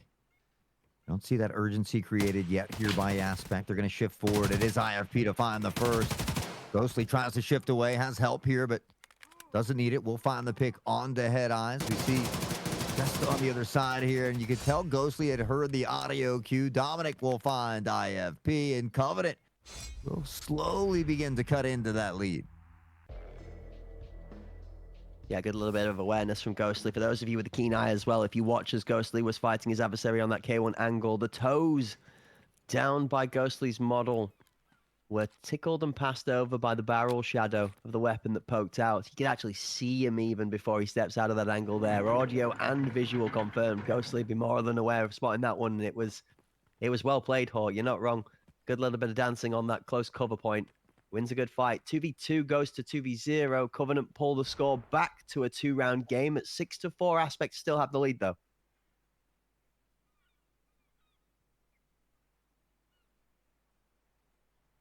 Covenant's going to slow it way down here on this attacking approach as well. And we see, even though there's 3 stacked toward that A site, that device kind of hanging out around Donut here. Dominic just crab walking forward slowly. Boop's coming in as that smoke goes out. The timing is well played. Picks up a kill. Smoke goes off, and Oberstorm and IFP are both here to support. But as we've seen, like we said, that bomb is lurking towards the B site. Exquisite's going to go in for the full cell and pick up the first kill. Bit of pre-fire through the smoke to help telegraph. Oberstorm, however, smells the ruse. The captain starts flooding his way back. He now turns away from that cult pressure as Nick the Man does a good job of helping that cell by covering off and swinging from the underside of mid. Concerned that Covenant have been red from the call out of Nick the Man, they're actually bringing this bomb towards the A site, and this, I think, is big brain, short of the one that's tucked in the deep side of showers that's holding them off. Just towards that gym position. It's Buperino again that's going to make the call. Team, you need to be over here. ASAP Rocky, shots towards Garden. It's going to kick off hot. The device has already been planted down here. 40 seconds on the clock for Aspect to work with. We see Boop, Tom shifting toward mid. Nick has found the first, though. And that's going to make their job a little bit tougher. It's going to continue to get tougher as Exquisite has found Corey and Boop locked in toward mid. Able to fight his way out for a moment, but Dominic on the trade. Head Eyes finding Exquisite now on a 2v1. That's going to be game as Ghostly claims the last kill onto Head Eyes. The bomb planted, time of the essence, but not quite the killing blow needed. Covenant put the pressure down and secure a round off the objective and a good rotation. A different pace to the play though, Horton. There's only so many times and so many ways you can hide that bomb before Aspect just start to dedicate people to a site individually. And Covenant have to start winning the way onto site through gunfight. 6-5, Aspect have the gap closed to 1. Looking to overcome that 3-round deficit they found themselves down by. Now within 1, it's got to feel good, but job's not done just yet. Nade this time from Nova. Won't find a home yet again. Has kind of been in charge of a lot of that utility here on Fort. Ghostly maybe trying to bait out some fire as he jumps across to your Buperino. You can see Tuck just around the corner here. Yeah, this angle they like to call useless, very much the opposite of useless. If you don't pay attention to your discipline, that nade towards the backside of site is going to see Nova nailing IFP under the ankles, and that's a hot pickup to find. Big swing out, and Boop gets immediately shut down. 2. Exquisite's got his back. Tom Ghostly finding picks of peace. That'll allow them to shift on towards site. You see that smoke in the way here as well, and the pre-fire from Ghostly.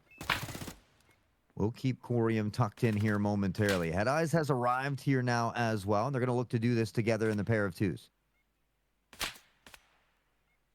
2v2 with device down would be a great spot for Aspect to be in. 2v4, a lot more difficult, but we've seen them turn 2v4 to 2v2 way too quickly in a couple of rounds of this match. So this one is a chance for Covenant to prove us wrong, to show that they have got what it takes to keep the composure when the numbers are settled and to close it out. Corium's going to make the big move. He does not manage to find the first kill. The second is covered by Ghostly.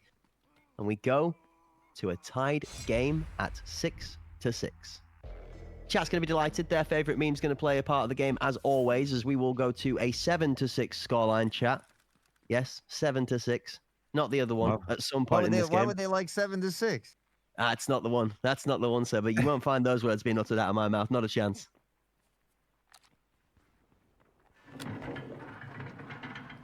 It is a lie. It is a lie. I'm glad production sides with me. King Connor, you can't hear him, but he knows. He knows, and I know, and we all know. He's the all-seeing eye for a reason. We might as well start calling him Sauron at this rate as we start slamming our round on into number 13. Nova's going to nail an 8 into the close K1 angle. Buperino goes down, and that's going to be a big pickup. The rotation away from that side is actually going to be the smoke and mirrors that matches it as well as the Covenant squad steams towards the B site. That's a couple big nades in a row for Nova. We saw him with one onto IFP in the previous round. Taking out Boop, who's sitting at 16 kills in this round. And it comes late in the game when they were down by 3. They find them tied up. Now the pressure on to site. The device looking to go down here early and maybe chop some time off the clock. Head Eyes finds Nova on the back pedal. Where before Covenant were way too slow to execute on an open site. This time they slam the bomb home. They do get the bomb planted down. Nova's found with his back open, but it's going to be the first kill that goes the other way for Covenant. As 3 kills flood through together. Nick and Ghostly for a 2-piece as the Aspect lineup is torn to shreds. Corium, the last one left alive in a 1v4 clutch that needs to be insane to be able to take it home. First is free in the 1-4, but with 3 left alive and spread around multiple positions in mid, Corium is going to have to try and hope for the biggest ninja defuse of his life to be able to take this one home. Nobody needs to fake and get him off of this bomb. Nobody needs to give their life for free. The double crossfire and missing is the biggest problem. The left hand elbow is spotted and Corey dips, ducks and dives and goes straight down under the bullet of fire.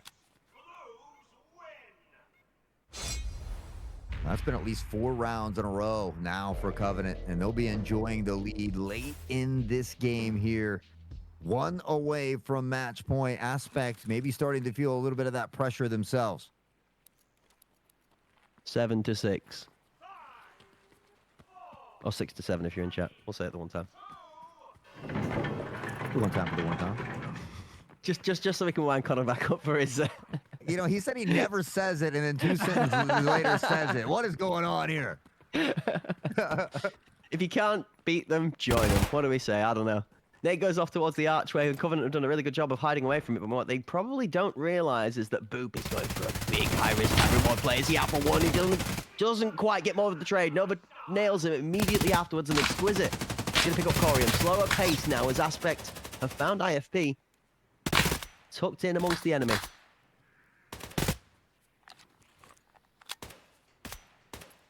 Numbers still favor Covenant here. IFP, little flash in hand, and we'll have to put that away momentarily. The Ferrari peek out. Tom's able to find the Exquisite, has help. Bullets down range from IFP, but Nova again, and Nate this time on to Tom, and he's been picking them apart round for round. Back and forth, 1-for-1. Vlad strikes in the feed. It's Covenant with 2 members left alive, but not short of IFP. Nova nailed against the back wall of the lobby. One Ghostly versus IFP. Oh man, I wouldn't want to be fighting this one. Ghostly's going to get caught on the reload. IFP's going to take it back, and we go to an eventide score again, 7-7, and IFP is firing on all cylinders. 3-piece for him in the round. 7-7, and well, maybe, just maybe, we'll have an OT here in Fort as well. Aspect, they've been silent for 4 or 5 rounds, but they find one when it matters most. Now tied up. It's probably the most important round of this series as a whole. The team to get to match point first here is going to be huge for them. 3 on the B site. All 5 of Covenant's members towards A. That early grenade is going to keep them at bay. The smoked K1's going to hold them and stall them out as the rest of the Aspect squad comes in for support. They're just so hesitant for this early utility. Aspect have been so good with grenades that they don't want to lose a member early before the gunfight starts. That's where Covenant have shown the better gameplay in this one. Tucked up on useless IFP in the position to make the play. This is the guy that Aspect have chosen.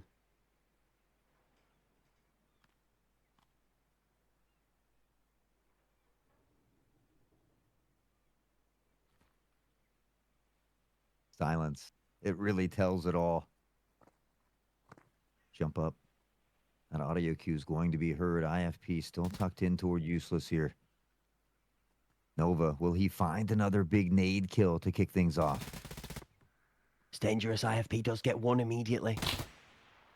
Oh, he finds Exquisite. One back from Ghostly. Second from Dominic. And the bomb waits.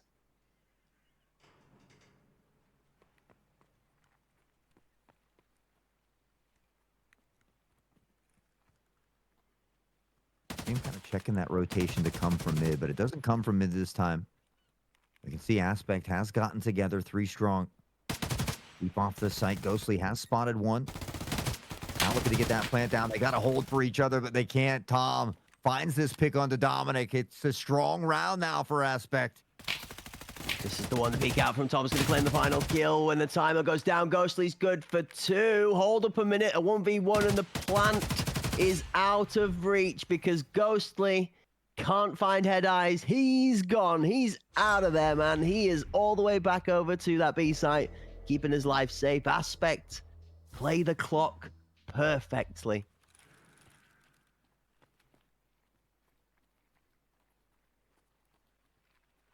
Match point, series point, the chance to get into the grand finals and face the juggernauts of Sicario. It could come down to this. Covenant, they need a round just to survive, just to hang on and get us into OT here.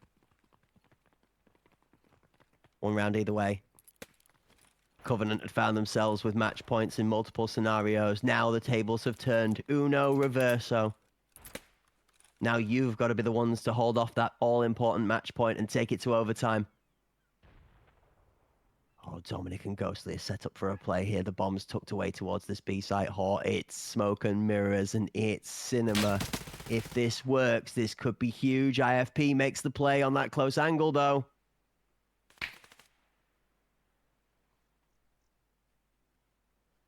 Nova's going to try to go forward. Keep them drawn here. We see IFP beginning to rotate back toward the B site here. But now these shots from Nova will lure him back over this direction. Head Eyes is going to hang out for a little while longer. Tom has shifted far forward for a potential flank or just holding a rotation, and that B side is open at the moment. It is, but the longer this takes to plant, the more Aspects start to smell it. They start to sense that something could be going wrong. Head Eyes runs and rotates off. Maybe a little bit of audio baiting from Aspect to see if the push comes in. A swing from Dominic as he catches the one back mid. Starts to tell that the play might be going the other way. This is going to telegraph the bomb to swap sites. The two from Cole actually run to match it to fully telegraph, but there's a lone lurker. Look and lock your eyes in on Corium. 30 seconds on the clock. He's got to make the move. He goes down immediately. Covenant are going to get site access to plant this bomb with 20 left on the clock. 3 of the Aspect members left alive are fully hidden behind the smoke, and Covenant have somehow found a way to a free site through some insane 3D chess play. The back and forth there, the patience at B, and then to send it right back the other direction. A masterclass here, now dancing around. Nick in trouble, but Ghostly has found the trade at a minimum. IFP does go down. Booperino, 17 and 11, still standing here. Going to be looking for the clutch. Covenant looking to give up a little bit of space. Ghostly will back off, have some help, but Booperino's found him. Tucked in deep here away, and now Nova goes down. Dominic!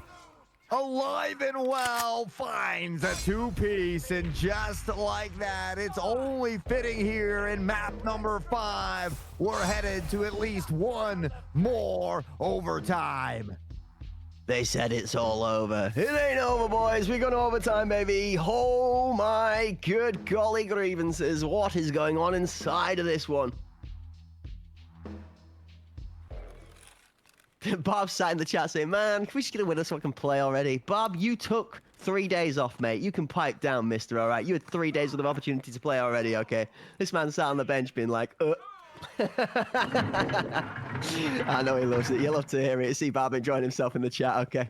You'll be coming soon, all right? Don't you worry, folks. If you've been hanging out in the chat, we appreciate your patience, but you will get to see Sicario NA in the grand finals very soon. We got to decide who they're playing against first, and that's why we are locked in here in overtime. The best of 4 now, OT1 on Fort with Aspect back on the attack. Whew. My, oh my. I am at the edge of my seat. These two teams here in game 5, and to think what they've got to come after this as well. But now locked in, focused on Fort in this OT. Aspect, device in hand, and the action again. It has been favorable toward this A site. Big shout out and love for the Sicario boys in the chat supporting whilst these two teams battle it out. It's going to be Ghostly that picks up the first as Booperino, a big fragger for the Aspect side, goes down. IFP steps up though as Ghostly goes down. Nick the Man follows. Corium taking it. Nova nails IFP. Another big pick for the Covenant side, as you could argue that each of them are equally large on both sides of the table. And I'm not talking about the size of the t-shirt. That device is going down with Aspect being able to retract off a site in a 3 versus 3. They've done the hard work. Halfway there now, the pressure and the tempo on Covenant to make the move. Now, Dominic talked about that slow start potential the other day. He has been a force to be reckoned with here on Fort. Will be taken out by Head Eyes, though, as they try to bring it back. 27 on the clock. That device taken away here. Exquisite and crew have to figure out what they want to do. Exquisite can't find Tom. And now on the peak as well. Nova tries to find the trade, but Head Eyes is right there. Aspect back on top. Is it crazy to say that the further we've got down this best of 5, the better the Aspect have got and Covenant have got at playing it to a more methodical approach? It's become more macro gameplay than necessarily just gunfights. We've seen rotations, we've seen fakes. It's got so much more technical. You just wonder when one of these teams is going to break. The aggression came through from Aspect round 1. Now they've got a second round in the hands to try and slam home as well. Would expect a B adjustment. Nades over the top. That one to Donut's not going to find a home. 3 into A versus 4. Aspect are here in full force. With a big swing from Nick. The man's only going to claim 1. IFP shuts him down immediately. 2 for 1, 3 for 1 as Corium kills his adversary as well.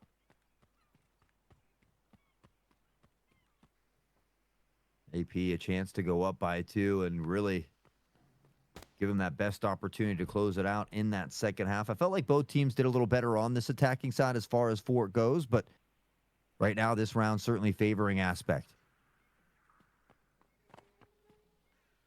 I like their approach here as well. Instead of trying to do anything overcomplicated, they just slow down. With a 4 versus 2, they full execute, default both smokes, and then use the numbers to get off site. Vice planted, Corium picks up 1. Through the smoke goes Dominic as he's left with nowhere to really stay safe from. He's going to have to play from outside along and hope for a miracle. Collapse, something to get his way back into this angle here. Now a tough left hand versus the right hand onto Buperino. With IFP holding on headshot, he's got 2 angles to fire once, and Boop has a much better angle to peek into. Aspect take the first 2 rounds in overtime and start our extra time with a 2-0 lead and 2 series points. One more of the next 2 rounds is all they need for their chance to topple the legends of Sicario, the returning champions. It was Aspect that enjoyed that upper bracket run last time. Sicario fought from the bottom to meet them in the grand finals, where they were able to turn things around and get the dub. Aspect looking to create a similar story for themselves here in Season 2. One more round would at least get them that opportunity. Expect a relatively similar approach from Covenant on this first round. 3 for 2. Aspect going for the default, knowing they have 2 chances to be able to put this over the line. They won't be too scared of a full 5-man shove, an aggressive push on site that ends up with a 5v3, leaving them in a 2v5 retake because they have the ability to play for it. This one, a read. Aspect more than happy to even give this round up just to understand how the best way is to get this over the line in 2. Extended overtime, something both teams will be avoiding at this point in time. Nova on the nade lineup. We've seen some big ones. Ghostly finds that first pick. Takes a little bit of a funky bounce there, though. Look for that second one. Doesn't find a home as well. They've got the numbers, though, and Corium was that first to fall. You see a prone player in the background, though, looking for a little bit of toes under that smoke. Yeah, Buperino's got this post-plant grenade ready to go. That one's going to bounce off the top of the metal and drop straight onto site. It's going to land on Exquisite. It's not going to pick up... Oh, it is going to pick up the plant as it goes down. Kills come through. Aspect are just tearing apart what's left of the Covenant squad on site. 2 quick responding kills from Ghost and Novely. Wait, Ghostly and Nova, or Ghost Novely as we just called them combined together, has ended up leveling us back to a 2 versus 2. The device now re-attempting for the plant. Swing in from Head Ice does not manage to register the kill. IFP finds Nova. The device has been planted though. Ghostly in a 1v2 to save one of the 2 match points. If he denies that plan, it's all over. Somehow it doesn't connect, and now they're hanging on. Ghostly, 19 kills on the board.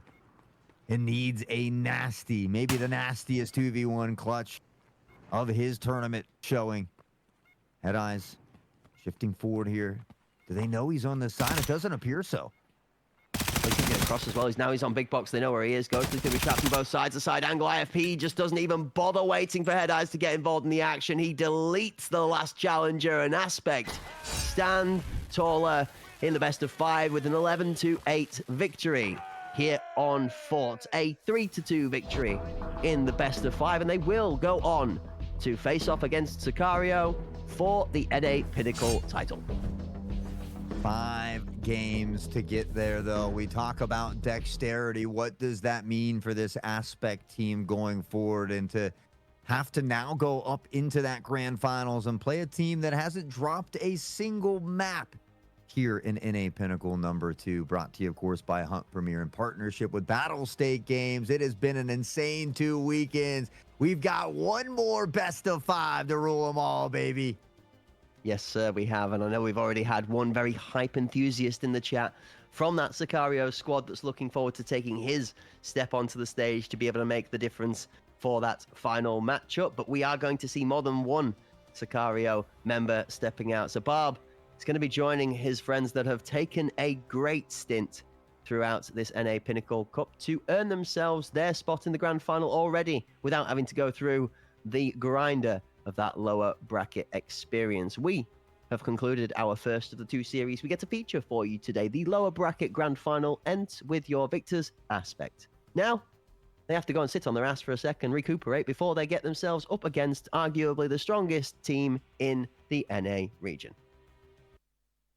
Well, we could take a look at how everybody got to this position. Sicario, we talked about it. They haven't dropped a single map. It started with their 9-3 performance against Aquila, excuse me. Aspect had a little bit of a tougher road, a road that resembled Sicario's back in season 1, where they were sent to this lower bracket relatively early, and they had to fight their way through. They were able to 2-0 Generation, 2-0 Steez. We saw some crazy games against Syndicate, but a strong performance at 3-1. This one, much, much closer. These two teams really put on a cinema for us here. Covenant Aspect goes down to the wire. Game 5, littered with OTs. Aspect gets it done. They get a shot at sweet revenge against Sicario, but playing those 5 games, and long ones at that, a couple OTs, is it going to affect them here? Every single time we've been in this scenario that a long game has taken a hold of a team that has been then set a tougher challenge afterwards, has seen it take a toll. Maybe not fully affecting the entirety of the outcome of the following series, but definitely at least slowing some sluggish effects in game 1, maybe even bleeding over to the beginning of game 2. So one's going to hope that they have enough time to be able to pull it all back together to take on that championship title bout against Sicario, who have been, like I said, sitting pretty. We are going to get to bless ourselves with understanding how that's going to play out versus the head-to-head, all of the map picks and bans, and our thoughts going into it after we've had a quick look through some highlights in the near future from our previous game and have taken a moment to settle ourselves ready for that all-important final. So folks, don't stress. You're going to get a time for those lungs to refill. You puff up those armrests in the gamer chair again. You get them some life back into them, as I'm sure we've all been gripping onto them as hard as we can whilst we've enjoyed the roller coaster ride that was that best of 5 series. We wouldn't ask for anything else. Cinema, great entertainment, and arena competitive gameplay. Just what we like to try and deliver here at Hunt Premier, alongside that partnership with Battlestate Games and Aorus and AMD Radeon. You know, Sicario, I think back, and is one of the only teams I think we've seen come from that lower bracket and make it to the grand finals and go on to win. Most of the teams that fight from the lower bracket end up losing in that grand final, and it's usually because they can't get it done in 3 and done like we saw from Sicario. So 5 long games, they've got potentially 5 more on the cards. You talk about Sicario not dropping a single map yet. And now with Barb back as well, you feel like this team is only going to get that much more dangerous. So, you know, Aspect, I think it starts with being the first team to take a map away from Sicario, and maybe that potentially could lead to them upsetting Sicario here in this series. But, you know, I often am not a gambling man. I don't bet too much. But if I was forced to put some chips on it, I would certainly be back in Sicario's corner.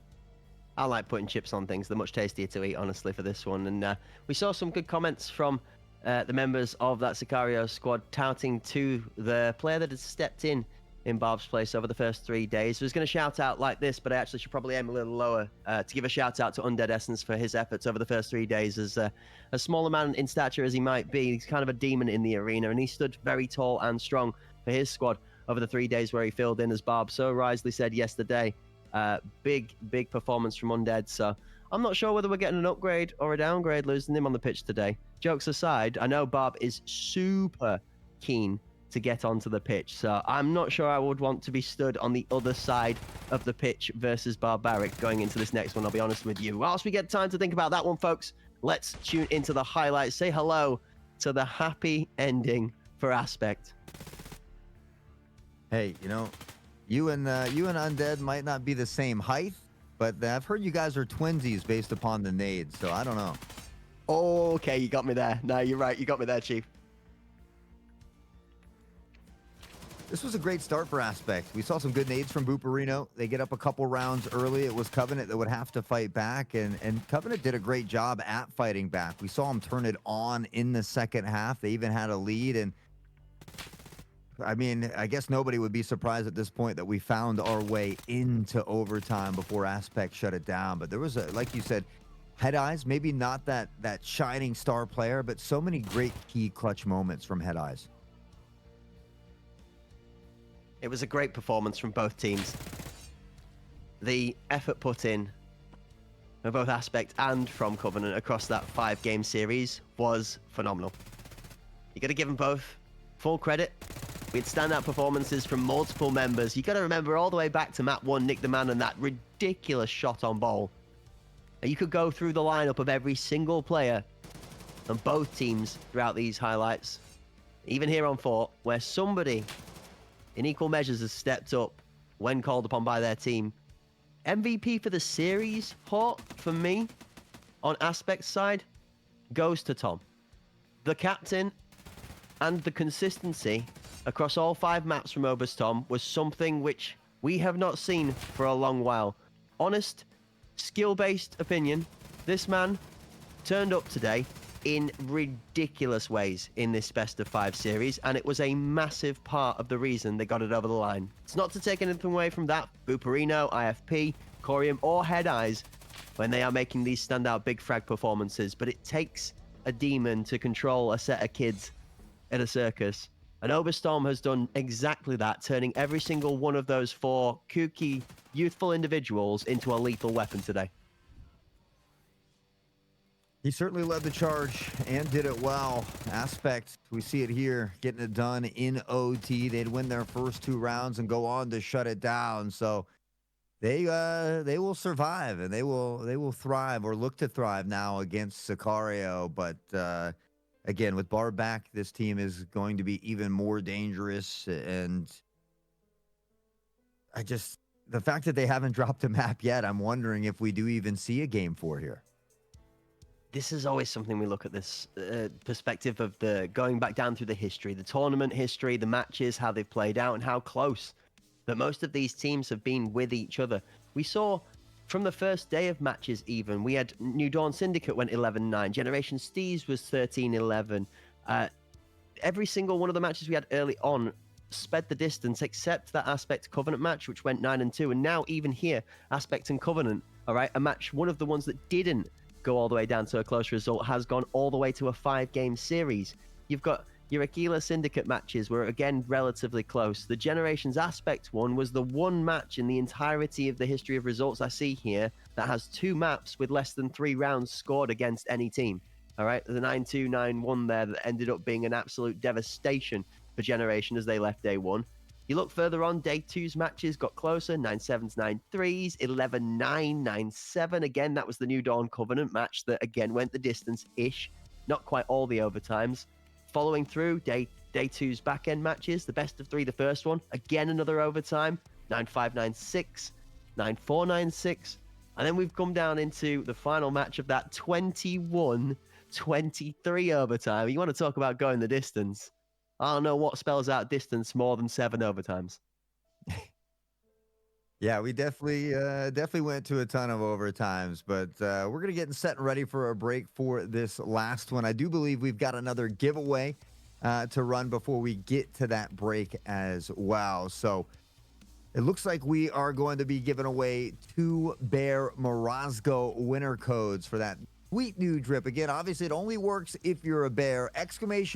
!bear in chat if you want to get involved for that sweet drip. So we're going to give everybody a little bit of time to get that code in there, stretch those legs, grab those snacks, as I know it was a long series. But when we come back, we will be claiming a championship, so don't go too far.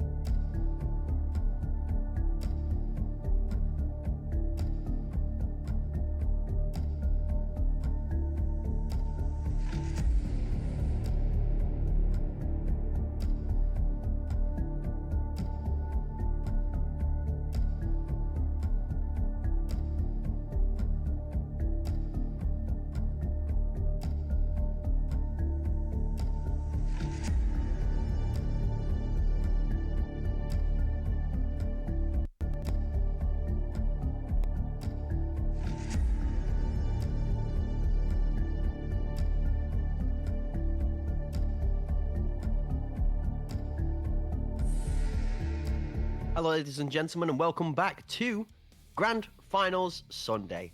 We're here to decide which of the two teams, that's right, which of the two teams is going to make it to that all-important title of Season 2 NA Pinnacle Champions. We've got two teams now decided. Set place in their positions for that Grand Final bout. Our first team that has made it here with an undefeated performance all the way up till today's matchup is Sicario NA. This roster, now with the return of Barbaric, was running Undead, Cruising, Strix, Apollo, and Watchful up until today. Undead, I believe, will be the one stepping away, as Barb then steps in to fill his role in that team. They've got to face off against Aspect, who we've seen already today, Hawk, go through a 5-game ringer of a series just to make it here. I mean, this is a repeat from last season. These two teams met in the grand finals. Roles slightly reversed as Sicario fought from the lower bracket, but now ready to go head-to-head one more time. And as we look to claim a champion, to crown a winner today, we will be crowning a couple more winners in chat. A big shout-out to Ready1 and X's 107, EX3S 107. On your new Bear drip. So be sure to reach out to Philbo via message through Twitch and work on getting that code over to you as quickly as possible. Thanks again for all those participating. And a shout out to BSG for allowing us to be able to give away some of those codes alongside of the activities and the festivities in this winter events season. Here today, the best of 5 of the two teams fighting off together will take place across our 5-map selection we currently have in the game in the following order. Our map picks and bans look as follows. Skybridge on Aspect, Bowl for Sicario, Fort for Aspect, Iceberg for Sicario, and a Bay 5 decider should we go there. Skybridge, I love the fact that we see Aspect picking this map, even though that they've had some tough times and some great times on this map. I love to see the confidence from them as well. You know, we saw them pick Bowl earlier and it didn't really go their way, so it doesn't surprise me that Sicario picks Bowl. They're very comfortable on Bowl. Fort, Iceberg, I mean, all these maps at this point in time, I feel like you're just doing yourself an injustice if you're not solid on all 5. And I think that's what it takes to be a champion. So we do see that Iceberg pick Bay 5, the decider, should we need it. I don't know why, you know, despite the fact that we've seen so many all the way to the best of 3s or best of 5s, so many overtimes, but I don't know if we're going to be getting there in this series. Got to look to the positives from the first couple of maps. If you're thinking about this from an Aspect perspective, you want to give them the essence of success. You got to look to how well they did on Skybridge to begin to believe their bowl performance was the one map they dropped. But they took it home on Iceberg, they took it home on Fort versus Covenant. And with their good util use and Oberstom's ability to find his way from that B site, whether it be on a flank or coming to support from the natural rotation, say through spawn and jungle, Aspect Skybridge looked really strong. You want to go down the guessing line of things, you're going to go 1-0 Aspect, 1-1 Sicario after Bowl, maybe 2-1 Sicario after Fort, potentially 2-2, I would think, after Iceberg. If you want to see a full 5-match series for Aspect, they're going to want to be done in 3. Skybridge, Bowl, Fort, and out of here, so they don't have to play too much more arena for the day. Sicario, they won't care. They've not been put through it so far just yet, and therefore they'll be happy to play as many maps as they need to get it over the line. Remember, both these teams will have fought the way here today because it is just business. Now, there is a title on the line, and any form of joking or letting Mercy go, lax gameplay, that's not going to be happening. Yeah, I don't see Aspect taking Iceberg away from Sicario just because they did lose to Covenant as well on Iceberg 9-7. We saw Sicario beat Covenant on Iceberg. I think, again, we need a great performance from Aspect on Skybridge to kick them off here. But, you know, we haven't seen anybody beat Sicario yet. So, I don't think it's crazy to say that Sicario is favored here. No, I don't think so either. I think this is actually probably a relatively even matchup. I think the only thing they're favored in is the stored up energy. And the fact that they've not had to play today is the other thing that really separates the two teams, whether it's mucho, gusto, or whatever you want to call it. I like a good old bit of mojo if you're a an Austin Powers fan from back in the days of the Spy Who Shagged Me. Well, it's going to be a mojo kind of feel as we roll on into the first game. I'm sure that Barbaric is going to be looking forward to stepping his feet back out on the pitch after taking a bit of time off. In inclusion of that aspect, I'm sure we'll be glad to be able to step back out onto the pitch after a little bit of a break to try and keep those muscles nice and warm. You don't want to be catching a stitch when the championship is on the line. So I'm sure both teams eager and raring to go straight out of the gate. But who do you think's really going to surprise us in map 1? Do you think Aspect, with that first pick on Skybridge, are going to be able to give themselves a first step up to try and make this battle seem a little less tough for them? I don't think it's going to be a single player that surprises us. I think it's going to have to be Aspect as a whole that surprises us. We've seen so many of these players have standout performances. Corium will pop off when Boop's not. Booperino will hold it down when Corium maybe isn't not. We've seen a great game from Tom today, a great series from Tom as well. And IFP was really kicking it up in a lot of those games. So I think we need to see all 5 of these players playing consistently well together, and that's what it's going to take for them to be able to topple Sicario. It's going to take a lot more than just passion to be able to take down Sicario, and I think that's something that Aspect have rid a lot of their early tournament hopes off of. They were playing a lot off of passion game day 2, first weekend, and for the first day here yesterday. Now, well, I mean, it's Sicario. You've got to deal with the difference in the pace, the change of the style of the team that you're playing into. I mean, that play style on Skybridge that Aspect showed us, where they were able to hold off back of sight on the defending side and play a very retake-based approach, is probably not going to work into that of an aggressive push from the Sicario squad. You see maybe a 1 or a 2-man VIP hold coming through.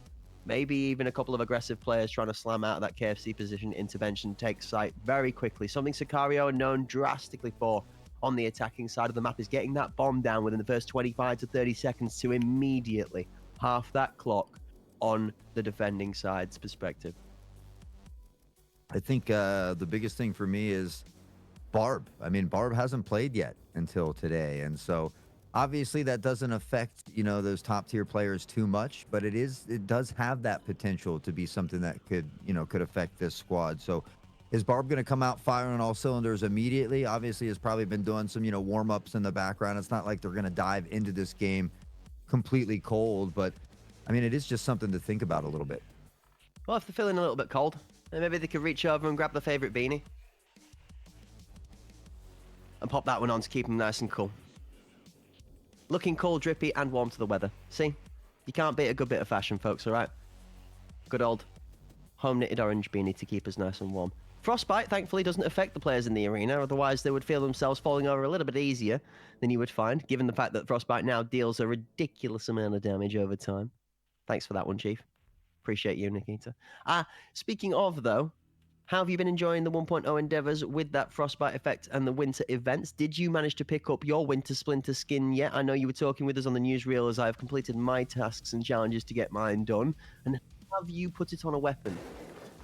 I'm down to the final 50 in Blast Gang or Team Fight. So I did my 150 last night before I hopped off. I'll be tackling the 50 here today, and I will be putting it on for sure. But let's get right on down to the action. Sicario, Aspect, ready to go head-to-head, and it is Corium opening up with that pick on to Barbaric. Your grand final, match 1, Skybridge, Aspect versus Sicario. Aspect on the attack. Barbaric immediately taken down on the early opener. Is sent back to the bench where he's been for the first 3 days of the tournament. Shots ring out across the courtyard over that A site for the first round for both teams. Head Eyes has managed to navigate through the hail of bullets.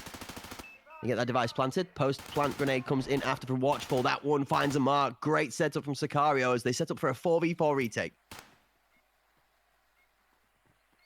Now wait for that smoke to clear out a little bit. They counter off smoke here toward VIP. Booperino's going to have to shift out if he wants to be a valuable asset here in this one. 30 seconds on the clock. Watchful.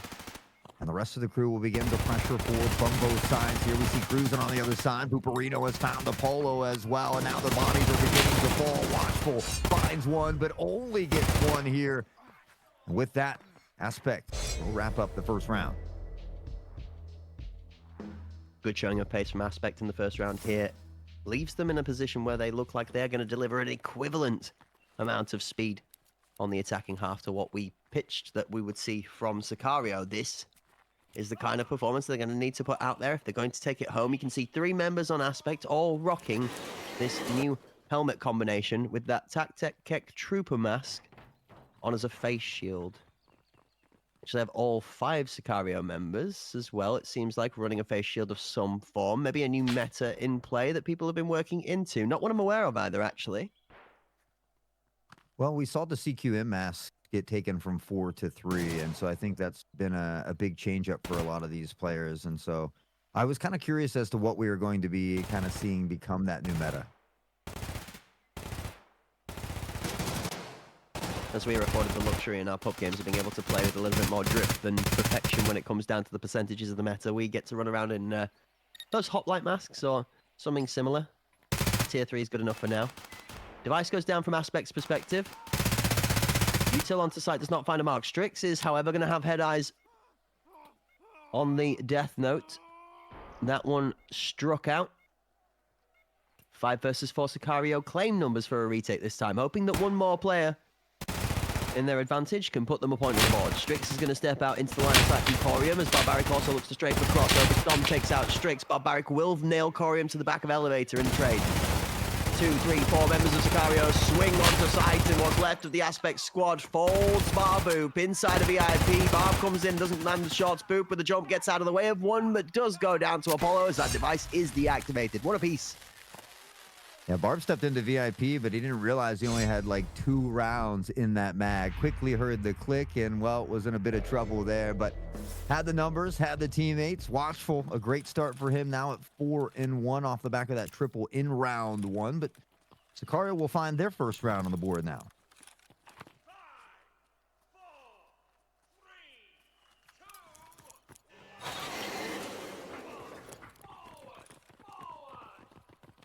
The announcer there super enthusiastic of the attacking side as they come out of the spawn. Forward, forward. Forward they go. Buperino aggressively into VIP. Watchful just jumping his way over through that rat position. Head Eyes picks up a nade onto Cruising early on to start it out. Bomb and the squad from Aspect rotate towards this B site. Look at the anchor. Who's hiding? Of course, it's Mr. Apollo. The Apollo C jumps out into action. He's spurred into devastation. He deletes the second challenge and he holds firm. IFP will find Strix. Meanwhile, Apollo looking like Jason Bourne out here. The jump across, he's good for 3. Head Eyes to fall. IFP alone now. That's had some big clutch factors. We've seen a lot of triple kills from IFP as well, but against the Sicario squad, it's certainly going to be a bit tougher.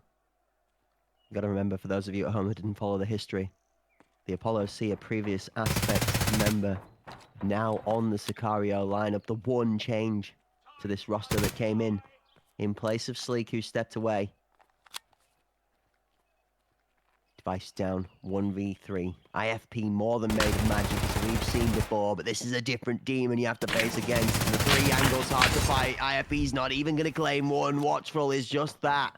And at 6-1, Sicario start to stretch their stride. Yeah, Watchful's off to a great start. You look at that round for Apollo, and you can see why they trust him anchoring down that B site.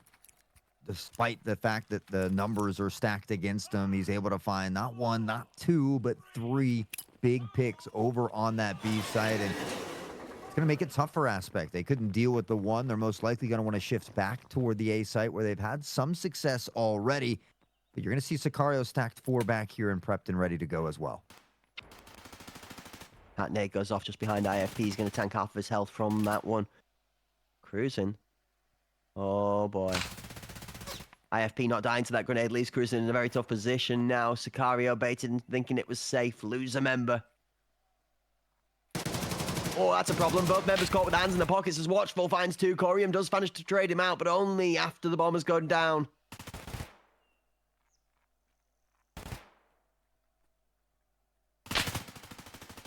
Oh, we'll spot 1 on Heaven. Go ahead and give that space back up here as well. Maybe was considering that flank play, but We'll just fall back and hold that potential rotation here. We've got some tucked on toward the site. Buparino always playing from this VIP area as well. Something I'm sure Sicario has noted, given the fact that they've been able to watch a lot of these games be played out already.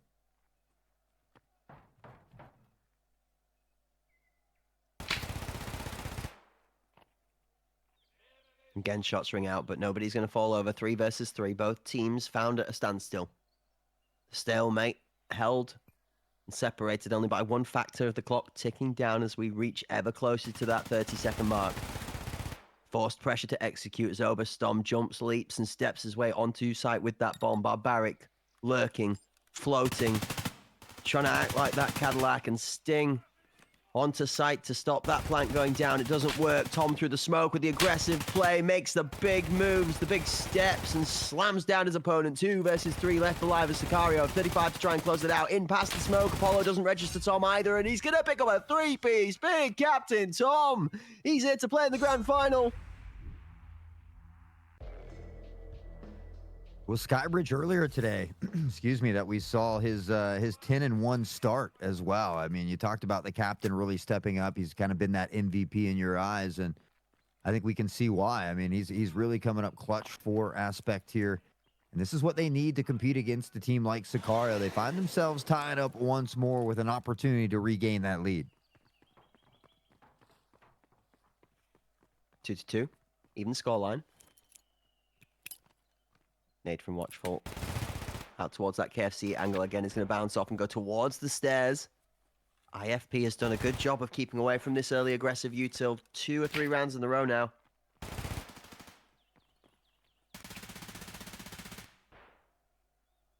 Tom's going to again start off with the first kill.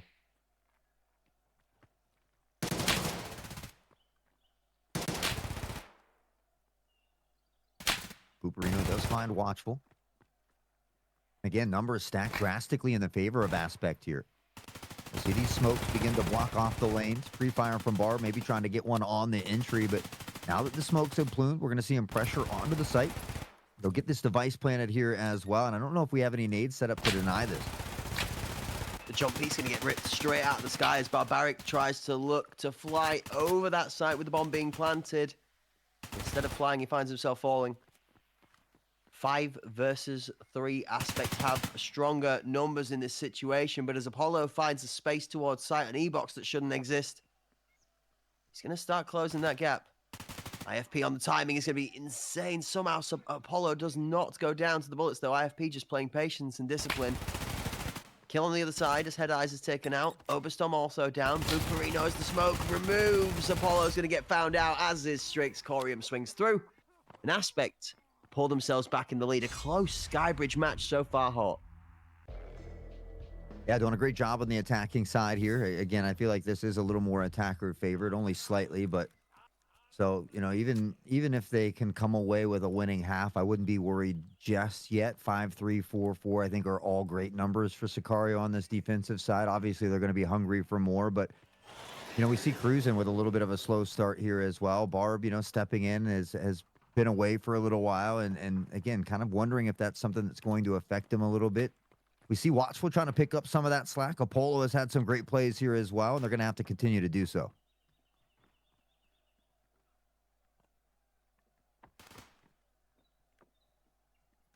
Aggressive walkout from Cruisin here is going to potentially be caught by Oberstorm, but he does find the pixel of that ULAC before he's punished for his positioning. Boop and IFP do manage to find 2 kills of their own back in trade.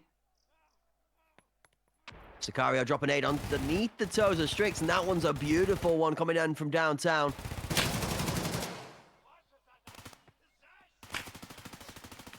Watchful in a tough position again in a 1v4 now. The device already planted here. See how he opts to dissect this one. Had a chance to isolate that 1v1 engagement. Doesn't come away with the kill. The pre-fire doesn't hit the mark as well. We can see a player prone to out for Aspect. And again, with time ticking away, Watchful still able to find this first one. Inside and outside, Watchful trying to work that hip fire to his advantage, but he's going to have too many people to have to deal with. Aspect again, put another one on the board, and 2 back-to-back rounds push them to a consecutive and convincing lead by 2 of 4. 4-2 in the scoreline. Aspect ahead in the first match. We did expect that Sicario might be a little slower out of the gate in the first half, for the fact that they haven't played a game today, but do not expect that to hold them back for long, as the second that the Sicario steam engine starts cooking, it's going to roll from station to station on schedule, just exactly as they intended it to. Watchful is already out there working his magic at 9 and 4, but it's a team performance from Aspect at the moment that's seeing them ahead in the score. That's what it takes. We talked about the all 5 members for Aspect needing to make it happen. Watchful pressures in. He's tired of the control of VIP. He finds Corium and Booperino before being taken out here. Trade eventually coming in, but the damage already done.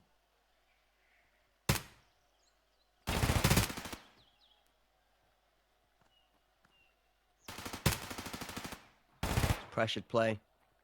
IFP hoping the peak's perfect in the punch of the pixels. Not managing to pick a single one of the enemies left towards the site, as not one of the member of the Sicario squad is over peeking. Barb holding this tight angle is going to be lurking out in the open for a quick peek if IFP can land the shot. Not this time over.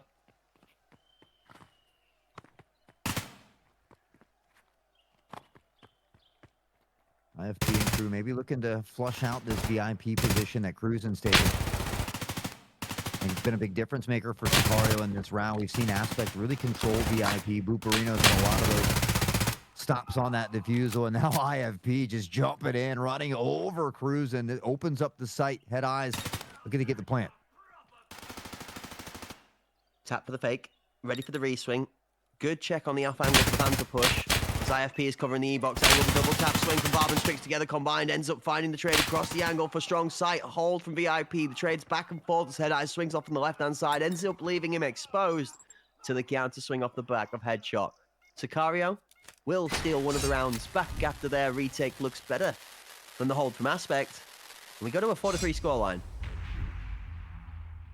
Yeah, and for me, that's exactly what Sicario needs at a minimum. You know, even if they only get 3 rounds from this defending side, especially in game 1, for me, that's a decent job well done for them as they look to power forward. You talked about maybe that potential slow start, which we've seen a little bit, but now they've got this ball rolling. Watchful, able to keep them around with 11 kills thus far. Barb Cruisin beginning to come alive now, and so that's when this team is going to start to get real dangerous. Keep an eye on the activation for the flank as well. We've seen Apollo hold down like an anchor. Absolutely incredibly well so far.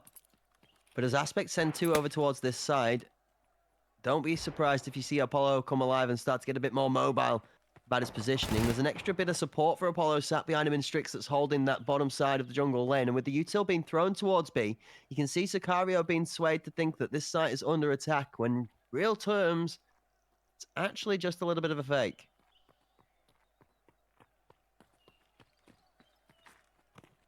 Does look like they're going to go ahead and start to back off. Apollo catches Tom, though, on that retreat, and they can already tell what's happening. You look at the mini-map, Sicario, again, just immediately heads back toward this A site. They've figured out what's going on. He said wait for him to activate. Apollo does.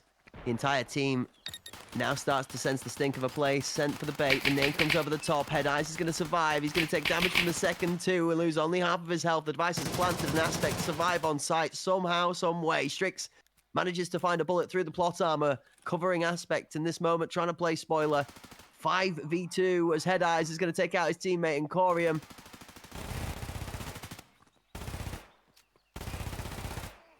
Well, Barb finding a nice 2-piece of his own to wrap up the round. Sicario will find themselves at a tied half, and they do it flawlessly here to end out on the first half. A little bit of nodders from the Sicario squad there as we see teammates shaking and waving their hands in appreciation. Good kills to come through, close it out. It is a dead even split on Skybridge. 11 and 5 Watchful, 7 and 4 Apollo, and Barbaric also starting to wake up a little bit at 5 and 6 now with a nice 2-piece in the back end of the round.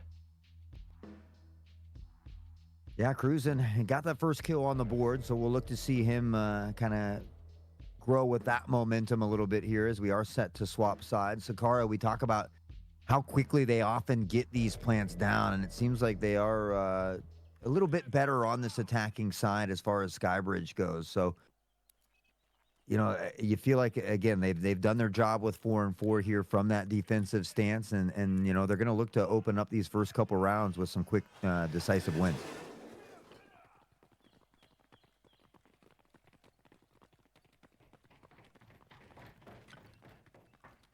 Again, two members of the Aspect lineup are going to play towards that B site as both teams try and cover potential of two sites worth of attack. Early trade, Sicario and Apollo picking up a kill apiece. Corey shut down immediately after one of his own. Again, these MP7s rattle back and forth. IFP steps out into the gunfire of Strix. Down he goes.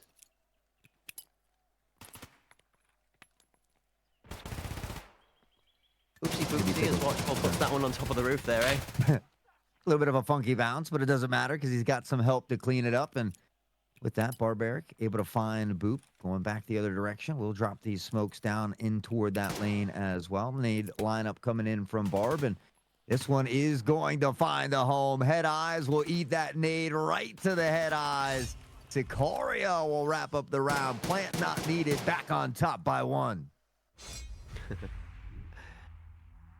Sicario enjoying the better flow of the rounds and the rhythm after the swapping of the sides, and the chat enjoying the flow of comedy right now. Even King on the Keys getting in there with a bit of shooting strays. Kana's the OG of body shooting, collecting strikes like the Pokemon cards. I've got to give him a tip of the hat for the comedy. That's a cool one-liner there. Well played, Connor. Well played. Speaking of well played, Sicario have done a good job to be able to pull this one back. Aspect finding themselves with the lead 4-3 up in the first half. Now down 1-5-4 in the second, as the defending side swapping to the attacking side has seen Sicario steal a hold of the tempo. Cruising, opening up with another pick here. We talked about getting Cruising rolling. He's found the first and now the second. Sprays from IFP. Don't connect into VIP. Barb now Strix.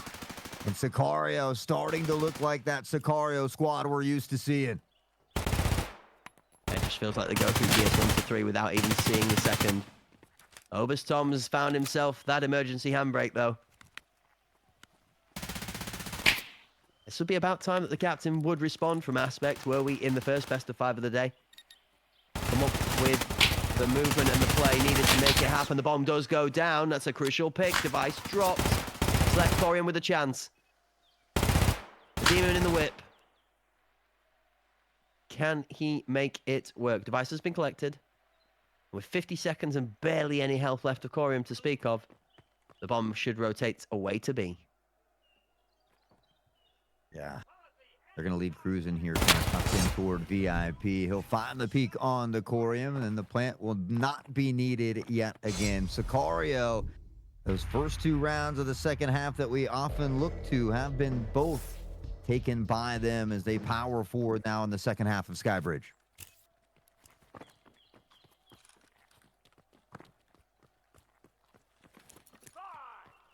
6-4 the next round for Aspect, a big one.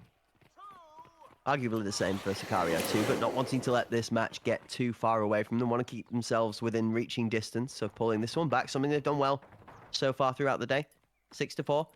Sicario will see this as an opportunity to extend that lead ever closer to that all-important match point. Cruising is rocking and rolling straight out of spawn. Watchful winds up for one of his own. IFP's doing damaging things, as IFP has done all day long, though. Turns and trades one back. Strix catches IFP on a bit of a loose overpeak after some success, as Oberstom also has his own highlight in the kill feed. Quick shots now drain out into a long extended fight as both members of the Battle Buddy system with the bomb from Barbaric and Strix push on to site. Jump shot from Head Eyes is only going to half the health of the bomb planter, as Strix does find one of the jump shots of his own into Head Eyes to take it out. Oberstom swinging into the action as they just don't want to let it stop. He takes out Elevator and the final kill comes through. Sicario slam their way through a slobber knocker of an extended dominoes fight to take it home with a 7-4 victory on the scoreline, 2 closer to match point in map 1. Yeah, looking very strong. I mean, Sicario's always been great on Skybridge, but you look back and they're really just great on any map. This is a team that plays really well together. You know, we often hear some of the crew joking about, you know, Barb yelling at him to get back into practice and really keeping this group together and working and practicing and playing together. And so I think that's why we've seen such a great run from the Sicario squad and how they're able to consistently win out. Gap extended to 3. Aspect now looking to find what is the metaphorical kitchen sink to throw into the equation just to try and upset Sicario's momentum and pull around back.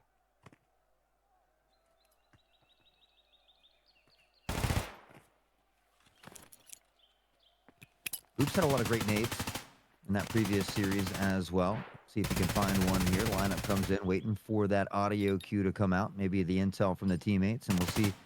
That nade does rain down, but it goes a bit far. Sicario keeping that plant nice and close. I think got a little bit worried of that nade, so the plant did stop momentarily, even though it doesn't find him. It eventually goes down here.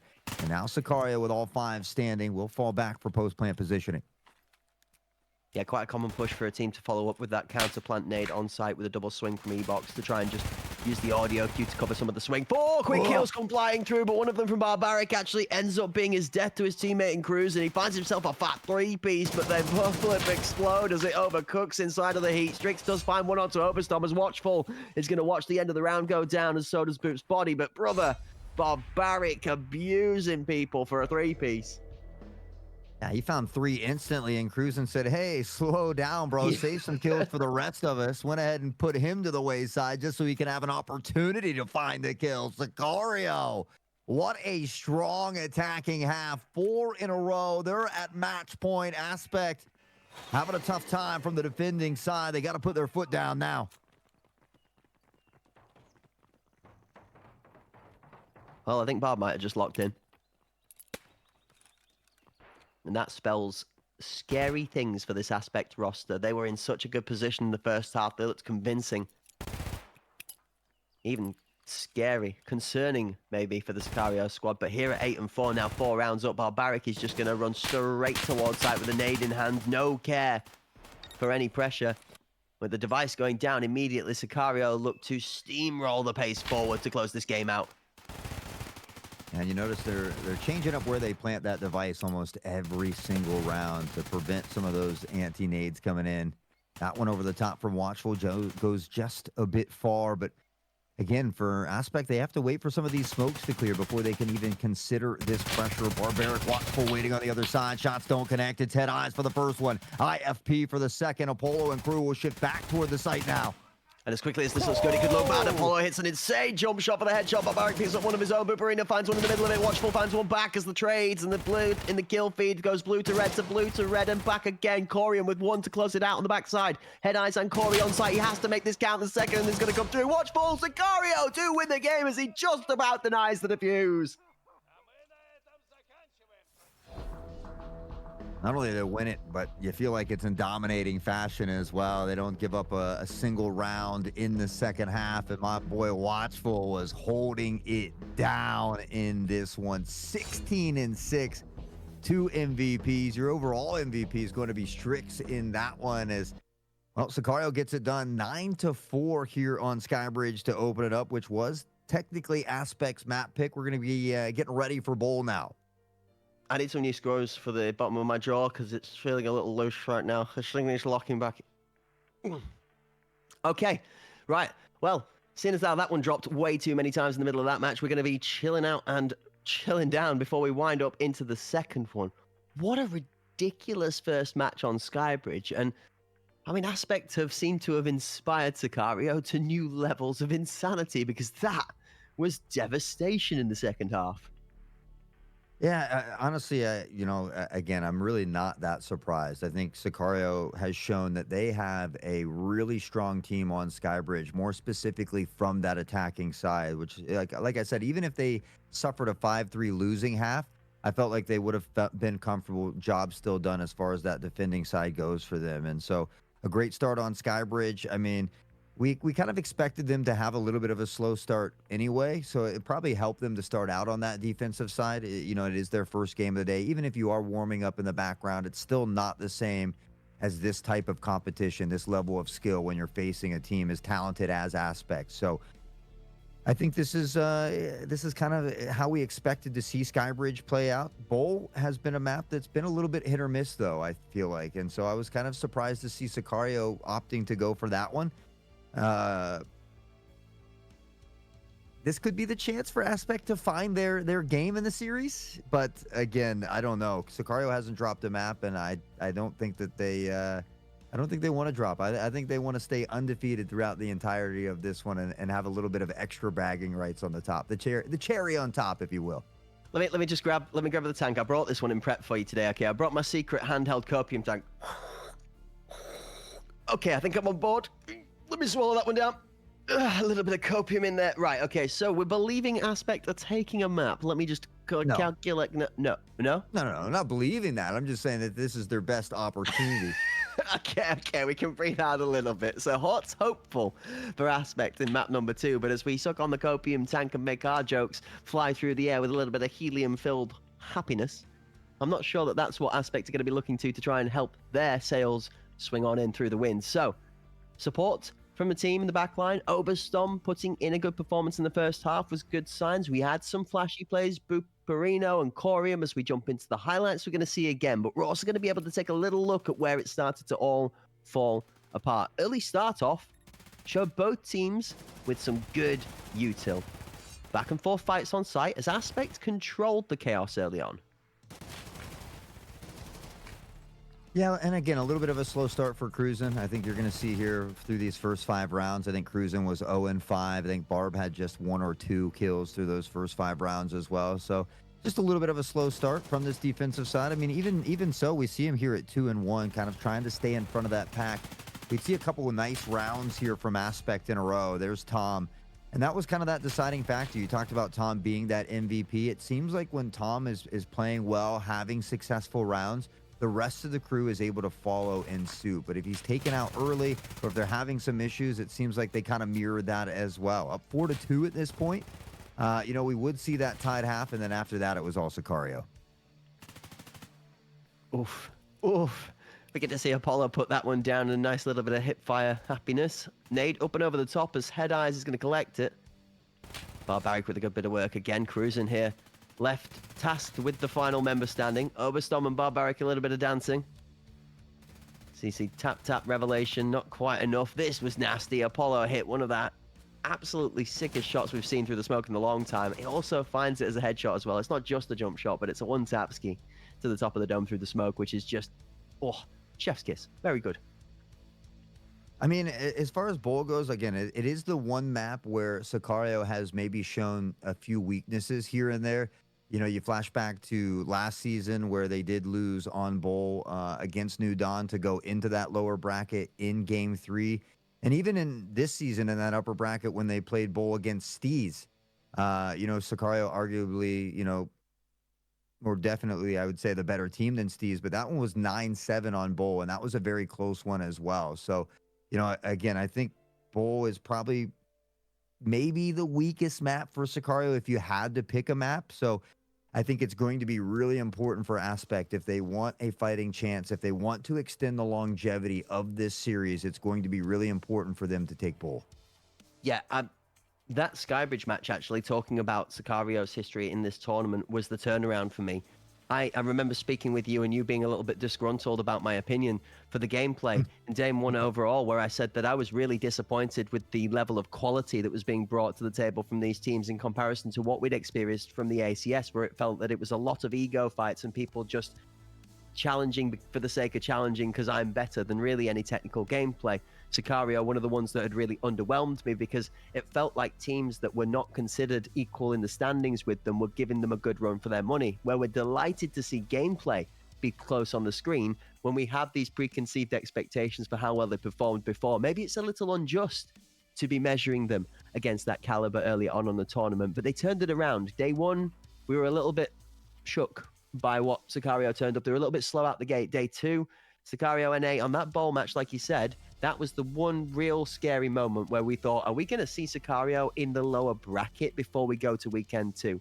Not only did they get over that speed bump without Barbaric there in weekend 1 versus Steez, but they then put that second map down in Skybridge where it just seemed to click. It was like Sicario was back again. That 9-3 victory really did put them back in their pace, and it felt like it was back to their rhythm. Flip side to this, man, Aspect have had to ride a roller coaster of their own. I mean, they went down 2-9 to the people they've just had to bin off in a 5-game series in the first round in their best of 1. to get here. It ends up taking them through Syndicate. They go down 0. Sorry, they go. Hold up, my brain stopped for a second. They go down 2-9 to Covenant. They go up 2-0 to Steez. They go up against Syndicate and go down a map to bring a 3-1 victory out. And then they take back not just revenge against Covenant, but revenge against Covenant across a 5-game series, which is close fought both ways. So as we go into map 2, you could argue equal accolades that both of these teams have had to overcome to make it to that grand final. I would say Aspect definitely have had the more difficult of the 2 rounds. Yeah.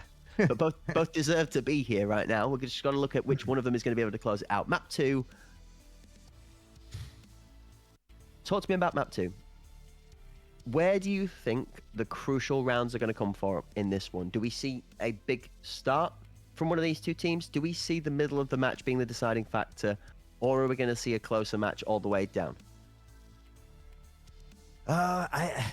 This one's tough because as much as Bowl is a tough map for Sicario, it seems like Aspect also has struggled on Bowl a little bit. They had a close series against Syndicate, I think that was 9-7, but when they recently played Covenant earlier today, it was a 9-6, and so this has been a little bit of a hit or miss map for them as well. And so I think it's one of those things where we can't just have Boop or Corium holding it down. It can't just be Oberus Tom. It has to be that full 5 firing on all cylinders if they want to take this map. Even though it is a little bit of a weaker map from Sicario, they're still an incredibly talented team. They have the gun skills. They have the basic fundamentals.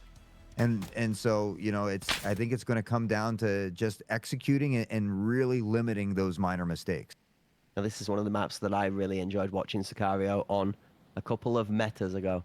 It did seem to fall out of their favor as something they like to pick, but we are back here now. Time to see who's going to turn up in map 2, the grand final. Sicario find themselves with that gold marker next to the time. 1-0 up in the series in the best of 5 in the grand final. Where does the difference come in from Aspect? Shots early as IFP looking to try and make something happen through that smoke. Doesn't quite find the edge of the model and watchful.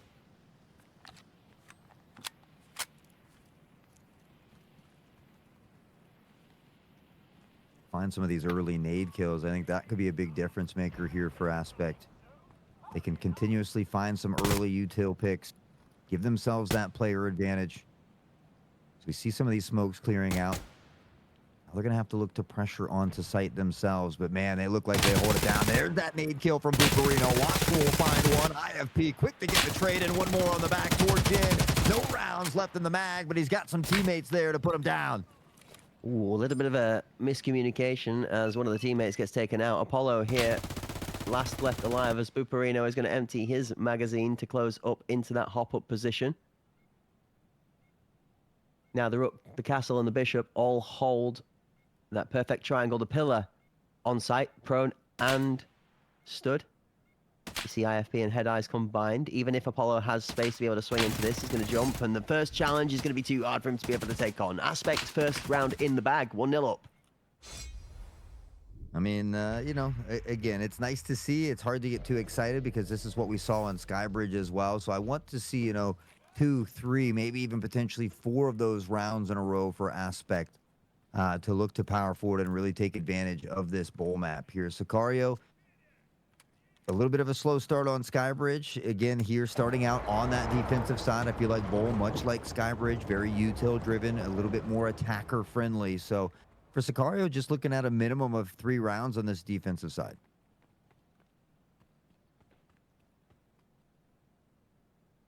Eyes up out of spawn as we see Sicario sending 4 members hovering over towards this B site.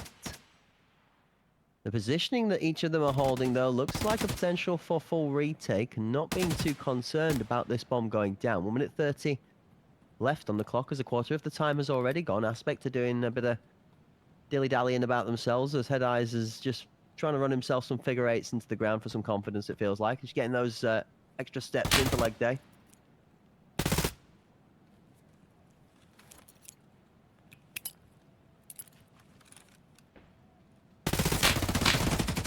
IFP trying to find the pick on toward headshot.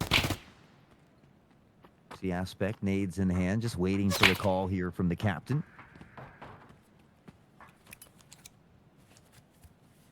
IFP's just zooming all around. Yeah, he's having a great time with it, isn't he? Just trying to use a bit of that movement, maybe embody a little bit of that CEO of movement energy that we saw from back in the day. From Mr. Bikini. Different region now, though. Oh, IFP gets...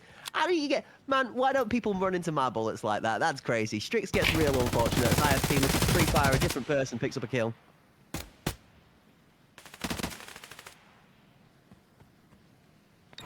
Polo finds one back. Device will eventually be planted. 20 seconds on the clock. We'll turn to 50 now. Booperino now had eyes to follow suit. Watchful returns fire onto IFP. Numbers favoring Aspect as well as time. And Apollo goes down to Boop here. Watchful. He's got to work some magic. Yeah, time is interesting. There's 30 seconds left on the clock. The bomb planted, and well, that pretty much spells disaster. Close sight. Top of the dome revealed. Corium is going to finish off the job. Booperino claims the MVP for the round. Aspect up by 2. Early attacking pressure from the Aspect squad, doing its greatest damage. Got to keep it up, though. Can't get complacent here. Have to continue to do what has been working for Aspect as they found 2 early rounds on the board. And we'll look to extend that lead a bit here in round 3. We'll see if Sicario is able to make some adjustments. Aspect hasn't been forced really out of their game plan at all so far on Bull. Shots out early. Strix finds the first opener. Head Eyes goes down again, cruising also up on that high angle in the box, deep tower lane, trying to find some damage of his own towards the push from Ambulance. 3 members with the bomb of Aspect start to make their way in. So we're on board with cruising. Watchful in front, Strix to the side. Support all around for the Sicario squad as they hold off the backside of the A site. The smoke to Curtain and Generator right now will split the squads completely. A Wanderer in the smoke as Corium operator trying to just work his way through. He's going to hold position on Generator. When this smoke drops, expect Aspect to start making a play. Watchful's looking to try and do something of his own as well. Oh, he's creeping up into a position here.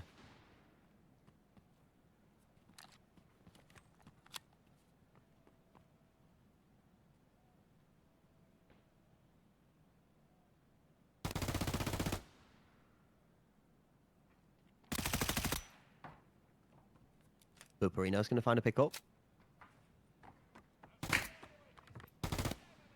Mute button got me. Hawk gets rickrolled by the tech. You know it. AP trying to roll onto site. Well, Strix is going to find this pick onto IFP, though. That'll swing the numbers just a little bit as the plant does go down. And now Booperino looks to even the odds. Barbaric the next to fall. Polo shifting forward by Ambo here.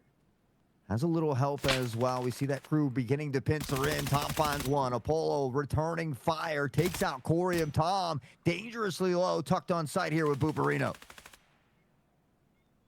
Health not much left for Tom. He's going to be the one doing the peeking. Boop going to keep what's left of his health. Topped up on side. Strix does find one. Booperino has to step out and try and cover. He's going to re-peek on the left-hand side. And you know Strix is more than ready for both sides of that pillar. Sicario secure the defuse and put their first point on the board. We have a game on our hands. Indeed, we do. This time it's on Bull. Of course, Sicario enjoying a 1-point lead, or 1 map lead rather, in this series. A best of 5 to crown our champion here of Hunt Pinnacle #2 NA. Of course, brought to you by Hunt Premier and Battle State Games. It has been insane, to say the least, these last 2 weekends. The amount of overtimes, world records, game 3s, game 5s. It has been the best one yet. And again, just thankful to be a part of it all.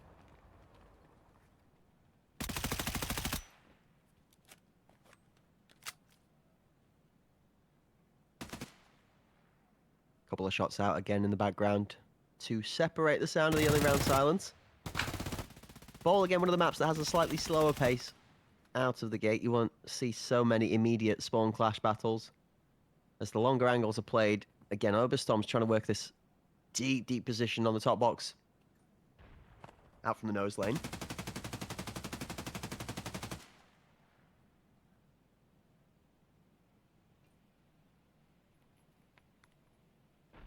Things slow down once more, but now that we see these smokes beginning to plume out, that pressure should follow behind it here for Aspect. They'll try to make their way onto this A site. We see Barb and crew, though, with a few nade lineups of their own, maybe looking to deny this device going down. That nade does come in maybe just a bit late and off the mark. Watchful will try to toss one here as well, but it goes a bit far, too. Open over twice in a row. The guns aren't going to have the same woes, though. 3 quick kills hit the feed as Apollo, Barb, and Strix combined together. 2 come back the other way as the Head Eyes is going to have 2 for himself. Strix takes out Head Eyes and the teammate in an unfortunate system of circumstances.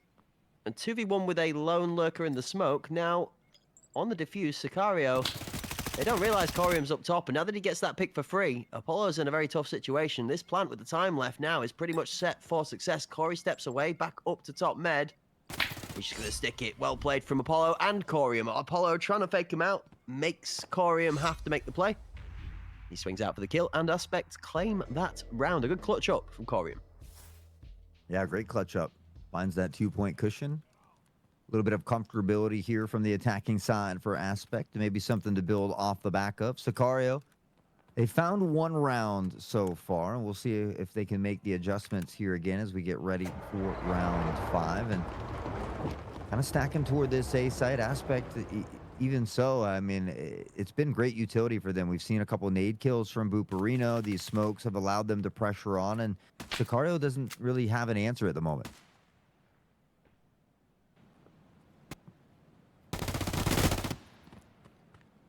Before answers comes a little bit of breathing room. That'll be the first place that Sicario is searching for some space to try and make some of this happen. I am really interested to this default that Sicario have got set up. It is definitely something we don't see similar to the norm, but it's the way they're approaching it for the time being. They're still playing as if we're going to see a B rotation coming in, I feel like, with such a heavy, strong side over towards this B site.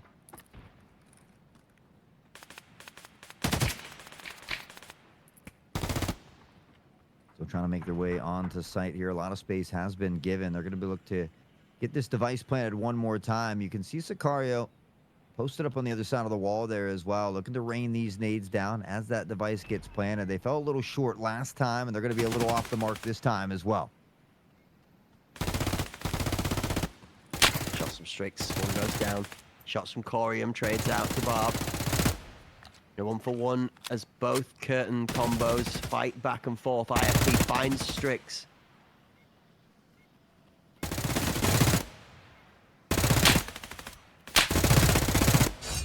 Oh my, Boop wow. and Corium. Again, a don't blink or you'll miss it type situation. Aspect looking real strong here on Bull.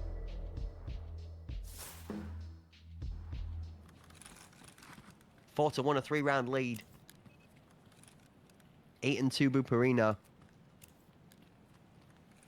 Start to ask yourself who's going to get a hold of the front fighting force of this Aspect lineup to try and turn this one on its head.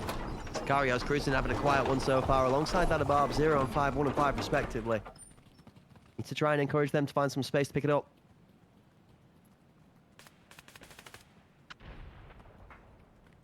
Well, that might help just a little bit. Watchful nade over the top does claim the life of Head Eyes. Tom will look to scoop up some goodies from his fallen comrade here. IFP toward curtain, tries to get there before that smoke pops, but Watchful waiting. Able to shut this early pressure down. Sicario trying to make these necessary adjustments here on the A site.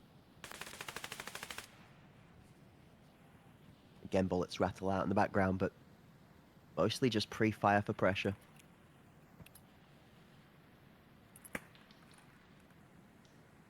Here on board as the pulling of the pin signifies a util going towards that separation between generator and the A site.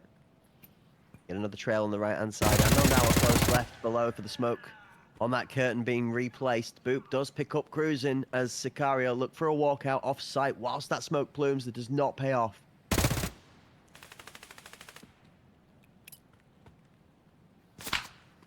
Maybe teasing the idea of a push toward the B site here. See the rest of the crew trying to follow suit. Tom trying to clear the way here as well. A lot of angles to check, though, and Apollo is going to find Tom. That device does go down here. You can hear it begin to beat. Bucarino trying to find one through the smoke, but again, it's the peak from Apollo to find one more. That high elevated angle from Strix just holding Corium at bay, able to step out and peek on demand. There's the final blow. Watchful claims the MVP. Strix claims the final kill, and Sicario put another point on the board, shortening that lead to 2.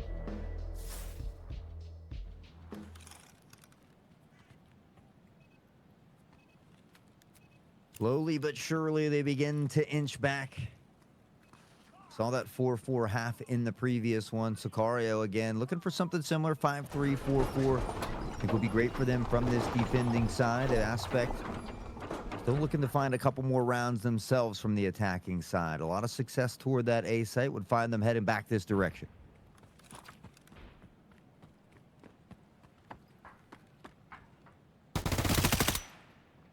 Noisy footsteps as both teams start to force their way through towards the positions that they're looking to hold from. Again, common line of scrimmage set up in bowl for first early picks on contact. The couple of shots that we see over towards the B site don't find anybody as Apollo, the number 5 player from Sicario. We see twirling and kiting his way back towards Pixel. Strix finds one onto Oberst Tom.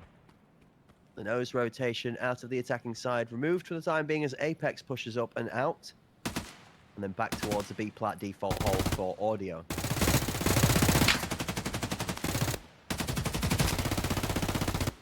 Begin to shift away here. That smoke again raining down. It's going to buy up 20 or so seconds. So we see Aspect kind of shift toward that gym lane. Bucarino, a quick flick. It's Corium that finds the kill. Watchful now IFP for 2. Cruisin will find Corium. Head Eyes returns fire. Cruisin goes down. Apollo on the flank. In the smoke makes it hard though. IFP's not going to struggle to find that headshot if it peeks out in timing.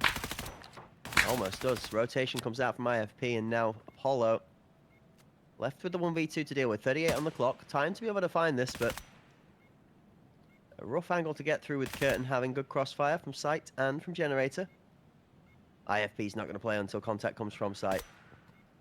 Now tucking in, Apollo challenges, and IFP isn't going to miss those shots. Aspect take an all-important 5th round and guarantee at least a lead of 5-3 going into the half. Could potentially be 6-2 if they take one more. That could be a big game changer for Aspect as well if they can get over the edge and find that 6-2 here in the first half. As good as Sicario is on that attacking side, it's tough to overcome that 6-2 deficit. We see it time and time again here in the Tarkov Arena scene.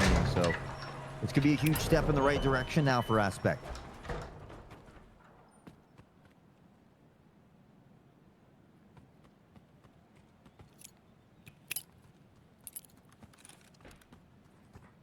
Taking the bomb with 3. 4 now towards the A site. An aggressive walkout from Cruisin again is going to be caught lacking. Sicario lose a member early.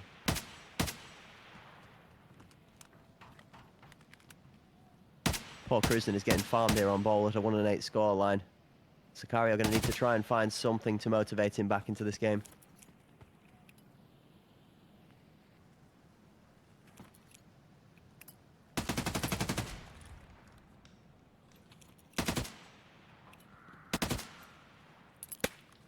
Well, Aspect will slow it down for their final round of the first half. We'll see some of these nades begin to rain down, and as those smokes plume, we'll see that pressure follow again. It's been a consistent pattern here for Aspect. Corium's still able to find this pick on the Barbaric, and Corium's not done. Watchful goes down. The nade, the death nade from the grave will claim 1, but in a 4v2, Aspect looking to close out this first half. 4v1 now that Apollo goes down as well. Swing out from Head Eyes is going to find Strix as 1 kill extra. Still won't deflate that assault. 6-2. Aspect finished their attacking half with a 4-round advantage on ball and map 2. Now, Sicario have their attacking half to try and turn this one around. It's going to be a long, harsh climb if they're going to find a way back into this one, as they are currently 4 down.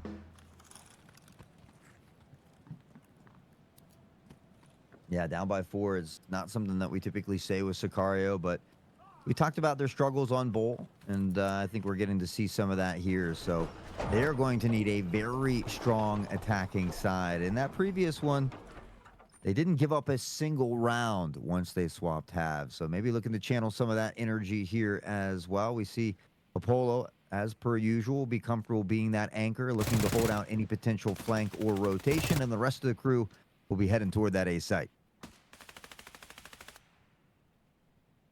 A completely different approach from Aspect here, as they are going to stack 4 strong.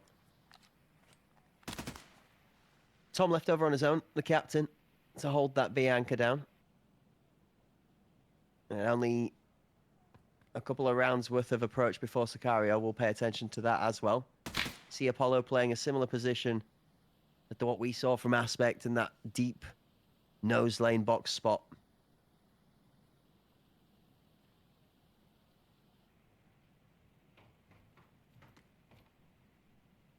We see a lot of teams throw this early smoke toward curtain, so it's pretty typical that we see kind of a slower start to the rounds here on Bull. Most teams wanting to give themselves that best position, best opportunity here to fight through. So you just got to give some time to allow that smoke to clear. We see Cruisin' and crew holding on to some of their own smokes to then kind of, you know, smoke off those lanes and allow them to pressure onto site.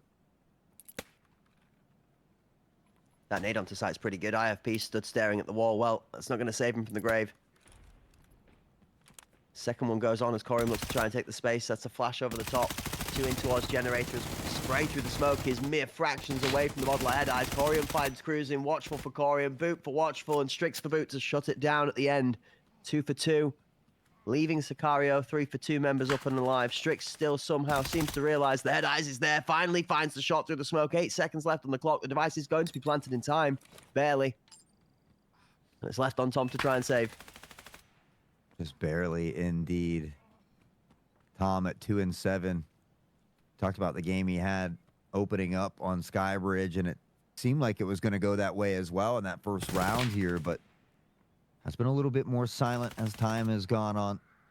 Is going to need a crazy 1v3 clutch here, and with time ticking away, pre-fire Barb doesn't connect. Tom able to find the Polo, and now the round does become winnable.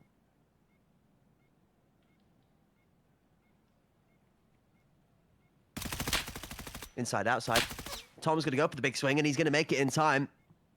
But with 10 seconds left on the clock, this one is all done and spoken for. He's not going to get to the bomb in time to be able to complete the defuse. Barber's going to be able to just play with his food as Tom gets deleted before even able to touch the cords on the cables. 3 to 6, Sicario steal a round back and close the gap 2-3 with a chance to continue that momentum on their attacking side. If you're a Sicario fan, you will be looking to see more of this as we move throughout Bowl. Well, Cruisin' and Barb again, a little bit of a slow start for these two. We saw it on Skybridge. They really came alive in that second half as well. Going to need something similar as Sicario is fighting from behind here in this one. Down by 4, now down by 3. They look to power forward again, a little bit stronger on this attacking side and head right back toward the A site we go.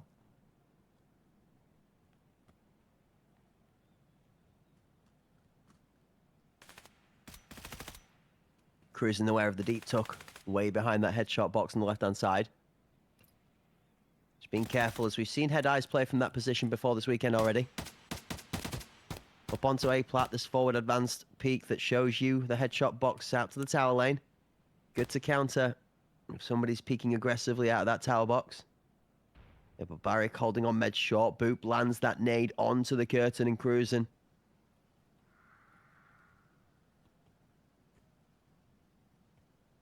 The round comes to a grinding halt. 60 on the clock. Sicario down a member.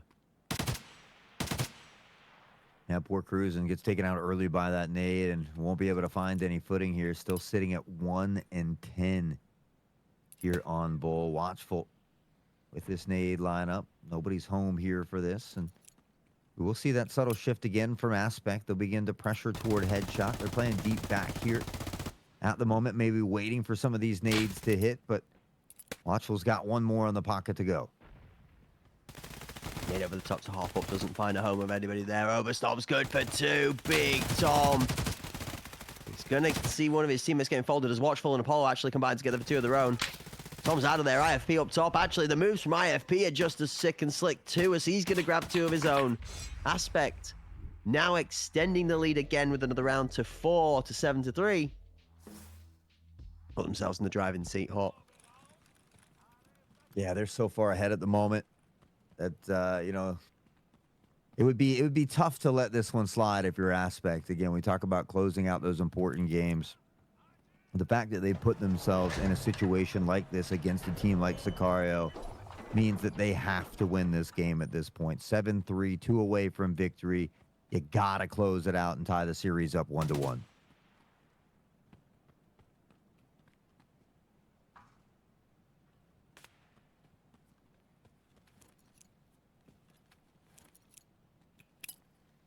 Again, you see a 2-man deep hold from Aspect towards that prone angle, and then the other side of the sight box. Just outside of spawn, smoke goes to Curtin. Aggressively through the smoke goes Watchful. Finds IFP, a second from Strix. The Sicario are done playing games of slow pace. Onto site goes the bomb. Device planted. The last 3 members of Aspect now forced to push in and try and do something about it.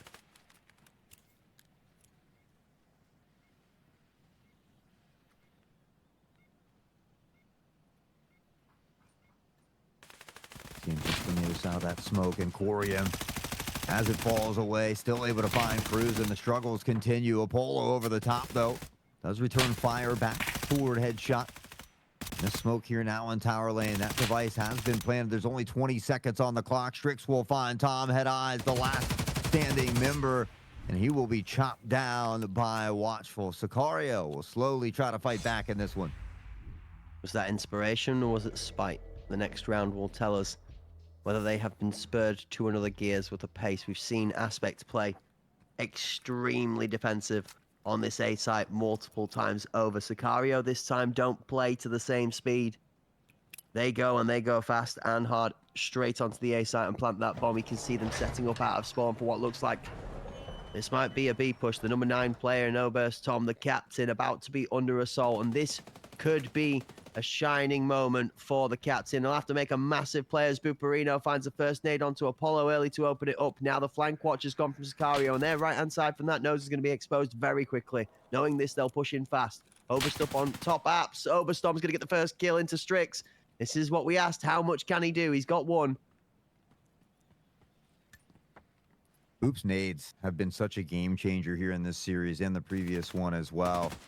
We've seen a lot of early nade picks coming in. Watchful will pick up on the top to try and even the score a bit here as well. Shifts on toward the B site. The device has made its way here and should be able to be planted down. Watchful trying to hold the angle. Corium currently smoked off as we see Barbaric putting shots his way. Back and forth. Device planted. Sicario secures himself side control. Cruiser finds Buperino. Barbaric takes out Head Eyes after the pre-fire is a little bit wayward. Corium takes out Cruisin. Barbaric to shut down IFP. Corium last left alive in a 1v2 with Barb and Watchful to fight against. Barbaric is going to get caught on the rundown.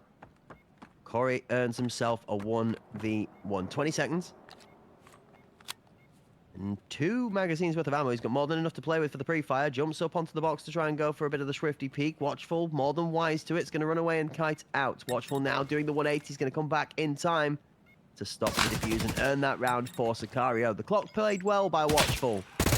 And that one is going to go to the hands of Sicario as well. 2 in a row now, Hawk. Gap closed to 2. Gap closed to 2, and now you start to worry a little bit again. Aspect with a lead that big cannot afford to blow this one. They've got to get to match point first. They've got to find a way to shut down Bull and tie this series up. If not, we might just see another 3 and done from Sicario. Never say never for both sides of the coin, Aspect and Sicario, like we spoke about before. Map 2 have earned their place to be here. Rightfully throw different paths, and rightfully so. Grand final nonetheless, no small accolade. Shots from IFP as a jiggle on Curtin. Tries to find an early pick onto Watchful. Apollo is going to go down to Oberstorm.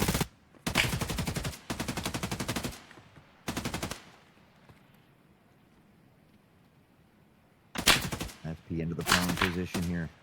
It is going to be Strix that actually catches him through it, though. IFP goes down. They're able to even the odds one more time. Sicario trying to steal this lead away from Aspect. They've slowly been cutting into it. Buparino's going to pressure through. He wants to get in front of that smoke here.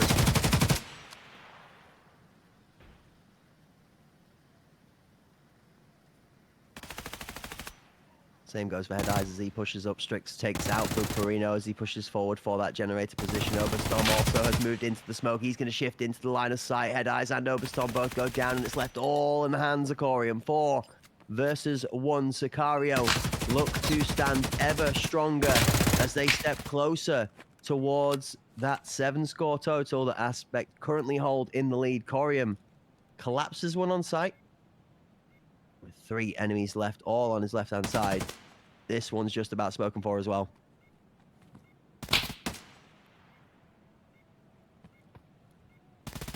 Orium's gonna attempt to get on towards site. Strix waiting patiently, now up to 18-9 as well. And Sicario, they have been fighting from behind for what seems like an eternity here in Bull, and now they're just 1 away. 7-6 Aspect hold the lead. Corium at 15-9. Trying his hardest to carry the team. Alongside that and the efforts, like you mentioned, of Boot 12-9, some good util use and the weapon as well coming together. 18-9 Strix is cooking alongside a 14-10 Watchful 2. Both teams with 2 top titans playing their best part of the game, but a pick-me-up maybe needed from a couple of those quiet in the back line to maybe help it get it over the line. What is this boost we're seeing from Barb and Strix? Something to check over the top of Shark Box. Interesting.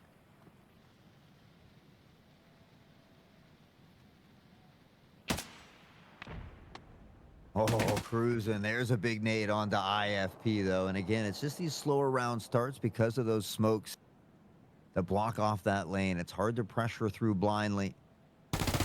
That nade certainly opens things up a bit now for Sicario.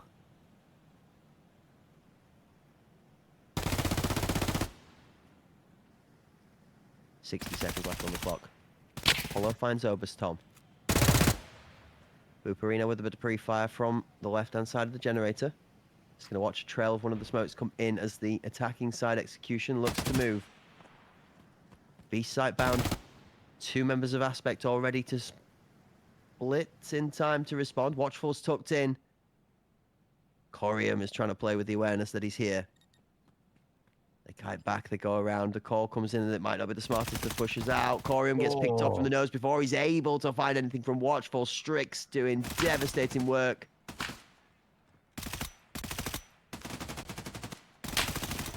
Watchful will find Head Eyes. Strix has got Buparino locked down. Barbaric will find the pick, though, and Sicario, all of a sudden, what happened here? I mean, it was a 6-2 half that we saw, but Sicario just seems to be so much better on that attacking side. They've found a way to tie it up 7-7, a chance to take the lead away from Aspect now.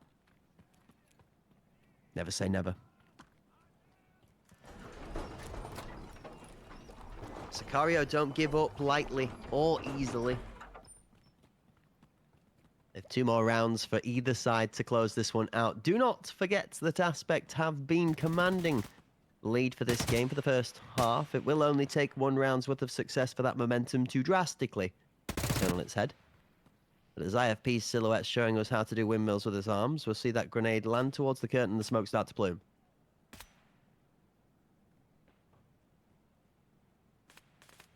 There's so much resting on this round here specifically. We're seeing both teams display some of that patience. Buparino able to find Apollo. Watchful catches IFP, who is dancing through that smoke. No risk, no reward. We talk about it all the time. This time it doesn't pay off.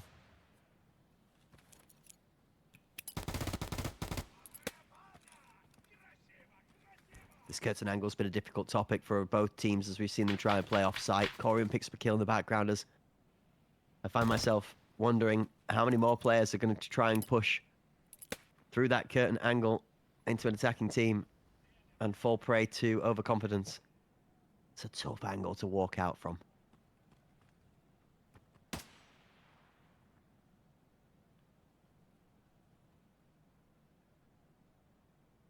Barbaric just holding this. You can see that silhouette on the other side. Neither member wanting to move an inch. Boop shifts forward just as Barbaric shifts away. A beautiful nade from Head Eyes, though, will deny the device going down. Did something good from both teams is when the rounds get stale. One of the two has been able to find a piece of util that starts the round going again. Watchful's going to go on the right-hand side, good for one, but then left is slightly loose left of Head Eyes. As the final remaining member of that Sicario squad stood standing, he goes down with the bomb defuse open, and Aspect will earn themselves the chance at match point here in our map 2 on Bowl. They get to first to get to match point, which is good for them, especially after considering they've had that lead for so long. But they've given up a lot of rounds in a row here, and so Sicario, they just need one more to get to overtime. You feel like if it does get to overtime at this point, it might start to favor Sicario just because of the fact that they've come back from this 6-2 deficit.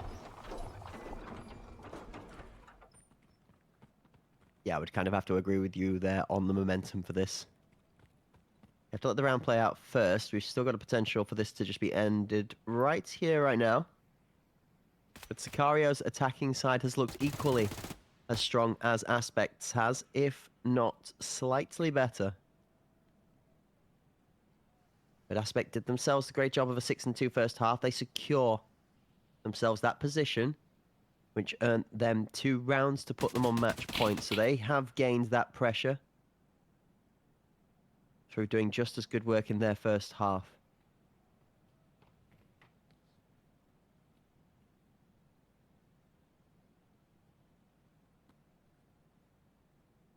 These rounds are so slow. So much on the line here for both of these teams as well. Aspect trying to tie this series up against Sicario. Sicario needing one more round here to get us into another OT, which, again, wouldn't be surprising. Granted, we've had so many of them throughout these last 2 weekends.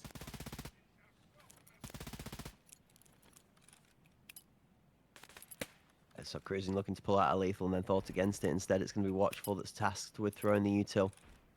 Smoke and flash out. Strix on generator. Pop up clear. Nade to sight clears as well. Jump in and up aggressively from Corium. Lands himself straight into the line of sight for Strix as the reload comes through. Buparino finds a kill. 2 back again as IFP and Barb trade kills on the feed. Cruising for 1 as IFP goes down. Head Eyes is tucked into headshot. They're not going to be able to pick up Cruising.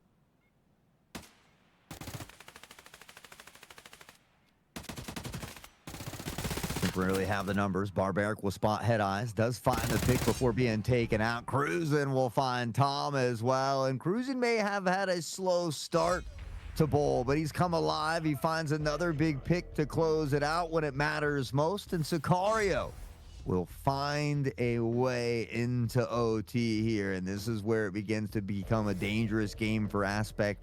A map that they should have been able to close out. A strong 6-2 half that goes the other way, and, well, Sicario typically knows how to close out games. So starting out on the defensive side where they arguably have a little bit more of a tougher time. So I think if Aspect, realistically, you feel like Aspect needs both of these rounds from the attacking side.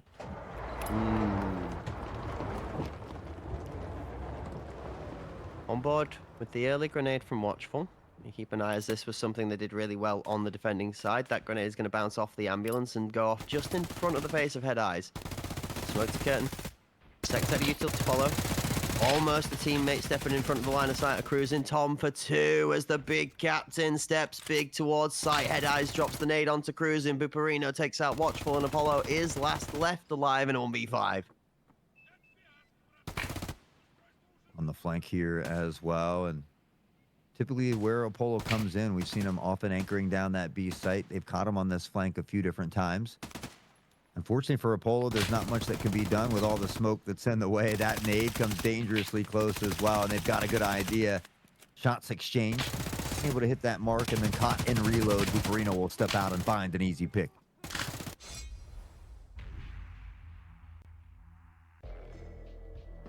9-8 Aspect hit the first round in overtime, and the first of their 2 on the attacking side. We did say this map was going to be attacking favored, so we would expect each team to try and at least go 2-0 on their attacking side to be successful.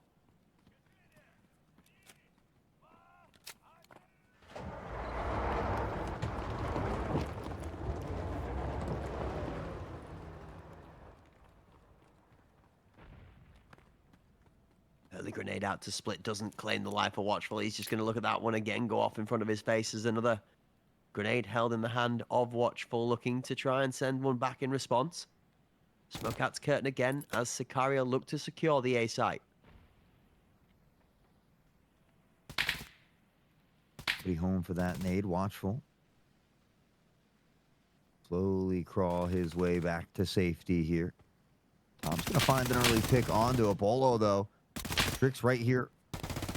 Looking to prevent any kind of B rush that goes on. It's a fast rotation the other direction because Boop's been able to pick up crews in here as well.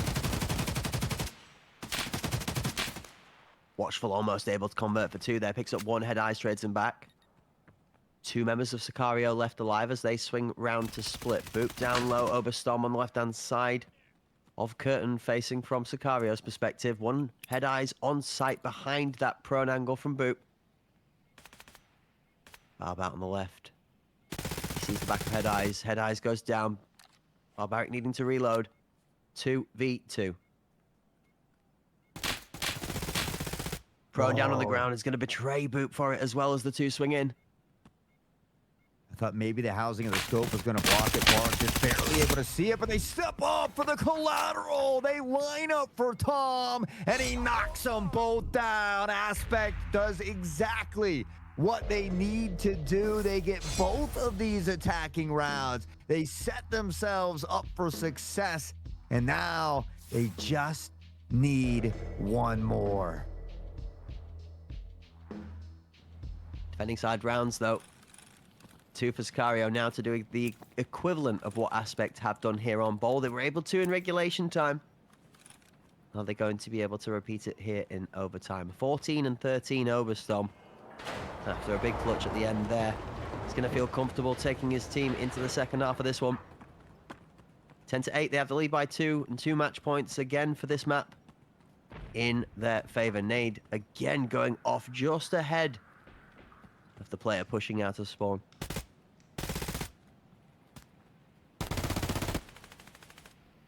Again, opening kick here from Boop. Barb will be the first to fall. Watchful the next as well. And Sicario now in some trouble. It's a 3v5 Aspect.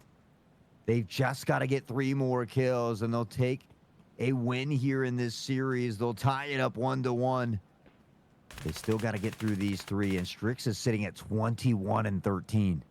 That nade towards the A site, as there is an anchor over there from IFP, is going to telegraph that the A site might be the new point of target. Head eyes is already round. Corium rotating from spawn. Apex pushing out to start this flank. You see Booperino also lurking towards the 90, ready to try and peek his IFP. He is going to swing out for the first. Head eyes helps for the second, and the bomb is down. Sicario, 1 player left alive to save Ball. I don't think it's going to happen today.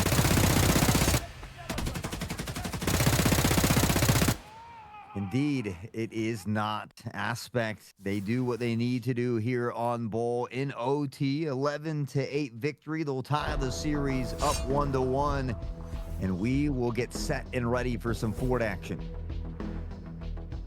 At least a 4-game series.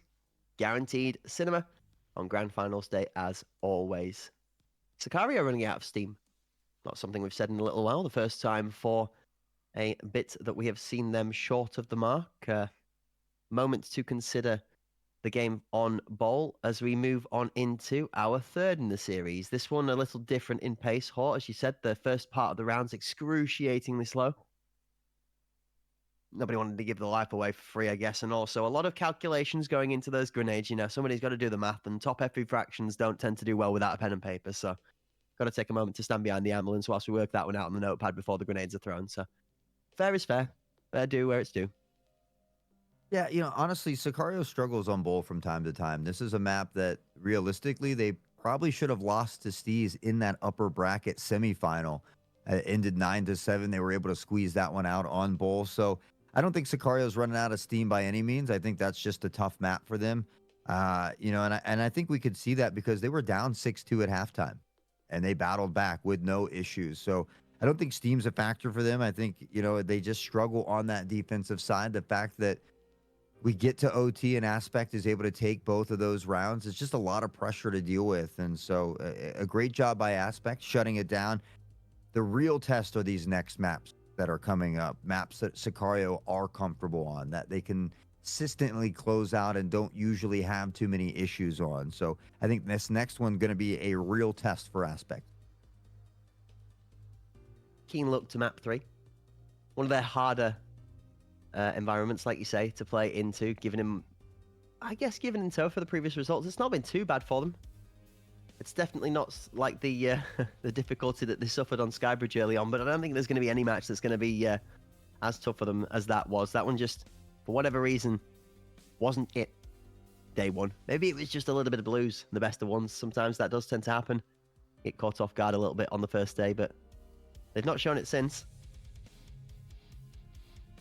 But two maps in, I found myself wondering whether Sicario might have wanted to get a little bit of legwork in before they came to the table today, as they do feel a little bit slow out of the gate. Cruising, towards the back end of that game, he started winding up. We did start to see Cruising cooking a little bit. Strix is all in every part of their glory. We've seen Strix doing some great work so far. Barbaric, fair enough, is going to be a bit rusty. He's had some time away. Maybe spent a bit too much time sitting on the couch, munching on snacks. It's time to get back in the game. Watchful's cooking, that we can see as well. And the util from the team as a whole has been good, but Aspect have done a much stronger job, I would say, on being able to put the utility home than I think we've seen from Sicario overall this match so far and in the series. Yeah, I mean, Sicario is normally really, really good on Fort, but at least in this tournament, we really haven't seen them on Fort much at all, if at all, looking at some of the things here. I think day one against Aquila, we saw that 9-3 Fort from them, but Aspect so far has played Fort quite a few times, and they've won every time so far. So at least that's something maybe they can hold on to and look forward to. But we'll take a look back at the highlights here from Bull. Another one that would go to overtime. A lot of great nade kills from Buparino, as we see a couple early ones popping off here in round one as well. A lot of good gunplay from both teams in this one. Backed up by the superior util. Aspect able to get it over the line. It did take a little longer than I think they'd initially intended, but we found our way there nonetheless. This shot at Strix is nasty, both sides of it. Again, if you're a Sicario fan, you're not going to be too worried. Little mistakes like this show the looseness that I was attesting to. But when Sicario swings in together, it's looked pretty good. The one thing that has caught them off guard for the majority of the time today has been some of these prone angles. Just not respecting the disrespect, I guess, is the way you could put it, but just not expecting the slightly off meta play. Again, this was disgusting. Corium earning that 1v1 really did switch that one around, because that 2v1 would have been impossible, but he finds the kill out of nowhere. And then they come back even stronger.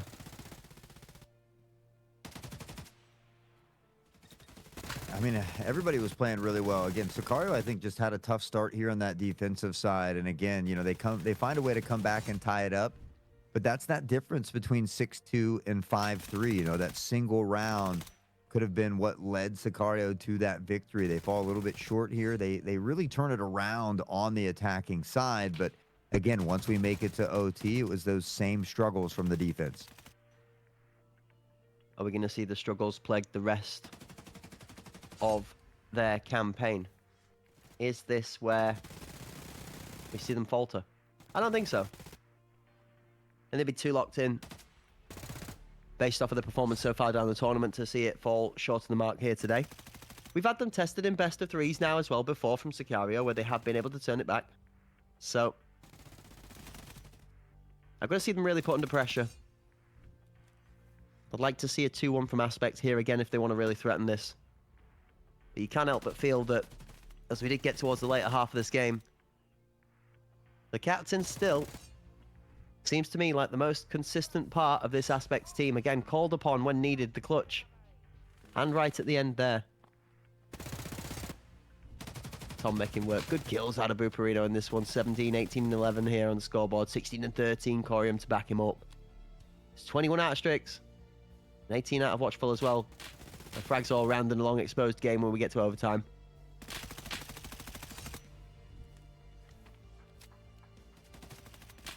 I think Aspect now has played 14, 15, 16 games, I think, in this tournament. I think it was 14 games heading into this series where Sicario's only had to play 5. So it's crazy the difference, and you wonder if that does affect them a little bit. We saw Sicario have a lot of success when they had their own lower bracket run where they swept every team and got to the grand finals and swept. So maybe having to sit out a little bit of these games and not getting as much of that competitive experience is something that has affected them a little bit. But I won't know that until I see Fort realistically. Like I said, Bowl is one of those maps where I thought if Aspect had a chance, it would be on Bowl. If they can find a way to upset them on one of these other maps, then all of a sudden you start to wonder, what if? Skybridge and Bowl, going 1-2 for Aspect for me were the win condition. I still stick to this one. They have done themselves a good job of pulling it back 1-1 here, but I really do think that they needed to put the pressure on before map 3 for us to see Sicario be challenged. I'm not going to be dissuaded in any way, shape, or form of thinking this map is going any way other than to Sicario. I think map 4 is where we see Aspect start to really challenge again and might even find themselves with an equally comfortable map here versus Sicario, as we then find ourselves on the way to a decider. Whether I believe that's how it's going to go is a different story, but that's how the paperwork should say. We, from results given, see that this one would be very heavily favored for the Sicario squad.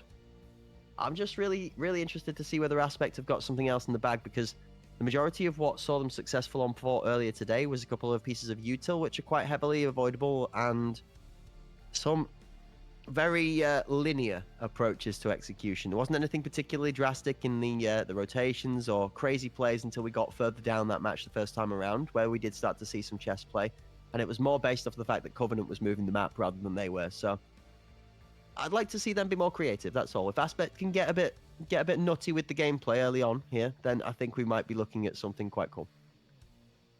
Yeah, I'm almost the opposite here. I feel like if Aspect is going to win, they need to do it on Fort. They haven't gotten a win on Iceberg yet.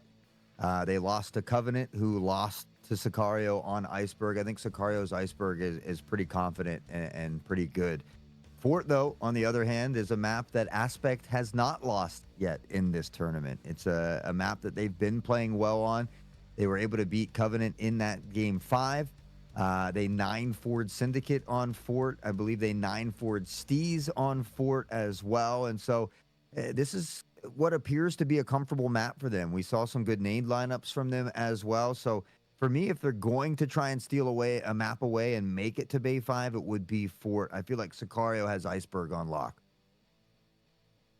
I don't know, man. I don't know. We've seen a couple of teams say to Aspect that we're going to take you to Iceberg and you're going to struggle with it. Well, Aspect haven't really struggled with Iceberg, have they? Let's be honest. They also haven't really thrown the bag on it either. And I don't think it's going to be enough for it to upset Sicario in the sense that it's going to really make them phased at all. I'm not saying, like you said, all right, I'll play a U card. I didn't say it was a guaranteed Sicario map or Aspect map for 4, but I think that the way the tides go, I think this one is a 2-1 to Aspect here, or we struggle to see it go the whole distance. So I'm hopeful for Aspect in this one. This is the map that they really can, prove everybody wrong or show that they mean business or whatever the vendetta is for their charge here. I'm not really sure what this reformed roster's main goal or motivation is actually, as none of them really speak to us before we get to the broadcast in the terms of responding to reaching out for any comments as to the gameplay. But I mean, sometimes silence is superior. Sometimes they like to keep that motivation in camp so that it stays wholesome and driving force behind their passion and allows them to perform at the tip top of the game on game day. Sometimes you don't want to be distracted by throwing yourself out on the socials before you start playing a game. Quite a sensible approach, honestly, if you ask me, but each to their own. Some people get motivated by passion, some people get motivated by focus, and some people get motivated by peace. IFP certainly one that would stand for that part of the equation. Yeah, I don't know. I just feel like if Aspect wants to see Bay 5, it's going to have to happen on Fort. But I feel like if they don't win Fort, we will see this one shut down on Iceberg in 4 in favor of Sicario. So It's fun to have speculations and guesses, though. You know, I'm sure everybody in chat's got some of their own as well, and feel free to toss them in chat. We'd love to hear from you guys, your thoughts on the games, the series as a whole. It's always interesting to see, you know, how some of you out there kind of view this as well. So if you got a moment, feel free to toss that in chat, and you know, we'd love to hear from you. Of course. Cooking as we have been in the chat all day. We're going to cook in the chaos as well. Here, back to the Colosseum, we find ourselves forging on forward and fort. Sicario on the attack, Aspect on the defense here in map 3. In your grand final for NA Pinnacle Season 2, Cruising's going to start off opening up with the first blood onto Head Eyes. It's great to see Cruising has a tough start there, a slow start in those first 2 games. Comes out swinging here to find the first pick. Watchful. Another one here. Now Cruising chasing down Corium. No escape to be had here. Tom Attig will find one. Apollo from behind, though, takes out his former teammate, and it's a good round 1 here for Sicario so far.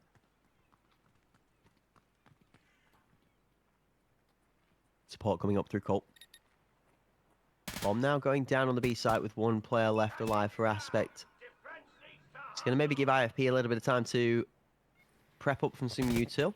Smoke goes out towards the cannon stairs. Cruising on first point of contact.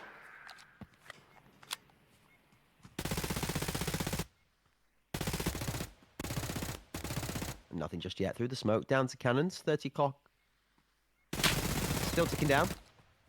25 on the clock now as re-entry. It's just not going to happen. There's just too many angles to have to fight through. IFP tries his hardest, but the 4-man hold from Sicario comes through successful. 1-0 here on Fort.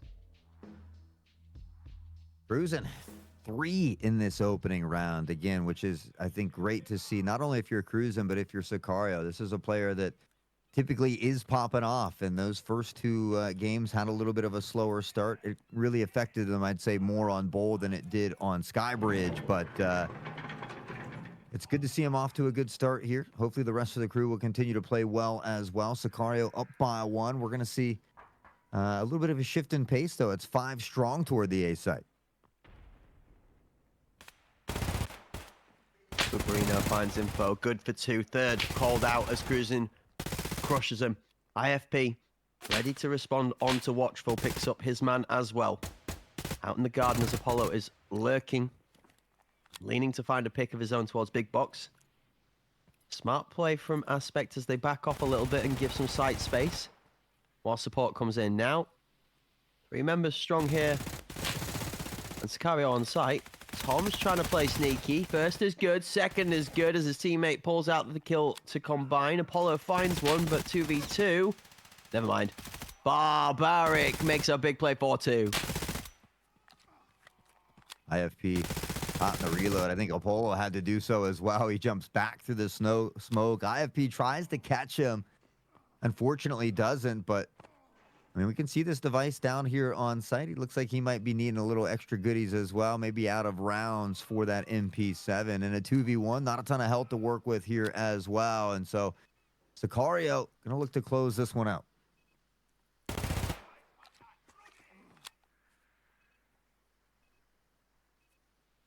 IFP is going to pick up a single of the 2 remaining kills. A little bit of time to med up. That's going to be immediately nullified as Barb hits him with a bit more tickle damage as well. Oh, and then immediately nails the shot as IFP tries to step out as he pre-fires through the smoke, but it's going to be a big fat 3-piece for Barb. 2 on the board for Sicario. A great start here on Fort as they take the lead by 2. Need to keep extending this one. As I said, Hort, I feel like this one could be a crushingly strong map from Sicario for Aspect to be looking to try and split the maps again in number 4. I feel like if this is a strong favored Sicario map, I think we're going to see him close it out on Iceberg as well. Aspect going to have to dig deep and try to fight back here. A bit of a misnade from Boop, which we're not used to seeing here, and maybe a little bit of a tell of how that dexterity has been playing out. They've been here all day. Maybe starting to show as we see a couple more picks come in from Sicario. Corium will scoop up Cruising toward cannon side. Device already planted though. Device down quickly. IFP has himself a beautiful 2-piece, and now Aspect of control of that bomb that's planted on site. Barbaric does find Buparino. As he steps in, Corium's ready for him. Apollo now the last left alive, and Con's going to be taken out. And Aspect wrestled around back into their favor, offers some great work on site from IFP. Yeah, and a little bit of confusion, it felt like, from Sicario. You had one kind of holding that device planter down. As soon as the device is planted, I think that might have been Strix, but was kind of, I don't know if caught in a healing animation. It looked like he was potentially pulling out utility, but didn't have the weapon out. And so it was a nice little 1-2 there from Aspect to turn that round around.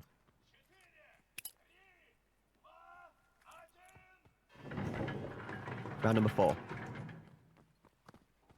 Out of spawn we go as Buperino holding on to one of those pieces of the util that we like to see so favorably thrown to devastating effects. That one's going to go out to the lobby in case of an aggressive push to the A site. A pause as Tom picks up one. 2. Watchful is deleted. Cruisin is going to shut down the captain from Aspect as he was about to go off on a rampage.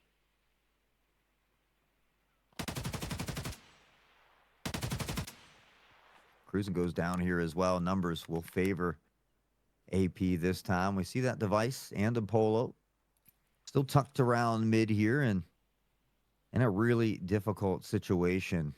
See if it's one that they can overcome. A lot of utility still here to work with for Sicario. So maybe something that they can find a pick with or look to isolate some of these fights. That nade out towards Mini almost takes his eyes out as he ducks away from it. Good awareness. Still that A-site anchor from Buperino that's going to potentially catch this rotation as it looks to move around through Colt.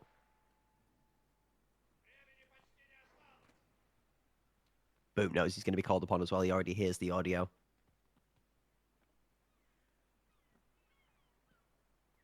Oh, we don't fully clear big box. The jump up to check headshot. Boop does not move a muscle.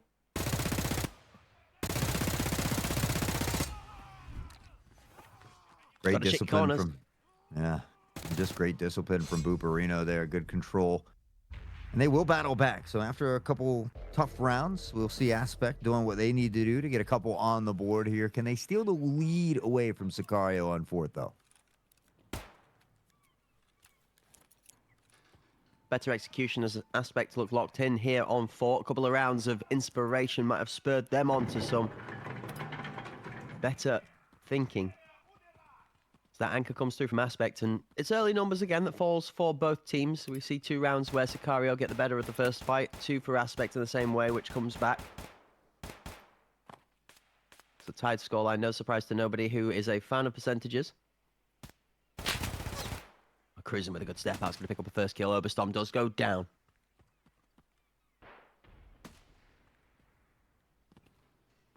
Strix to follow it up with an aid kill as well on to Buperino, who's typically been that util master. Spray comes out, tries to deny the plan. It's dangerously close. Strix will eat up a little bit of damage, but doesn't bat an eye. Stays cool, calm, and collected. Gets the plant down. Apollo returning fire, but it's Strix who's lighting them up and dropping bodies. A quick 2-piece after the plant leaves. Head Eyes all alone in a 1v5. Strix will find that one as well, and it's a quadra on the round. Big round for Sicario to steal the momentum back, and for Strix, like you say, a 4-piece. Huge. Aspect looking to try and respond with the similar rounds with the strength in the next.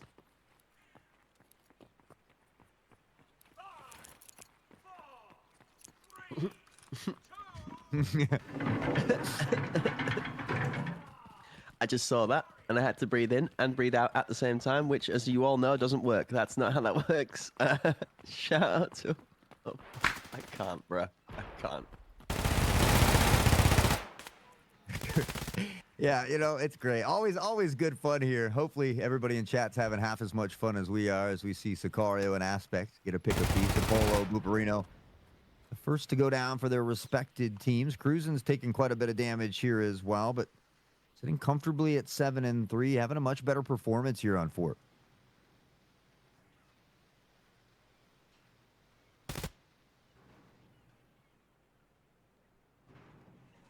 4v4 with just over 60 seconds left on the clock. Sicario are sneaking their way towards this A site.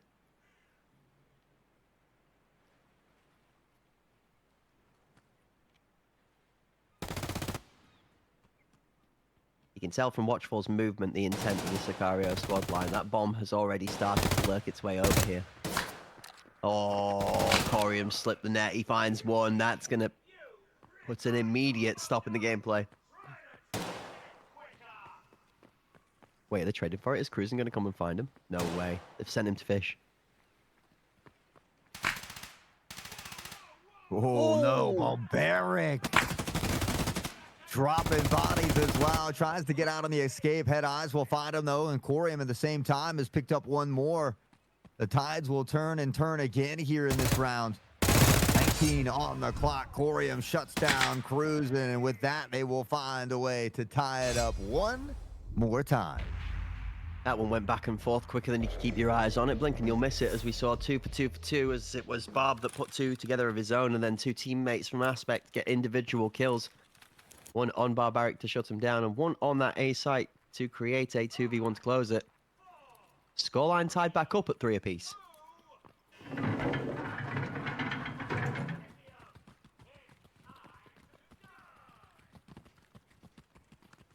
It's only fitting that we continue this tug of war, this war of tug of war between these two teams. There's Boop finding that nade on the Cruise, and we talked about the util of Boop. Corium out here early to pick up onto Apollo. Not sure what happened there with Watchful, but Booperino on the 180 picks him off.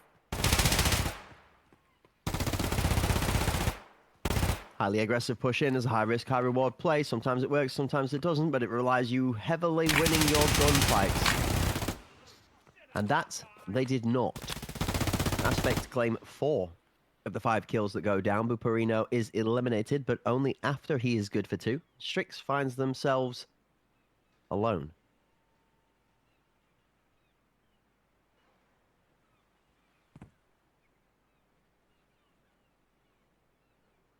Device still in hand, though. She sends one back toward the B site. 3 stationed up over here, and Corium playing timing perfectly here. Finds the pick on the Strict. Aspect, after being down here, will find themselves up by 1 and guarantee that tied half.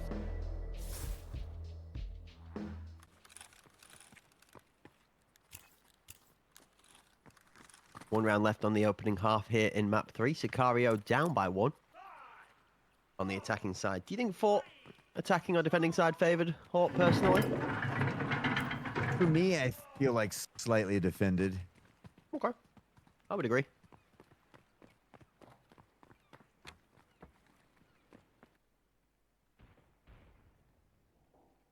Depending on how it always goes, that doesn't necessarily mean that the book is the one to be written right. Obus Tom reads the book of Barbaric to a T.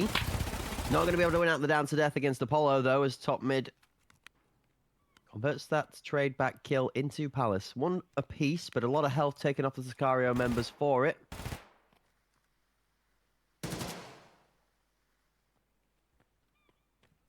I like these battles that we've seen between Apollo and Obers, Tom. Find ourselves back to a 4v4 here. Corium trying to find something. He's going to step into the crosshair of Cruising, though, on the swing. Boop, not able to put him down. We'll take a little damage. We see Cruising up to heal up a little bit here. Head Eyes has spotted that device. Stuck in a tough spot. Will rotate away. Watchful finds one. Buperino finds a response. IFP to double down as the second steps up with him as well. 2 left of each team's alive as Cruising then cancels one of them out. A big step from Cruising, finds himself lining up perfectly with the swing from IFP. 1v1. Strix on site. Bomb tap, tries to get up to try and fight, but IFP is just that much quicker. Aspect close out the first round with a 5-3 lead. A good winning half for them. IFP up to 10 kills as well. As we are set to swap sides. Sicario maybe feeling a bit of this pressure here from Aspect. They've been fighting from this lower bracket, that Cinderella story. They're looking again to rewrite the history books where they fell just a place short in Season 1. They're back for that sweet revenge here in Season 2.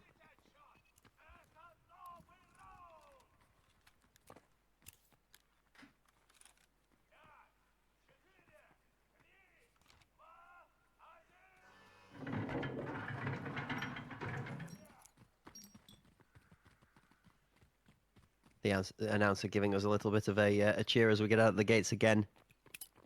To enthuse the footsteps of either of these two teams trying to compete for their tournament championship. Watchful will find the first frag as Buperino goes down.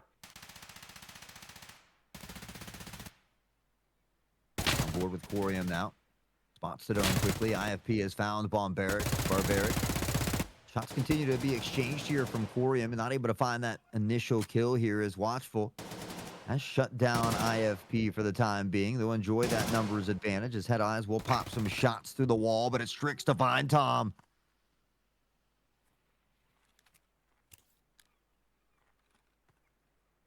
That smoke from Colt is doing a great job of keeping Strix away from the action. He's got his pick on the other side of the map, but now with the numbers, nothing too much more needed to be done. Cruising finds Corium as Strix takes out Head Eyes. Sicario will pull one back. 4-5, the scoreline closes.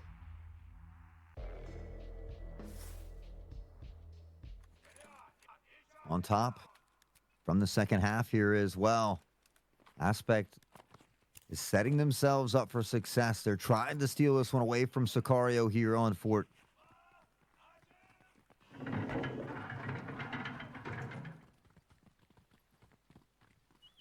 It does look like they're going to go back toward this A site.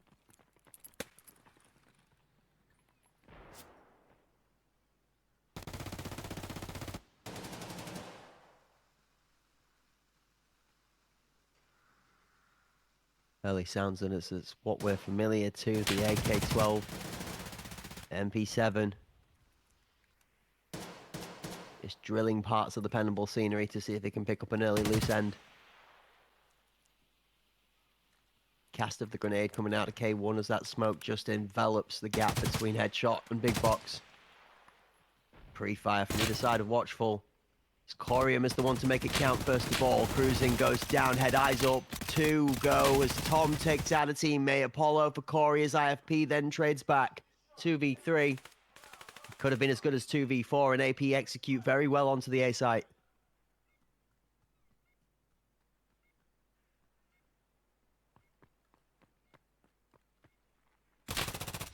Oh, the peak for Barbaric, though. He's found one. He can't get a second. It's IFP proned out. Strix. Now on a 2v1, the device has already been planted here as well. He's going to have to shift forward and try to take this fight. Aspect can use this buddy system as well. Head Eyes shifting into useless. 20 seconds on the clock now. Out comes Strix. First to 2. IFP turns at the wrong time. Strix finds it, and I'm not even sure there's enough time to get to the bomb for the defuse. This is going to be so close, Hawk. 3, 2, 1. He's got it. No way. Bang on the line. It's times like this I wish we had instant replay. I mean, I'd love to watch that back in slow-mo. That comes down to the wire. I had almost written Strix off at that point. How does he find these 2 picks and get that defuse? Well, that's exactly how. And that's one of these moments where Aspect has the lead. It's looking like they can go up by 2 points late in this game. This could be a huge turning point now for Sicario. This is the effect of a long day. That right there is the effect of a man playing out of his mind, and IFP being slightly fatigued. A 5-game series before this just to get here, and now up against it. Sicario starts swinging strong. Cruising is out wide in the garden. Corium not got his fast garden pass ready in time. He gets sent back.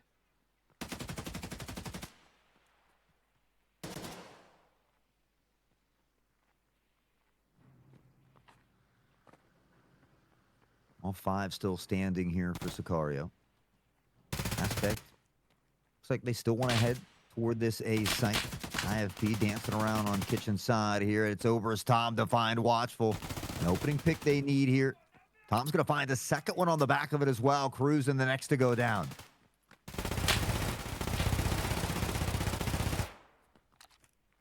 That pre-fire through the wall from Buperino does nothing but intimidate us into thinking that it was him in the kill feed. It's not. It's Apollo picking one up. Device planted. 45 goes back up to... Oh, never mind. Barbaric does make the crucial play on site as the device is dropped.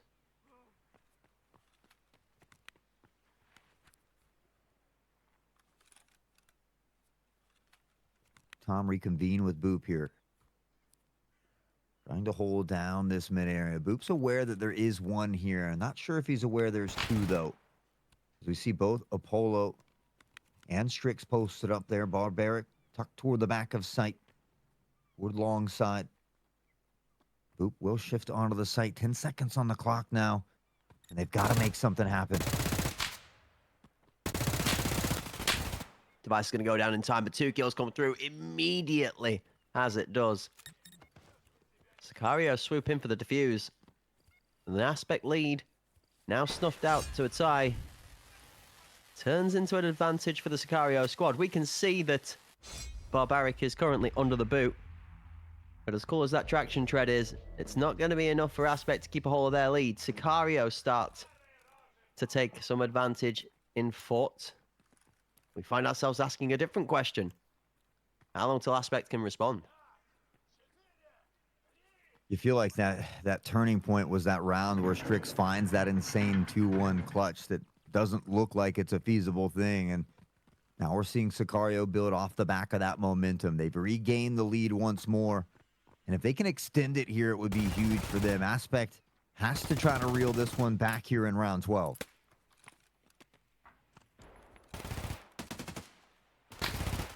Strix since then has been firing on all cylinders as well. Picks up the first as they are successful with the duel versus Overstorm.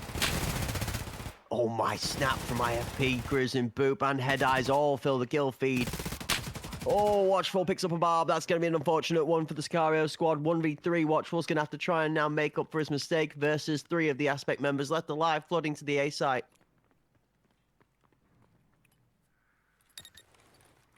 Watchful might be in some trouble for that one. Booperino going to find the kill anyway. Aspect, they'll tie it back up as well. Back and forth. We go one more time for the one time as well. It's been a theme through both weekends here. So many overtimes, so many tied games, so many series that have gone all the way to that final game as well. It has been an honor getting to share all of that with the wonderful chat and, of course, you, Crack. As we always like to say, we try to do as best we can. And so long as we did our best, we can only have a great time whilst doing it. As long as you're having a great time, then you're doing the best you can. We're out here to have fun, remember, at the end of the day, and these guys are all looking to try and compete for the title of champions, but they should be having a darn good time whilst doing so. Cruising, living for the challenge. He's going to take out Corium.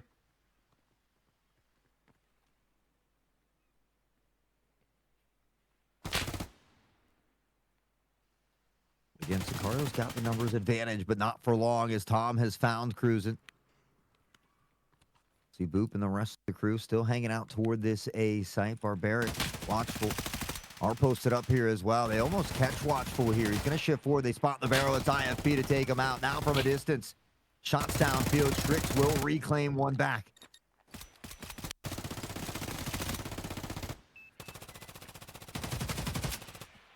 Device planted, and again, bullets ricochet back and forth over the courtyard, but 3 versus 3, and Oberstorm's health being the only thing he's able to cling on to, what little have left of it.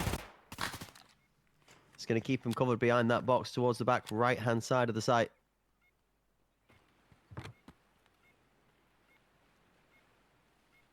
Sicario have 28 seconds to make this work. Strix picking off the first is going to be the beginning to that. Apollo has to make some work inside of lobby, and he does. Devastating shots as Strix then finishes it off. Head Eyes has one in consolation, but it's just going to be that, as 16 seconds leaves more than enough time for the defuse to come in, and Sicario will right the ship again. The lead goes back to themselves for a 7 and 6 start. Oh, you couldn't write a better tournament. From season 1 now to season 2. I mean, this truly has been phenomenal. Sicario, Aspect, both of these teams in an absolute slugfest at the moment. And again, another game that is appearing to come down to the wire. Sicario 1 away from match point. They sure would like to have those 2 additional opportunities to close it out. Aspect, a chance yet again to reel it back. This time in round 14, Apollo up here early.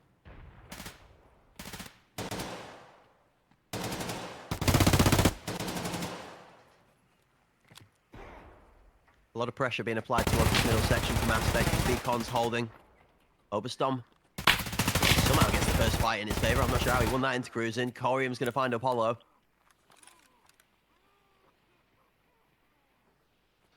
The bomb starts to inch its way through mid towards B with a couple of bits of pre-fire from Mini. Then confirmation the third member is on this site. Aspect go the other way. Colts now full flooded through as Sicario looks to try and swing from both sides and a pincer to catch up. Watchful does catch one. Trade comes back. Corium finds the flank, and that leaves a 1v4 for Strickstaff to try and find his way through. Well, he's up for the challenge. Head back toward the secondary. We saw that 2v1 with a defusal in rare time. This one going to be a little bit tougher to get through, though. Double the members, not necessarily double the fun, but if you can find the clutch, no, it's time to shut it down and make sure it doesn't happen yet again. Both of these teams tied up through 14 rounds. Who's going to be the first one to get to match point? I'm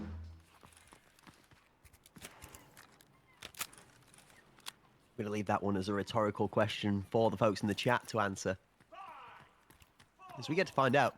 We're going to watch this one live. 2 rounds to decide it.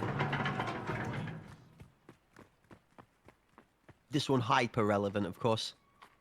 Map 3 here to give one of the 2 teams a chance at series point, should they find it in the next map.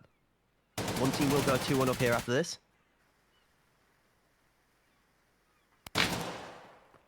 Have a chance to play for the game and the title. Both positions in mid held by Strix and Apollo again. Palace and Beacon, but Slowpoke again finds Cruz in first point of contact for the action, and Barb claiming one of his own. 2 down from Aspect. Sicario steam forward with strength as the push out from that A site gets them 2 kills. Now they find numbers in their favor. All they got to do is find those trades at a minimum. They will be that first team to get to match point here on Fort Strix. And that smoke begins to plume out. Peek from that hip fire, won't find any damage as Aspect begins to shift onto the B side. IFP has found Strix. Cruisin's good for 2, and Tom will have a tall ask in front of him here now.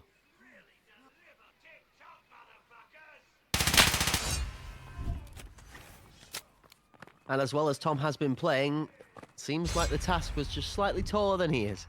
8-7, Sicario steal the map point back from the momentum Aspect had generated and push themselves 1 round away from being able to take the advantage in the series. 2-1 on the table for Sicario. 1 round to try and convert on it. Aspects have to fight for their life here in this one. Bring us to another overtime.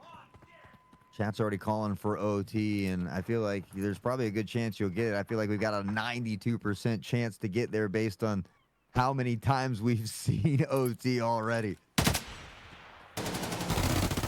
Normally I would agree, but I've been very confident in this map from the Sicario perspective for the longest time. Oberstorm's got other thoughts on his mind, though. The big captain has been coming up clutch at the right time in nearly every map so far. Again, playing coy.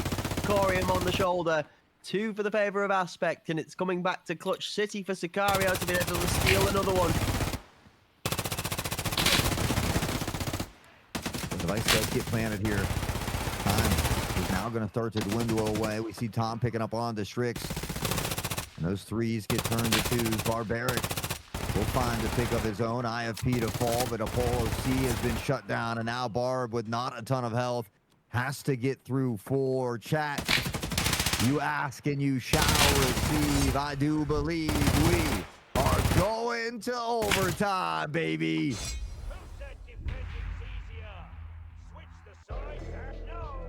Double-digit kills from the top 3 members of both squads so far. See these teams evenly split.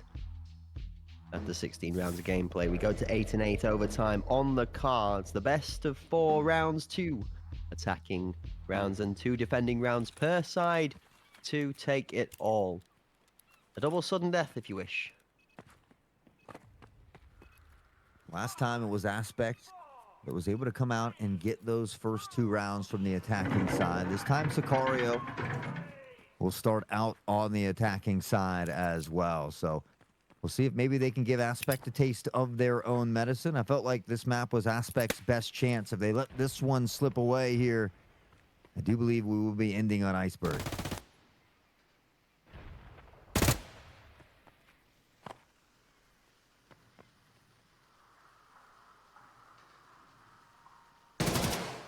I shall wait. I shall head eyes and cruising. Slight more patience in the favour of cruising. There's pre-fire from head eyes going towards that ramp just to help hold the pressure back. It's going to give away his position.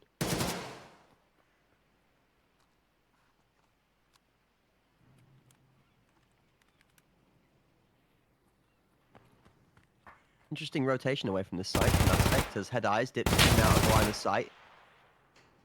On the second attempt, Cruisen doesn't put enough damage down to kill him. He is going to get picked off by Strix from Con.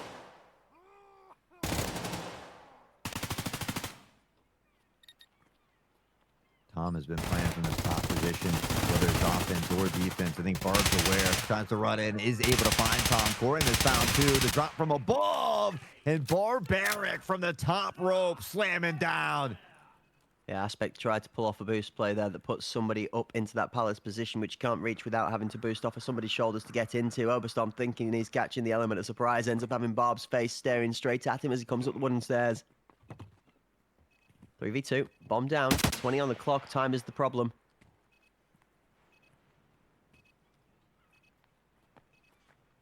$14.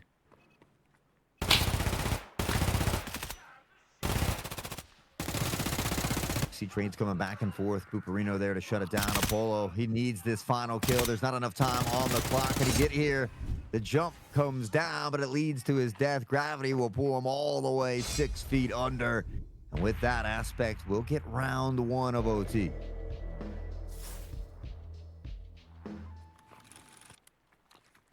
They had the numbers advantage.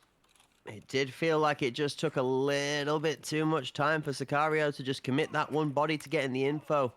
Even if it didn't end up in a kill trade, just give the body so that we can find out one of the positions where to start working. Sicario more than confident in the gunfights, as we can see, once they know where people are tucked away, but not wanting to give that life away for free. They're running into unhidden or checked angles.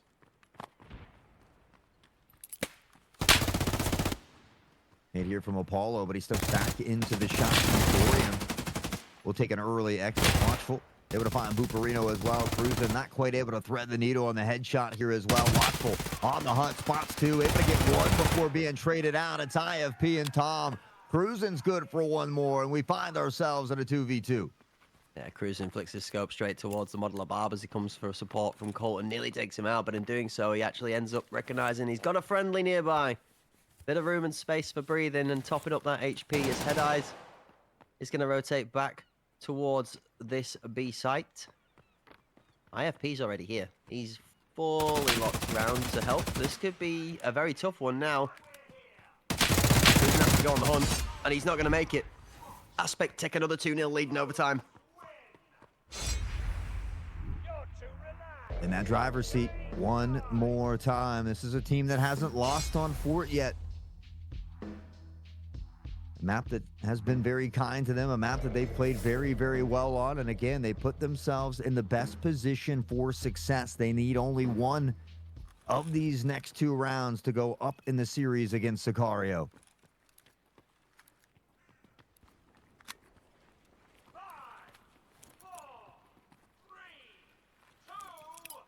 Announcer counts us in. And away we go. Round number 19.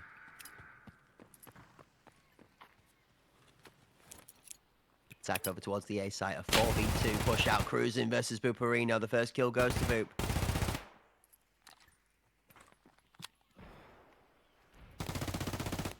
Watchful has been chopped out here as well, and he's in some trouble. Fighting from the site here, we see Head Eyes. And the rest of the crew just holding some angles at the moment. They'll look to pressure and potentially swing together here as we see some of this utility raining down. Boop looking to smoke off some of the sight lines here. And with that, most likely the pressure to follow. Watchful's able to stifle it just a bit with his pick on the IFP, though. Boop will a bit chilly return fire and put Watchful down. All goes through onto site. Head Eyes tucks Gets that bomb planted. Barbaric picks up one onto Head Eyes as the bomb gets dropped instead of left where it needed to be. But Perino set with the job of stepping up and doing it again. Barbaric's going to look to try and step and pre-fire it for a second time, and he is successful in doing so. Aspect figuring that bashing the head against the wall the same way twice over will result in a different action is a little bit of a confusing perspective to take. The captain, however, he's got moves like Jagger. He's not going to quite be able to make it convert, but Obersom showing a little bit of inspiration towards the end of the round as Sicario steal one of those match points away from Aspect. Now they need one more themselves for a second OT. I'd love to know how many OTs in total we've been graced with here in the Hunt Pinnacle NA number 2, because that on its own might be a record in itself. But Sicario, one more very, very important round here. Otherwise, they might see themselves down in the series.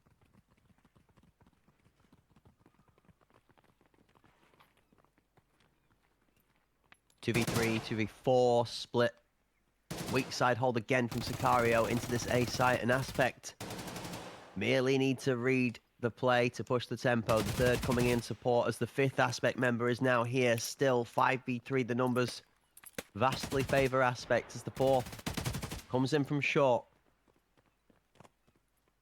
A good read as the rotation comes through, sends two Aspect members away. The audio confusion trying to come in on all levels. The lines of scrimmage now spread fully across the map here on Fort, and it comes down to isolated ones. Are Sicario persuaded by the movement? Three of them are. How do the fights go?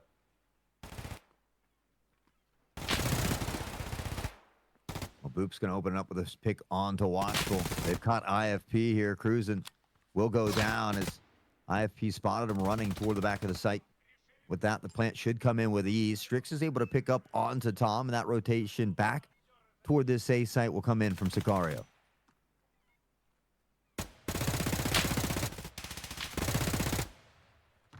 Seven pitter-patter as more bullets fold foes. Bufarino into Apollo. Barbaric knocks Boop down to the trade back. 2 versus 2, but the device planted leaves Aspect in a good position. Strix hits a nutty shot onto IFP. That could just be the clutch moment, but it's left in the hands of Corium to defeat a 2v1. He's going to swing straight on out into the pre-fire, and that is going to take us to a second overtime as Sicario save 2 more match points in the face of Aspect.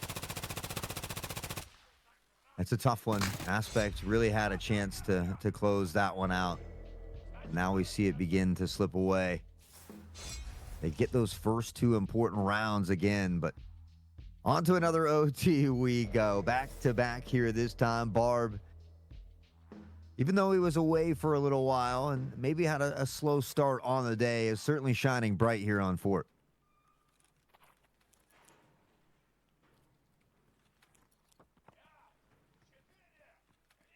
Well, we might be almost halfway through our best of 5, but we're still a fair way long yet to go. So if he's just getting started now, one can only wonder what amazement we're about to see in the future. Again, we reset. Now, 4 more rounds for the best of.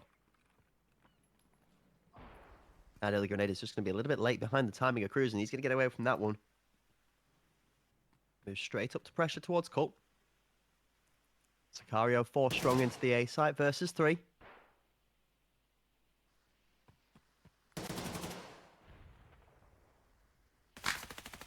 IFP, they see him on that peak. I'm not sure. We see the shots ring out now. The peak from Cruising. Able to collect on the Bufarino. IFP almost takes damage from the collateral. Instead, he shifts in toward Kitchen and finds 2 of his own. Apollo tasked with stepping out into a 3-man firing squad. That's a dangerous peak to have to challenge. As he backs away, you see a couple of Aspect members running all the way up short to try and see if they can encourage movement out. A push towards that B side from Barbaric is caught by Head Eyes holding the corner.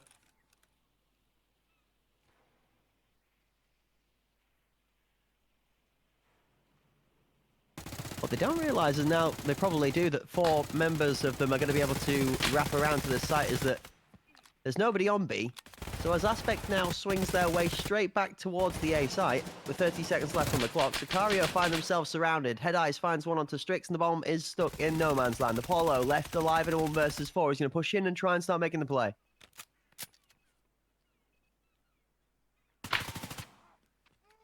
Well, it starts with a nice pick on the head ice. 15 seconds on the clock.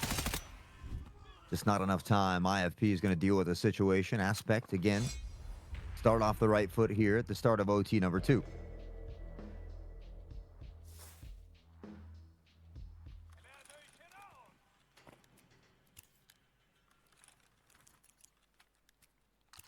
Speaking of shoes and feet, when you go out hiking in the Highlands, or maybe the rough terrain areas like the fort, what kind of footwear do you wear? Are you a Skechers type of guy? You a No, Foot Locker fan? I'm just a boot kind of guy. Fashionable Doc Martens, I can get on board with that hype. Strix is going to get some hype of his own as he finds the first kill opener onto head eyes. One down. Bomb tucked in secret, but Storm ready to respond. Corium takes that one into Apollo, 2 into Strix. Watchful and cruising for 2 back though.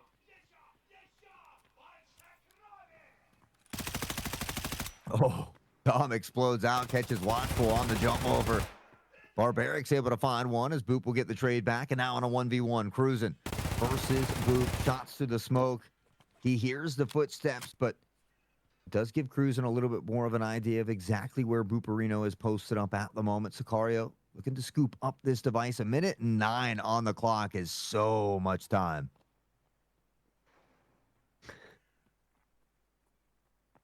Just read a cool comment in the chat, which I thought was rather funny. We'll come back to it in a second.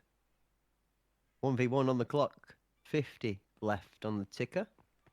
Cruisin's actually doing something which I quite like the idea of. Boop also trying to match the energy as he tiptoes around back and forth. Boop's going to do the same thing and run one way and then back the other. Gonna try and fake sell the B site being free as Boop now comes into audio contact for Cruisin. He's going to drop down, tuck and duck, planting that bomb. Steps up, Cruisin for the challenge, and it's going to be Booperino that wins it out. And again, 2 rounds in a row from this defending side to really put that pressure onto the shoulders of Sicario now to answer back and get 2 of their own.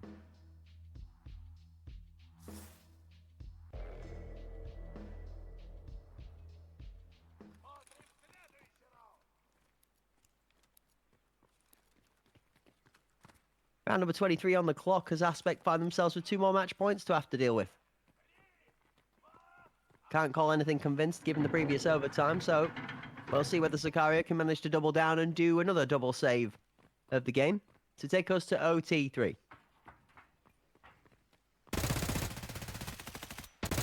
aggressive push out of spawn, trades back and forth. Apollo has IFP, but Bruno takes out Barb.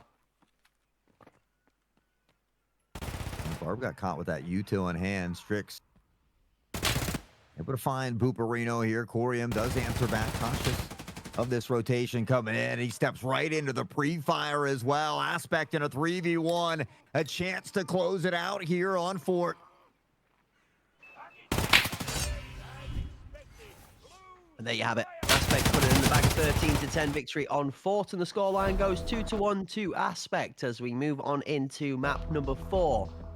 MVP performances ×4 for both members of Aspect in Corium and Booperino, but it's going to be Corium that takes it overall with a 20 kill and 13 headshot rating. 2 more maps to come, 1 more for the first. We're going to see ourselves looking towards a potential for Sicario to fight back, but a chance for Aspect to close it out in 4. They called me crazy, but I told you, Aspect has not lost on Fort yet. And they're going to keep that dream alive. Now it's going to get really tough, though. Iceberg, a map that Sicario's played very well on, a map that Aspect struggled against, Covenant a little bit, and then Bay 5 as well. Sicario, I felt like we've seen them play very well on Bay 5. I think Covenant giving them their toughest test to date. So I think we might just be in for that game 5. Maybe. Maybe not. We'll see. 4th map up and coming very soon. We're going to be able to plash it out on the table for the folks at home to watch. I think we've had more than enough time to analyze both of these teams when it comes to how they stack up against each other, what each individual player has for pros and cons, whether it's going to be a utility-based argument or a gun-based argument. I think the only thing we've got to talk about going into the next map is the next map. And what that reflection it has is upon the 2 teams that are going to take to it. The scoreline, obviously, with Aspect in the lead, means that they have a chance to close it out in 4, which, I mean, you'd be silly not want to close it out in 4 after you've played 9 maps worth of gameplay. I guess it would be a daft question to ask. Would you like to do that? Is that the way to go about it? But I'm sure that's not the main driving force behind their gameplay right now. I'm sure they're looking for just more gameplay to be able to teabag people in. So they'll be happy for every extra round that they get to be able to show that they're just better as they lead the charge in the grand final. Oh, I'm ready to move to the EU. We made him a believer, chat. We made him a believer. I mean, you know me. I'm a huge fan of crap talking, especially in my pug games. But I enjoy a little bit of class in my pro scene. So I don't know. As fun as it is from time to time, I think when you repetitively see it over and over, it gets a little meh. But you know, it is what it is. I'm trying to whip these boys into shape over here in the NA region, and you know, eventually, hopefully, I'll get to them.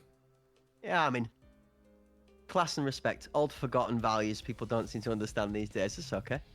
That's all right. We swapped it out for comedy and sarcasm, which apparently is the lowest form of wit. I don't know. Each to their own. Everybody likes to have a smile, and regardless of whether you smile because of class and respect or you smile because of comedy, so long as you're smiling and having a good time, that's what we're here for. Now, the folks in the chat seem to be having a great old time, and we can see that people are being particularly expressive about our drip sense today. I've seen many a fond comment about your flower fandango there you're wearing underneath the suit jacket, Mr. Sauce. We had a couple of... What is swool, by the way? Come on. What, swool? No, S-W-O-O-L. I'm wondering if Fish Goose is throwing me some flurgle durgle, because that's definitely not English in my language. Yeah, I think you just can't type. I think you look swole. I think you're looking buff under there. I think he's saying my man looking swole like he hit the gym this morning. Definitely not. It's just a bomber jacket, chat. It's just not broken in. Okay, this is all lies. All right. We can't betraying the thought of me being an absolutely underfed, suntanned human being. Let's be honest. Buff. See, Fish, tell him I'm right. He don't ever want to listen to me anymore. But I've been right. Dang it.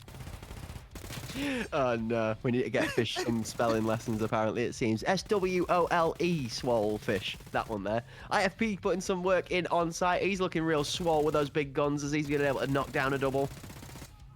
Boop's got doubles of his own too.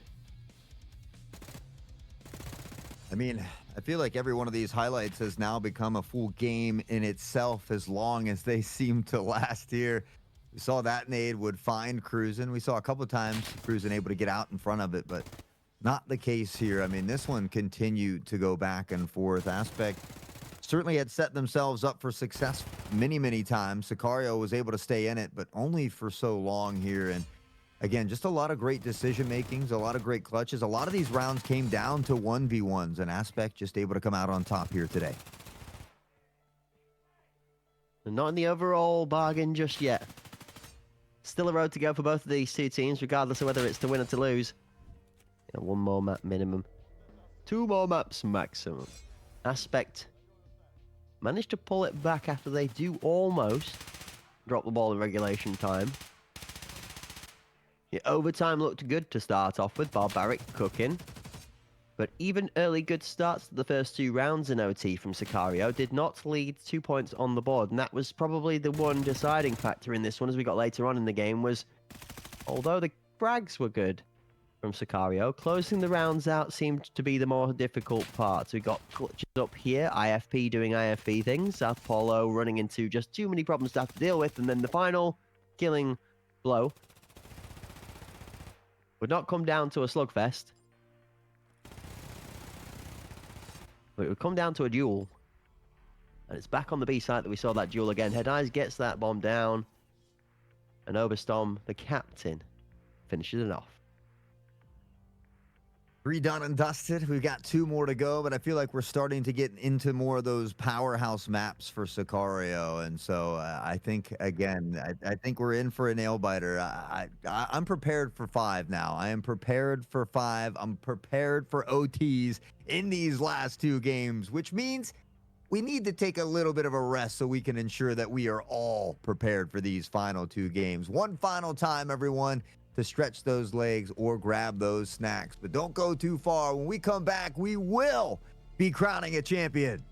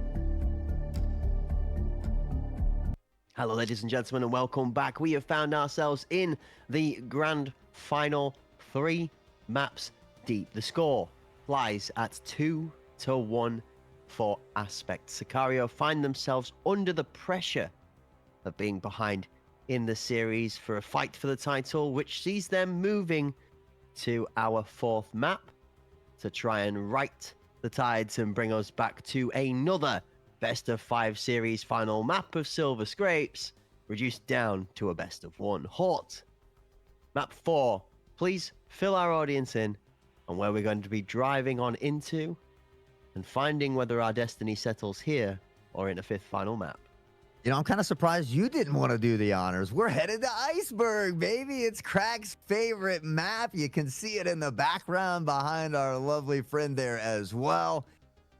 We're headed to Iceberg. I do feel like this map favors Sicario a little bit, though. I mean, we've seen them, one of the other teams, you know, other than Covenant, we've seen play very well on Iceberg. And I think one of the only teams we've seen beat Covenant on Iceberg. So I do feel like Iceberg favors Sicario a little bit here. I have a strong feeling that we are going to go to Bay 5. And both teams have looked great on Bay 5. Aspect has been playing very, very well this tournament, specifically on Bay 5. Much like Fort, I don't think they've lost a Bay 5 yet. So, you know, it would only be fitting, right? With the way that these games and these series have gone, I feel like it would only be fitting to make it to that Game 5 here. It wouldn't be a grand final without the full set of 5 maps, no? Surely the chat deserves it at this point in time. I mean, the energy's been insane throughout the entirety of both weekends so far.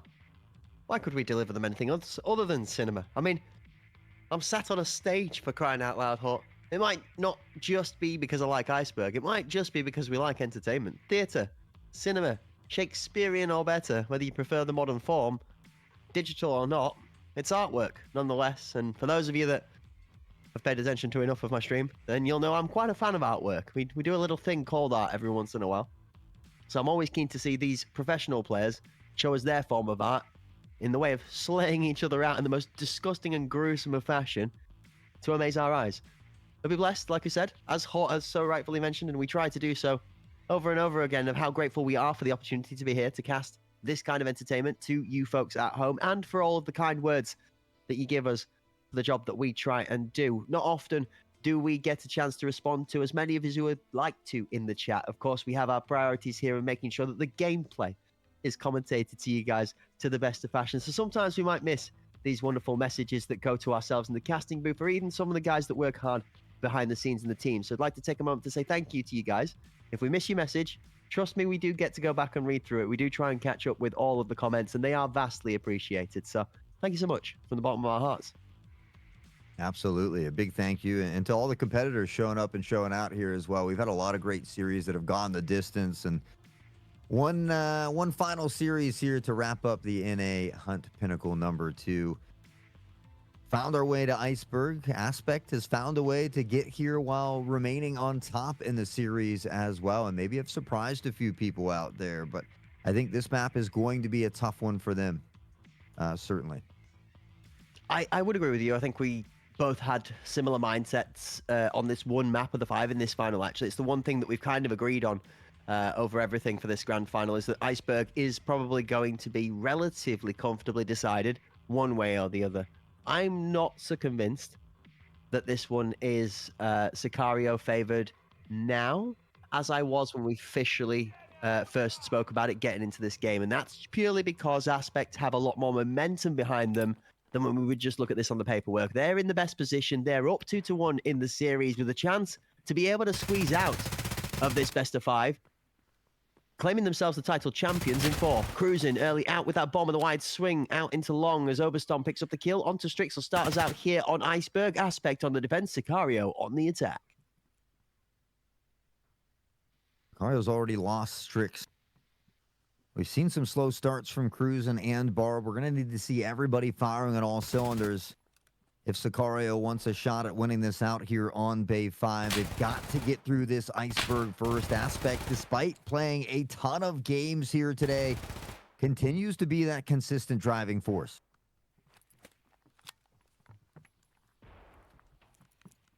Nade over the top, doesn't quite find a mark. Oh, we're going to go get the jump shot from Buperino as the util gets pulled. Good use of the audio cue to find a free pick. 2 down now as Sicario find themselves stifled behind the stage.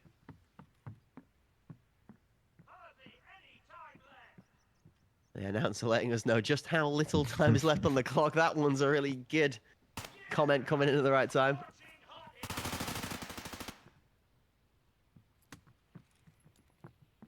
You see Tom picking up a kill here as well. Sicario certainly has the numbers stacked against them, and they will continue to fall. IFP has been all gas. And Aspect will take round 1.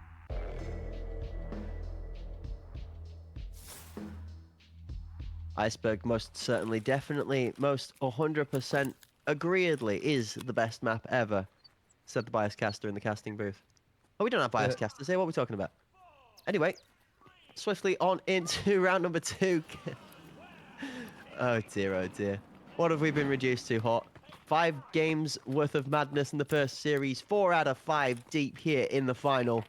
We could not have asked for better. Welcome to cinema. Flash off in the mid lane as the 4-man strong swing from the Sicario sword starts to step its way out towards the stage again. A better improvement from the push this time finds Apollo taking down the captain from Aspect and Overstorm as the opener. IFP will finally find one back. Frag falls watchful. Head eyes and Buperino combine together. Strix and Cruising go down, but Buperino in the mid's going to find himself a second as Apollo gets stifled out. Barbaric all alone. Aspect has exploded on the Iceberg here. They're feeling confident, and they've got to be feeling great leading 2-1 in this series. They came with a goal to upset Sicario. They wanted to be champions here when they fell short last season, and they are pleading a very strong case now on what potentially could be the final map of the night.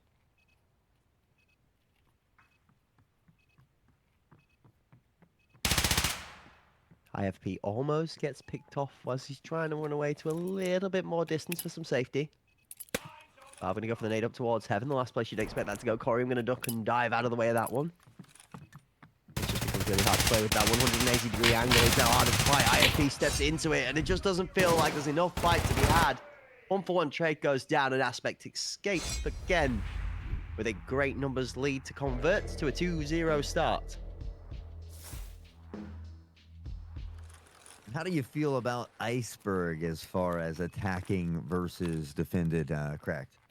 Definitely defending side favored. This is one that feels a little bit more difficult, but it's mostly down to that mid fight. Again, it's control of Beacon that really drives this map for me. It is defending side favored as that fight into Beacon feels favored from that defending point of view.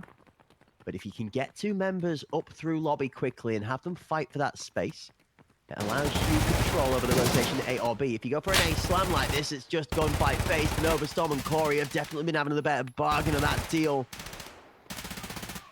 When it comes to the gunplay, again, IFP is going to find himself a third, and it feels like this Sicario squad is now made out of paper instead of powerful materials, as they are finding themselves folded one after the other like it's an origami session inside of Iceberg.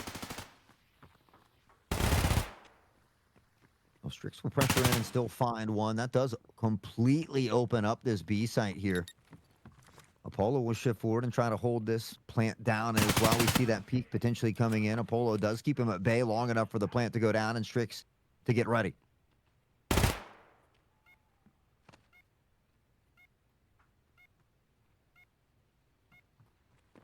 bomb ticking away in the background after the device has been planted like the heartbeat for the round. Straight to the side, there's too many members of the Aspect lineup alive. Apollo takes a little bit too long to win out his fight to be able to squeak away to safety, and now as the pressure comes through, the members swing strong. Strix runs out of magazine, and Corium's going to claim the final kill.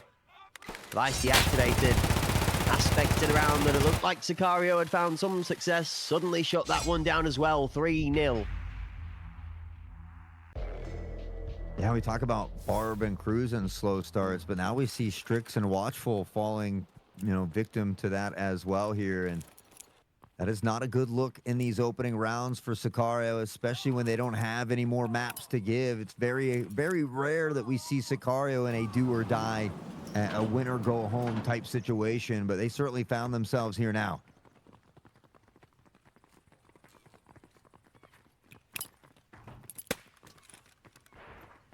The That flash up mid is going to be finding 0 recipients of its aggression. As you can see that defending-sided Aspect have pushed themselves so far away back off of both of the sites that there is 0 mid control or presence whatsoever. Apollo now using that space and taking the breath is going to get a kill across towards back library. Watchful finds Buperino, and this becomes one of the big problems if you don't challenge mid, as that B site then becomes open for access. Corey distracted on the A site of the fight with Barbaric as that device is going down. Watchful does pick up on the IFT. Corium eventually able to chop one down as Strix will return fire. Head Eyes to follow suit, and Corium will join him as well. Sicario will get that all-important round on the board. And here comes the motivation. Now my eyes are going to be glued to the minimap as we start to move out of spawn. Sicario have unlocked the key and the cipher to the good aggressive push, which is reflected in Aspect's dispersion out of spawn. Watch the split of players and see how Aspect responds. Do they reinforce that middle section? Or are they going to go back to old reliable, the 3-2 split? It looks like the latter of the two. Instead, it's a 3-2 split, the B side being held stronger this time. A one deep marking member towards the library is going to play a little bit more aggressive for some mid control in Oberstorm. The captain tasked with the tough challenge. 3 Sicario members fighting that stage section. 1 in the elbow corner, 2 towards the middle stairs, 1 out towards long with the bomb. Strix, nice headshot onto Buperino. Sicario beginning to come alive here in this last couple rounds. I don't see Tom tucked into the corner. Got to check those angles. Or those corners, as our boy Blue likes to say. Head Eyes finding Cruz and Barbaric. Now Tom finding Apollo here as well. It's trades back and forth one more time. Strix dangerously low on health here, though. If somebody throws a glare too long in this direction, he might end up falling over. 3v3. Numbers now flop to 2. Tom takes out what's left of Strix's HP, but Head Eyes and Tom both take some abuse for it. For a little bit of creep. Does he spot the model of Corium? He does. Even chips him for half of his damage, but doesn't manage to find the killing blow. Now he's going to step out off the site, find that kill. 2v2. 35 on the clock. Tom's playing spoiler.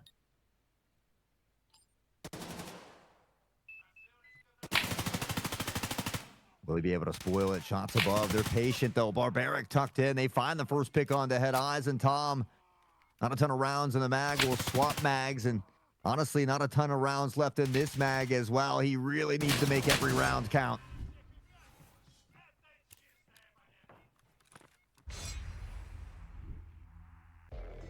That was crispy. That was really crispy. It's well executed from Sicario as they get onto site. I had thought that Aspect had got a miracle plan built up, ready to execute as the two of them held off for timing. Oberstorm starts to peek and Head Eyes pushes in, but you're absolutely right. They're patient, though.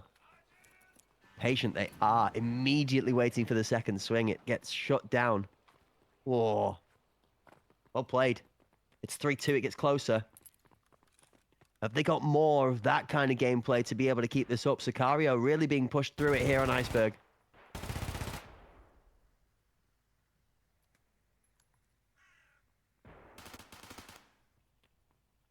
Patience is a virtue, they say.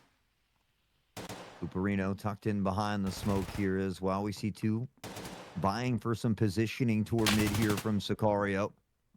Tom trying to thread the needle once more. Is he able to find a pick here? It's been a big fight that we've seen happen here at mid between these two teams. Sicario, though, playing these rounds much slower. Patience. His mood right now. As Watchful waits his time. The wound on Thecorium is extended into a gash as Barbaric takes down 1-2. He's gone for the second. Barb feeling Barbaric on the site as he's going to claim himself a 2-piece. Part of the 3 as the third falls. Barb is not caught lacking. You said he'd woken up in between game 3 and game 4. You weren't wrong. Barb is here to play. Boop goes in and goes down. He's good for 1, but that's all they're going to find. Sicario level the scoreboard 3-3.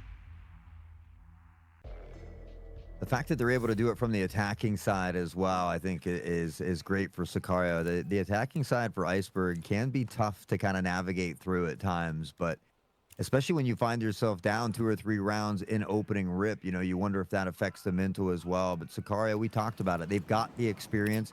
They've had to fight from a lower bracket before. They've been in tough situations, and well, they're looking to continue to shine. They find a way to tie it up through the first 6, still fighting for that lead, though.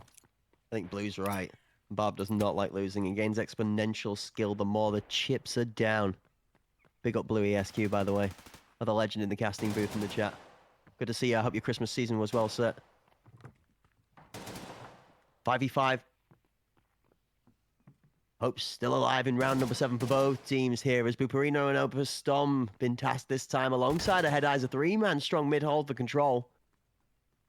Sicario playing stealthy. Hot. Everybody's hidden behind an angle, just waiting from somebody from Aspect to think. There's a false sense of security. Good audio cover as Oberstorm walks up. They worked him in. Can he work it out? He does. The captain makes the play alongside that of the support of his teammates, and the gap is broken. The back line is exposed. Oh, but Apollo comes in to help. Tom going down. Boop will apply some assistance. Finds the trade at a minimum as Corian picks up on Watchful and Barbaric as well. Cruising. It has been a day of slow starts for Cruz, and it continues now. 6 rounds in, not a single kill, and he'll fall one more time. Aspect take the lead back. We're there again. It always inspires a little bit of a thrill in the audience, a slight bit of tension in the air. But the team that people would have considered an underdog before the tournament are now starting to hold a confident, continued advantage time after time again versus the demons that are Sicario.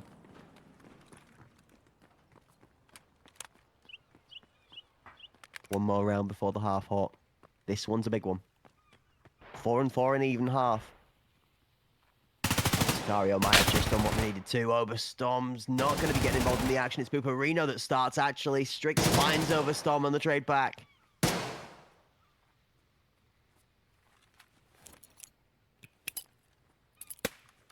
Cool, let this nade fly out. He's got to be careful, though. One's patiently waiting close by, but again, all a little bit of a smoke and mirrors design as we see that device over toward the B site there. A little bit of mid presence from Sicario as well. It looks like Head Eyes is maybe potentially considering rotating toward that mid side. We see Buperino floating back and forth here momentarily. Sicario kind of doing a good job of keeping Aspect guessing here at the moment.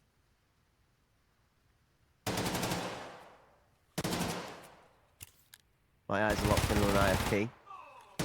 He's the closest contact to that bomb on the B side, but is slowly being betrayed for safety time after time. Again, IFP's tucked into long, and he finds that crucial pick onto the bomb, as well as the kills that have come down from his teammates throughout the map. Strix now left alive, but even regardless of the other action, if IFP makes that kill alone, the round suddenly sinks like an anchor made out of lead.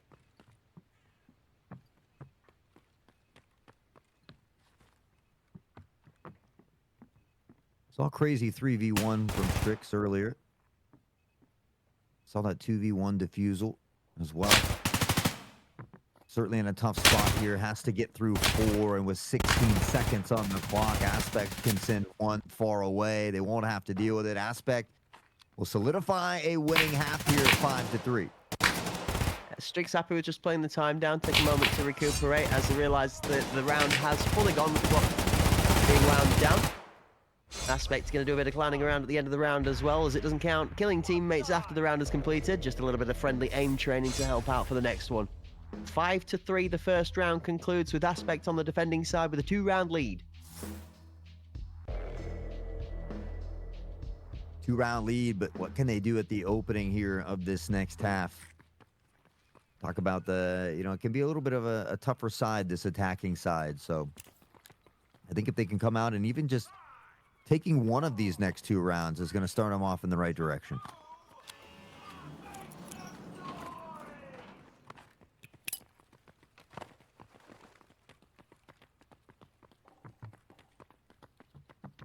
Round number 9 on the clock. First round of the other half, as both teams have swapped sides. 4 of 5 of Aspect's lineup move towards the A site.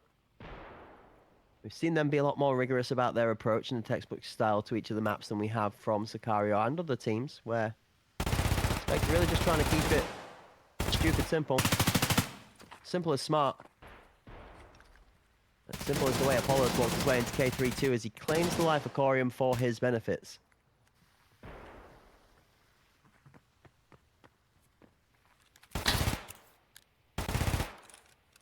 Fade toward the back of the site. We see Watchful in that prone position here as well. Aspect will pressure on Apollo in a good spot to find one. We'll shift forward as well. The device spots him. That's Head Eyes able to return fire, dancing around the pillar here on site.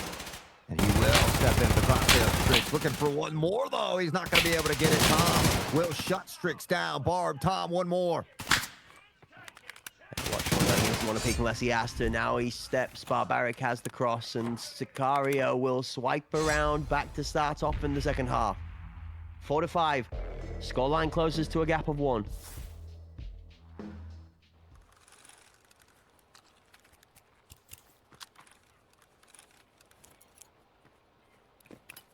Sicario definitely feels like a stronger team as well on this defensive side for Iceberg. So we talked about these first 2 rounds. Aspect trying to get at least one of them. Sicario looking to grab both away, though. And if they can do that, we'll find ourselves tied up yet again. I know you've heard us say that a lot today. I do apologize for probably being repetitive, but it's just the way the day goes. It has been back and forth.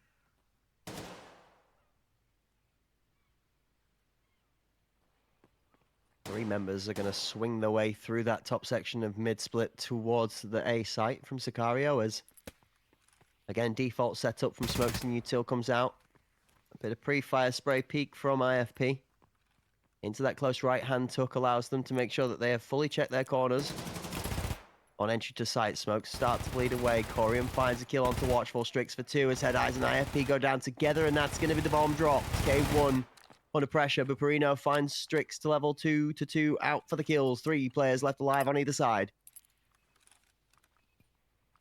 We'll drop a smoke here and try to block off a little more vision. We see Tom has regrouped from spawn here with the rest of the squad. Buperino's able to find Apollo. Now in a 3v2, they've got numbers.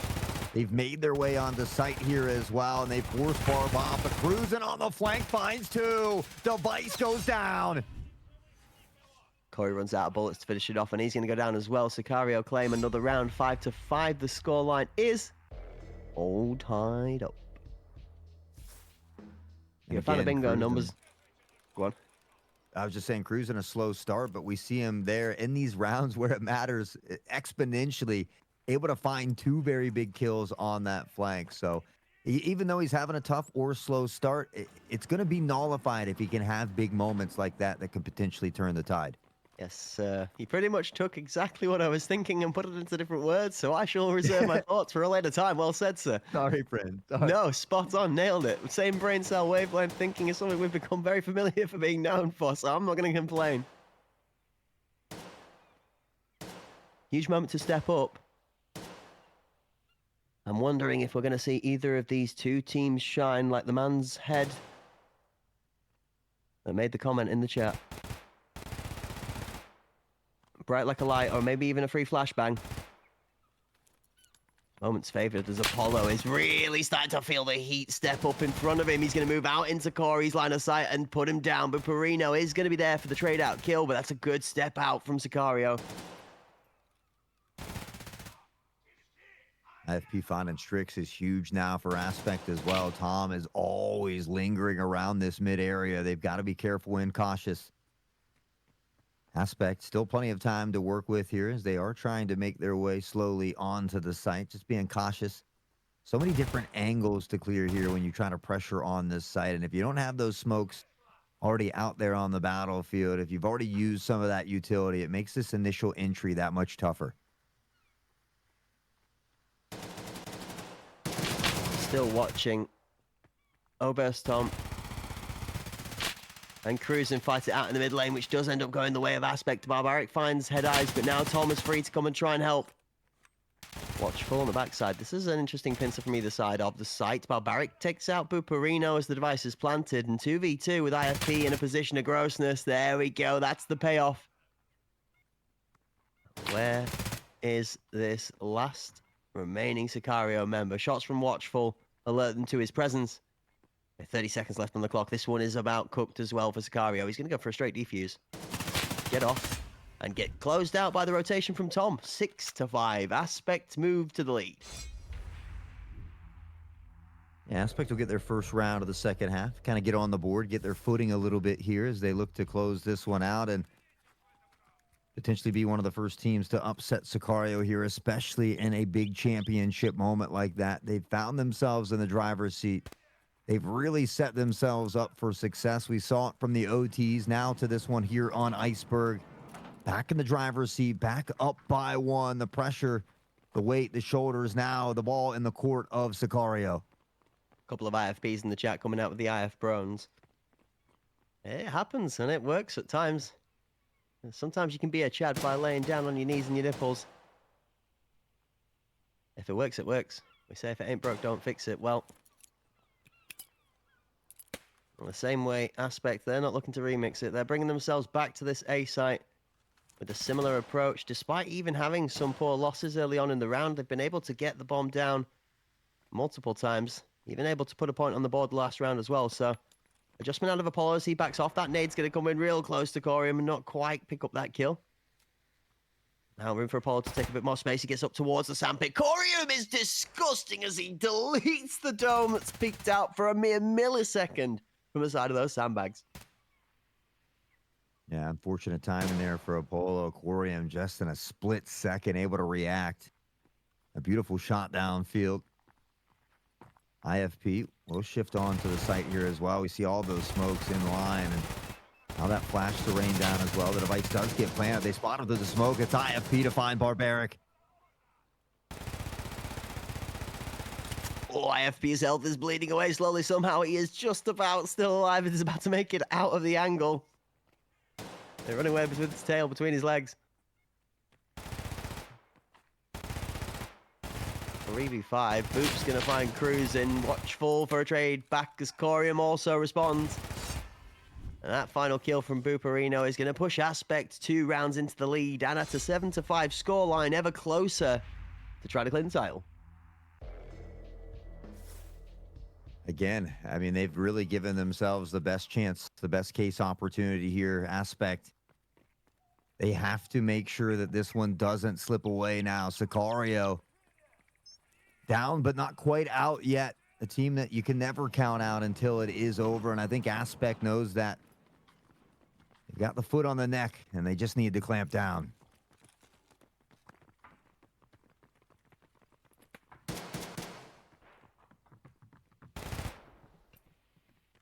Stage strong. Aspect fly on through towards the B side. Cruising pushes up towards the middle. That beacon angle is over. Stopper trying to fight his way out of left and right sided pressure. Cruising claims the kill.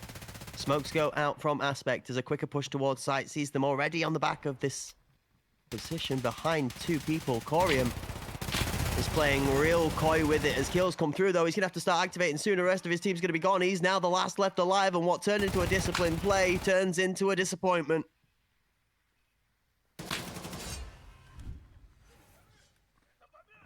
Oof. Yeah, my thoughts exactly. And now Sicario one away from tying it up. They get a little bit closer. They do it before Aspect is able to get to match point, which I think is a very crucial thing here for Sicario. So we'll see how they fare in round 14. Aspect, I think, has done a good job of making those adjustments from round to round, not allowing Sicario to go on multiple round runs. So if they can continue that up, they'll find themselves remaining on top here.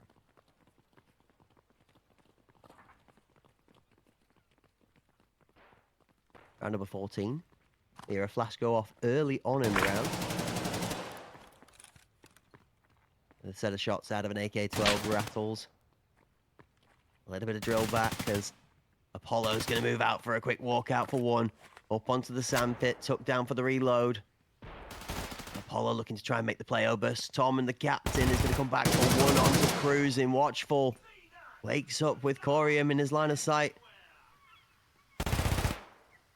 Blesses him with the burial.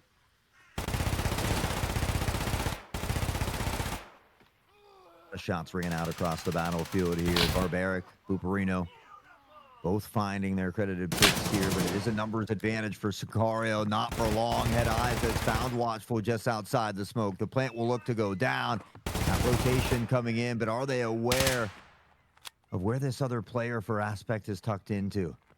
Close proximity, they know he has to be relatively close by, given the fact that there wasn't much time before they were here from when the bomb was planted. Although the knowledge is good, they're not able to find that kill onto Buparino, as Aspects do close out the 8th and important round that moves them to match and series point.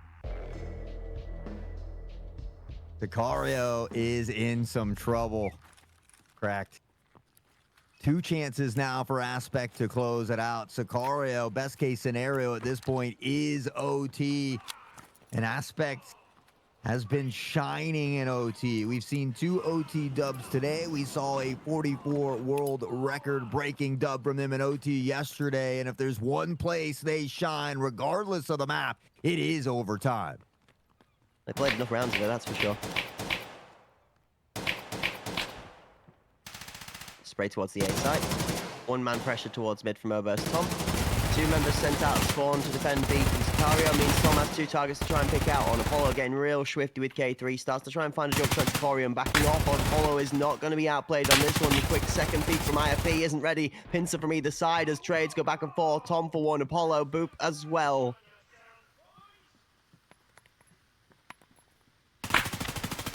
Oh, we might just have new champions here. It's resting on the shoulders of Strict. Aspect. A chance to get that sweet revenge where they fell 1 spot short last season. The runners-up in 2nd place, looking for that sweet revenge. Their story similar to Sicario's in Season 1, and they're 1 kill away. The device has been planted. A smoke buying up all the time here as well. And just 30 seconds on the clock. Strict Sicario in a world of hurt. That magazine bleeds dry. This is the last full magazine from Strix that he's got in tow. The position is going to be red. Time is good for this to play out. The sprint, though, he doesn't recognize Sandpit, and that's going to be all she wrote, as Boop is going to claim the final kill with Strix's back turn. Awareness is missing, as it seems we're Sicario in the final, as Aspect claim it with a 3-1 scoreline.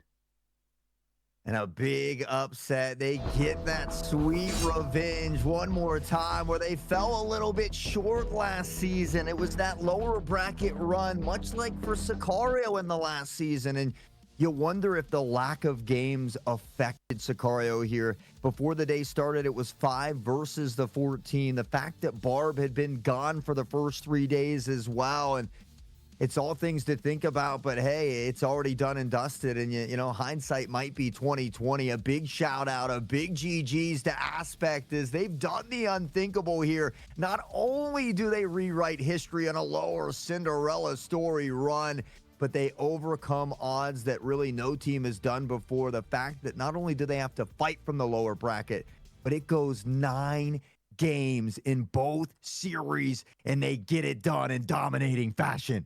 A 3-2-1 victory in the final for Aspect is going to be your final scoreline for the championship grand final title fight. The Hunt Premier NA Pinnacle Champions is your Aspect roster after they did, as Hort say, fight their way back through that lower bracket escapade. Sicario did their best job as always, normally cruising through that upper bracket performance into a place in the grand final, but they were not able today to come out with a victory. The NA scene again puts out a tournament of cinema where everybody in the chat has been having a wonderful time and a whole load of entertainment whilst been cruising alongside of them. Again, a performance that gets put on by a whole host of people to bring the amazing entertainment to you folks at home, including Hunt Premier, Battlestate Games, and Aorus and AMD Radeon that goes into this one. We've seen 8 teams. We say a shout out to every single one of the competitors: Sicario, Aquila, Steez, Generation, New Dawn,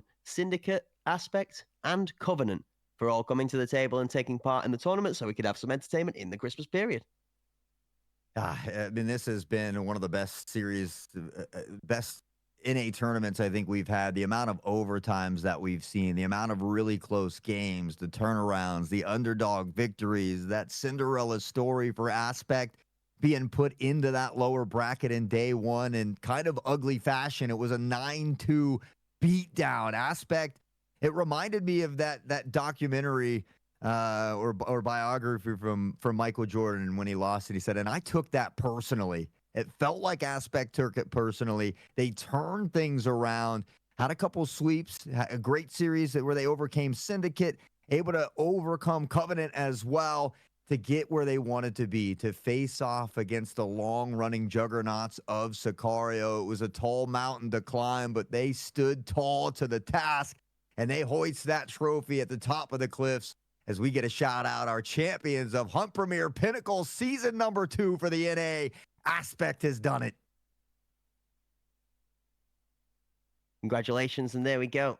Final match in the record books. Folk, we broke some records all the way down this tournament, not just from the amazing highlights that we had from the gameplay, but we had that record-breaking overtime with all 44 rounds with the madness, and I think it's probably the longest set of series we've seen on Finals Day 2, if I'm not wrong, Hawk, with a full-fledged 5-piece series in the first and then 4 out of 5 in the second is definitely one of the longer final days that we've had witness to here in our competitive endeavors on our journey. I'm trying to think back to the last time we had a similar length of time, and I think the only one I can bring to my mind was when we had 3 matches in the final day. We did 2 best-of-3s and a best-of-5 that went the whole distance, but I would argue that one didn't even match up to the caliber of what we saw from today. We had 5 great maps with the entertainment for the lower bracket grand final. For anybody that thinks that the lower bracket's no mean spot to be from, well, today's winners took it to the dub from that lower bracket, all right? So if you ever see your team drop down into that sultry section below and you feel like it's just a little bit more dark than it is despair, well, you're right, because fighting back from the darkness might just be the motivation you need to be able to take home the victory, especially when it comes to upsetting somebody that's been so stable in the scene for so long. Well, Sicario now feel a little bit shaken rather than stirred, and we'll be looking to try and rejuvenate their efforts the next time we revisit the NA scene for a tournament endeavor. That being said, we're going to give them some time, Hawk. The new year is on the horizon, which means we need to give everybody a bit of time to spend some time with the folks at home, bring in that new year, get everything set up. If you've got any resolutions you're looking to lock in to maybe improve your quality of life before you get there, now's the time to start thinking. And also, fireworks and champagne. Who doesn't love a good bit of a celebration? Yeah, and I love the fact that we see different champions from season to season. We saw something similar from Sicario in the EU region, and then we saw a mix-up there as well. And I think it helps create good and healthy rivalries here. So I'm looking forward to what's to come for a lot of these teams. Honestly, there was a couple teams in there that I hope to see more from. Covenant, certainly one of them. Steez, Syndicate was another big one for me that I really enjoyed watching. And so, I'm hoping to see these teams continue to grow in the right direction. Obviously, a few things to work on for everybody, winners included, but a big GG's to Aspect for getting the job done and getting it done in 4 as well. Yeah, absolutely. Yeah. My personal, like I say, my absolute MVP for that team does not go out to the Fraggers. I'm still veritably and continually impressed by the performance that's been put out by the guy that is leading that team there. Aspects have a lot of strength within the other 4 players that solidified that roster as a set of demons, but Obus Tom, for me, was outstanding in both sets of best of 5 today. In the second set of the series, it did have a quieter tale for the captain, but we still saw him in impact moments where it counted. And more importantly for me, Hort, if you remember back to the last couple of rounds of every match today, either the second last or the last round involved Overstorm in one way or another, be it a big 2-3 piece or even a clutch under pressure to take his team over the line. The theme of NA Pinnacle Season 2, ladies and gentlemen, folks at home, is if you don't bury your eggs into the basket when you're just at the finish line, you might find yourself having yourself pipped to it by someone else, all right? And if you can't finish, we know that might all be an issue for the bedroom, but it's also one that can be belittling you inside of the gameplay. So don't get yourselves caught just before you've closed it out, all right? Make sure that you put your full efforts into closing and claiming that victory, or you might find yourself missing the aspect. That's the closing crack wisdom comment for the day, ladies and gentlemen. As we wrap this one up, a massive thank you and applause to everybody that's taken part in the production. Hort, you do the best job of saying thank you to all the folks, helpers at home, and have such a lyrical way with words. I wouldn't want to do anything of taking your thunder away from you. So please, from the top, can we have a roll for all of the magic that goes on to making this happen? Yeah, I mean, as we always say, right? The people behind the scenes do not get enough credit, and we can't thank them enough for all the hard work that they do. So certainly want to give them a big shout out. Not limited to, but Froggy, Steffi, Hellcat, Boosh. We got Preppy, Schmitty, and the Turbo Bear as well. Klish rocking down the highlights for us, of course, are all seeing eye in the sky, Mr. King Connor. And old stepdaddy Philbo, always, try to keep him in line there in chat, dropping the giveaways for us as well. We certainly appreciate everybody's hard work behind the scenes from Hunt Premier all the way to Battle State Games. We give a big shout out to Auroras and AMD as well. And a big pat on the back to all the competitors for making this series, this whole tournament, a very, very fun one. So a big shout out to the competitors. But most importantly, all of you hanging out with us in chat. It has been fun. From the friendly banter to the love, the hype, the vibes.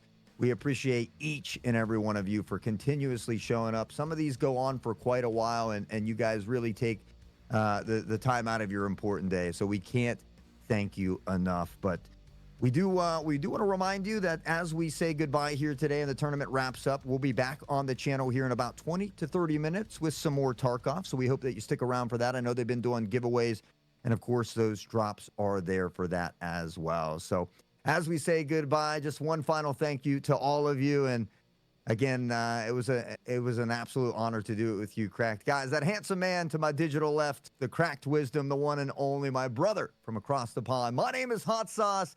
You guys have been beautiful. Stick around for the Hunt Premiere action as far as Tarkov goes, and we'll remind you that show coming back on BSG tomorrow at 2 p.m. GMT, 9 a.m. EST. Take care, guys, and have a wonderful rest of your weekend.